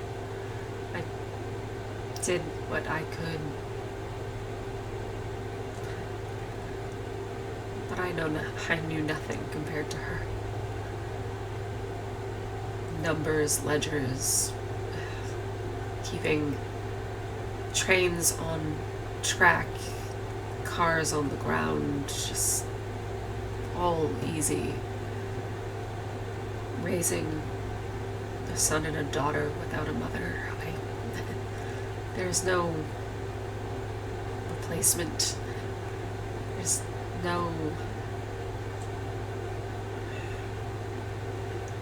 There's nothing that you can do to change that, to help that. I could never fill her shoes.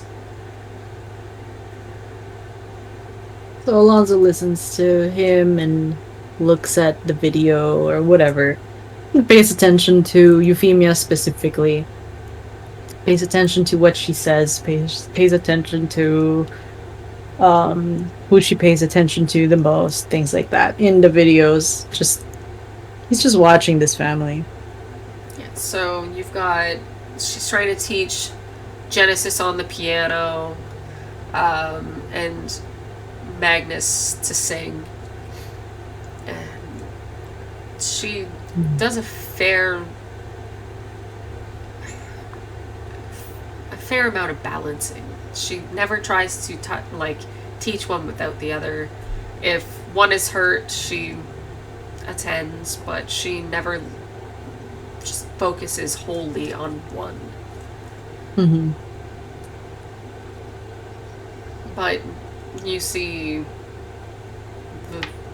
at least the fair amount of Vondrus focuses on Magnus.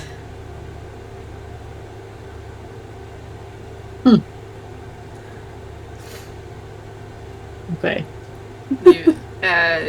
There is like a lot of focus from father to son, and the minor look of upset that Genesis has, but she just sits closer to mom.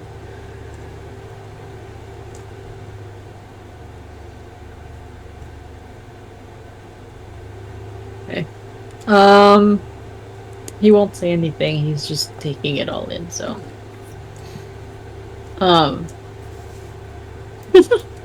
Nobody cares about Sylvia being there.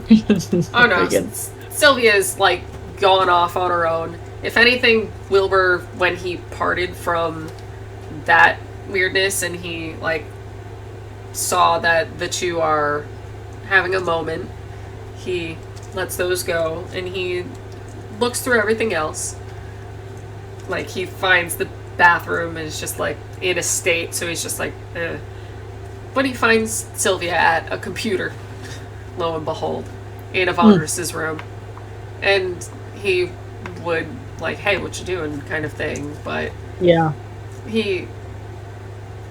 it's a bunch of gobbledygook in a language that he doesn't know, and he already sucks at writing in common, so it's like, I don't He's just know. there. I'm He's just there. because he's just watching her do these things, and he's just like, just kind of amazed at all the nonsense. Just because also flashing lights and bright, pretty colors, and her just like typing a mile an hour is crazy. That, and they were getting along in certain like artificery nonsense Yeah. that she was like, hey, I can teach you to do these things, and so he's just kind of like, maybe I'll learn by osmosis. Mm-hmm. Yeah. In any case, I think after this, for at least for Alonzo, I don't know what the sleeping arrangement is. And I'm assuming it's what Alonzo said. If there's not enough room, because Evandris would sleep in his own room. Well, he, as much as he'd be like, yeah, I'll take my own bed, it's his daughter has no place to sleep. Because the other two have basically split the kids up between them. And Genesis is kind of like, oh, well, I'll sleep in my room, and like, oh, well, I guess I should give you my old room. And then she like looks at Dad like, I'm sleeping in your bed. There's an element of when Yi wants to hang out with Dad, and Dad is basically going to sleep with Wilbur, right? That adds. So she sees that and goes to Mom. And who can see that? It's just for the night or sleeping. I don't know what you're talking about. You can talk to him in the morning. It's time for bed anyways. It is... I don't even know what time it is. This place is weird. But we're tired and we should go to sleep. Just like... You aren't a full elf. You need sleep.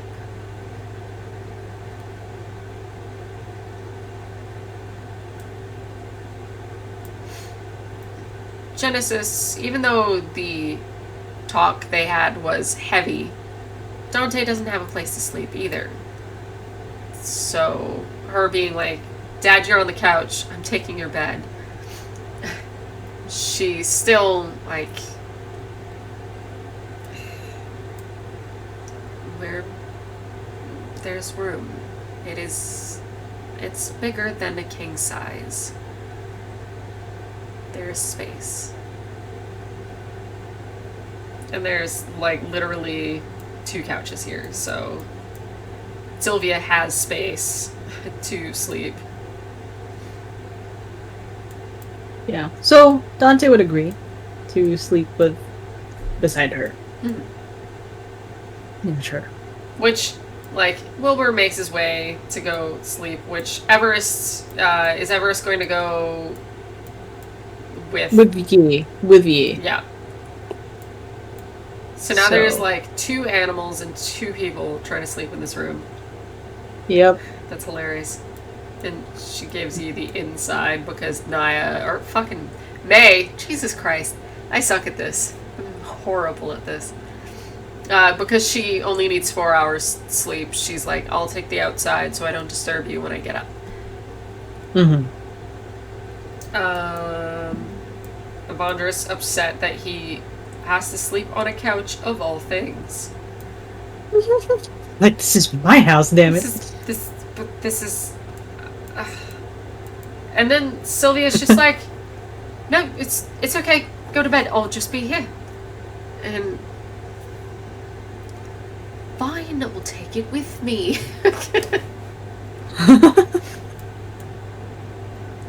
Just lifts up the laptop and walks off. Friggin' shit. Okay, well, not this one. Just. Boop.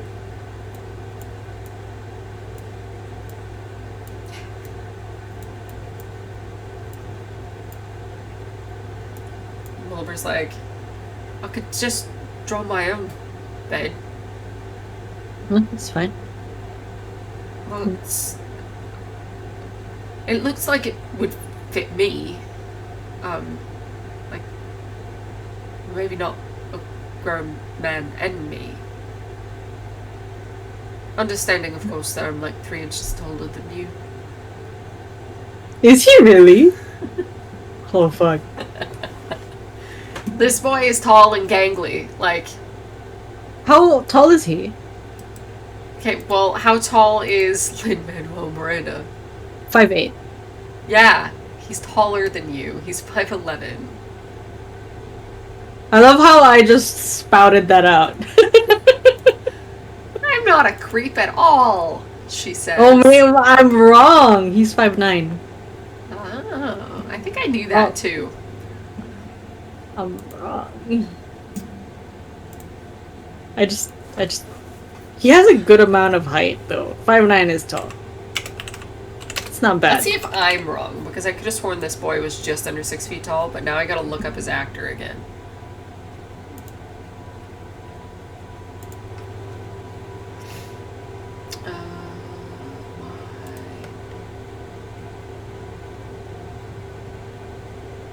I always forget his name.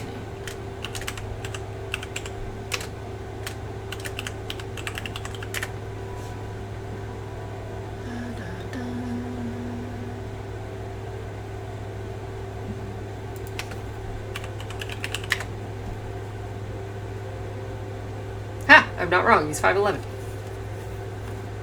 Not too tall then.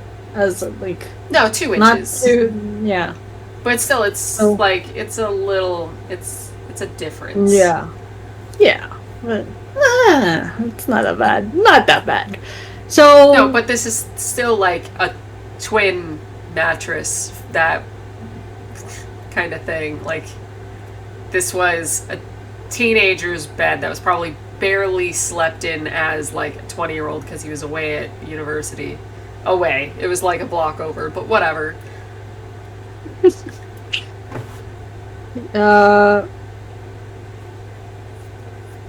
You can have to bed.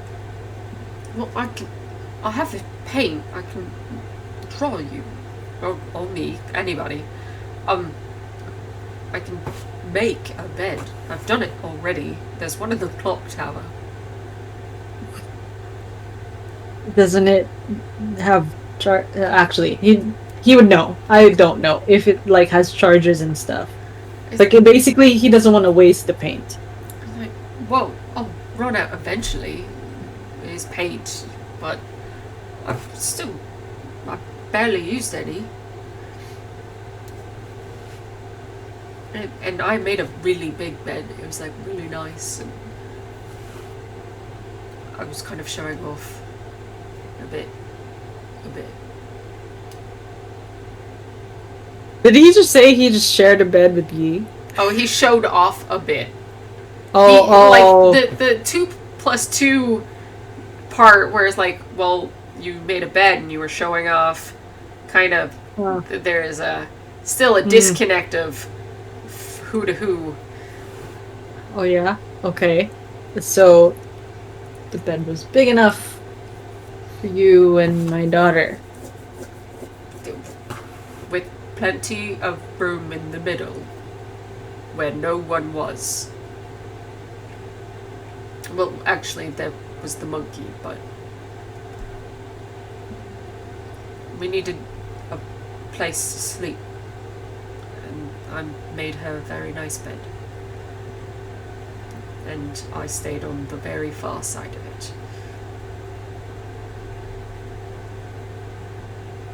You can draw a bed, but How do you take it away? I don't know. Maybe you should draw the bed outside, not in here. I mean, it's already cramped enough as it is in here. And I'll go over there. I'll sleep over there.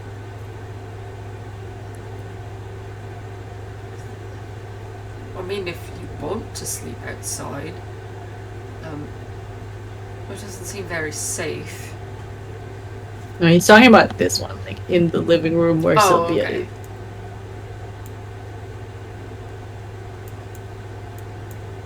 Well, yeah, I'll draw you one wherever you want. Okay, so then it'll be somehow in the middle of the friggin'. Yeah, and so he's not even gonna be like that's his choice if he wants to sleep, but because if he's casting dream, he can literally knock himself out, so he can sleep anywhere. So if anything, this is Sylvia's perfect arrangement of like, oh good, like I can actually keep doing my stuff because you're knocked out. Because she's gonna pull in Elliot naturally because they are one and the same. Like, if they were related, they're likely related. Like, there's a possibility through any means that the two have some form of relation. Yeah, so he'd like look at Sylvia and go, hey, you need to get to bed. I am in bed. This is exactly where I'll be sleeping tonight, thank you. Close that thing. You don't even know what it is. I know it's what's gonna prevent you from getting enough sleep. And when you've fallen asleep, I'm just going to open it back up, so there's no point in me stopping now.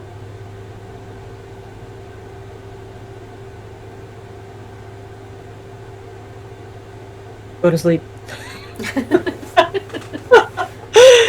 Oh, I can't help but dad people. Okay, so he's gonna do that thing. He's gonna sleep here. Wilbur's gonna sleep over there.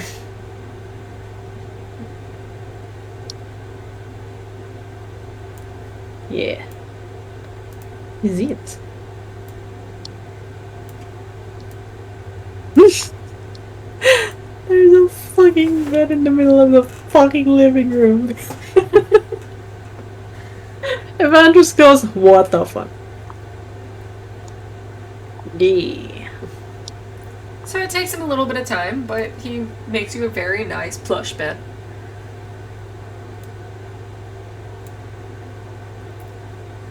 He's just like, there we go. You have a good night, sir. Sir? I don't know. I feel like I need to. Wilbur. Come on. I just, And he, like, eyes up to Sylvia, like, just, I like her. But I'm not going to do anything disrespectful. I promise. I know you're a good kid, Wilbur. Just, I was worried for a moment back there. Just a bit of a shock, but I wasn't expecting it, if that matters. She just, made quite an impression.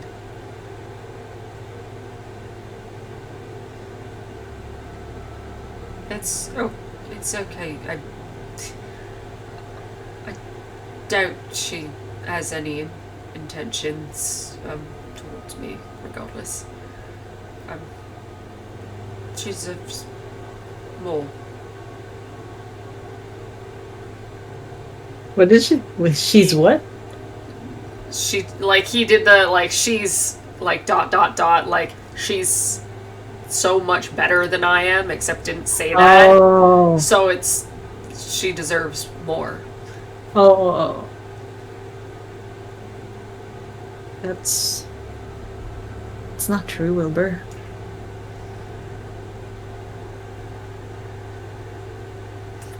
Your father, I'm sure, the thought that.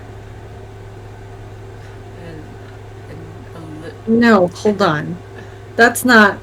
I was just surprised. That's all.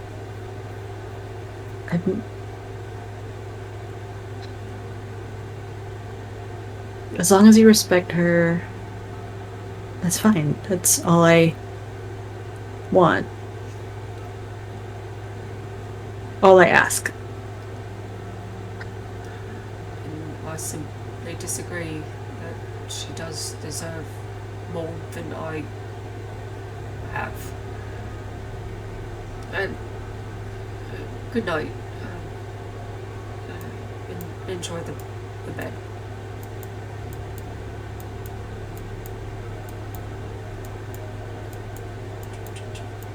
He looks at Sylvia. It's like, that was weird, right?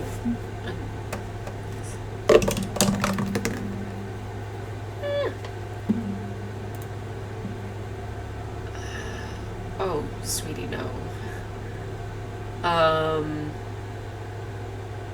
She just. Sorry. Did she say so? Did she say something? Go to bed. No.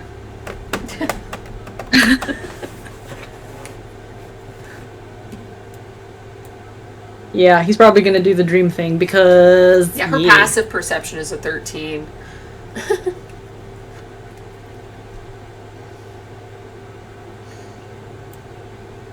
Alright, he's gonna what? Do the dream thing. He is gonna dream, okay. I figured that's why we made the bed, so that he has a place to lie down. Just because if he was actively working or had questions for anyone who was still awake, he'd be awake. Alright, then this is where we shall stop. Before he does the dream thing, though, he'd be writing. He'd be trying to write, at least for a little bit. Okay.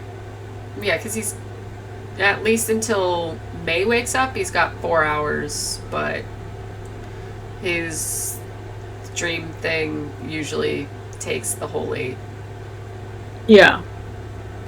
Well, they're about to level up, right? So level 25. Because warlocks can actually change their eldritch invocations. Cool. So because he does this dream thing now, he actually does need the 8 hours now. Like, I'm going to switch his eldritch invocations so that he needs to sleep now. He's gonna choose something else. Nice. Which is good because he's been doing the dreams anyway, so it's a waste of a thing. Mm-hmm. So that's gonna change. And I got you to level up Yi last time, right? She's level 13 right now. Yeah. Okay. So the content of the song that he's going to write is really about the family that he's known here, but not as him. Like, it's from the perspective of Euphemia, actually. When he was watching the videos, he was paying attention to Euphemia and how she saw the family, and he's gonna write that into a song, as if it's Euphemia talking in the song, kind of thing. Okay. So the perspective of the mom. As he's been having a hard time writing, but this one, there's an emotional impact, so it comes more freely or flowy. Okay.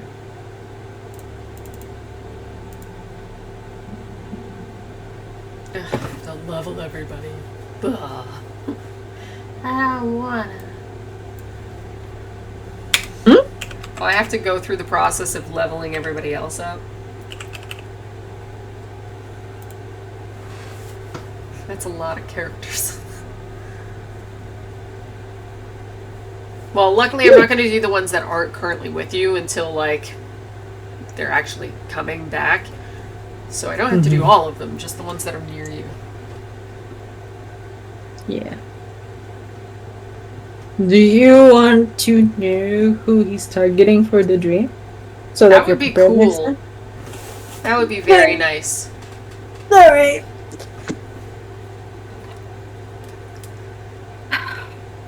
He's targeting, actually, now I have to think about it. Because I had someone in mind, and then now I'm a bit, like, switching a bit. I need to go to the bathroom, hold on. Damn it. Well, so do I. Should we just turn it off then? Good night. You'll find out next time, whoever is watching.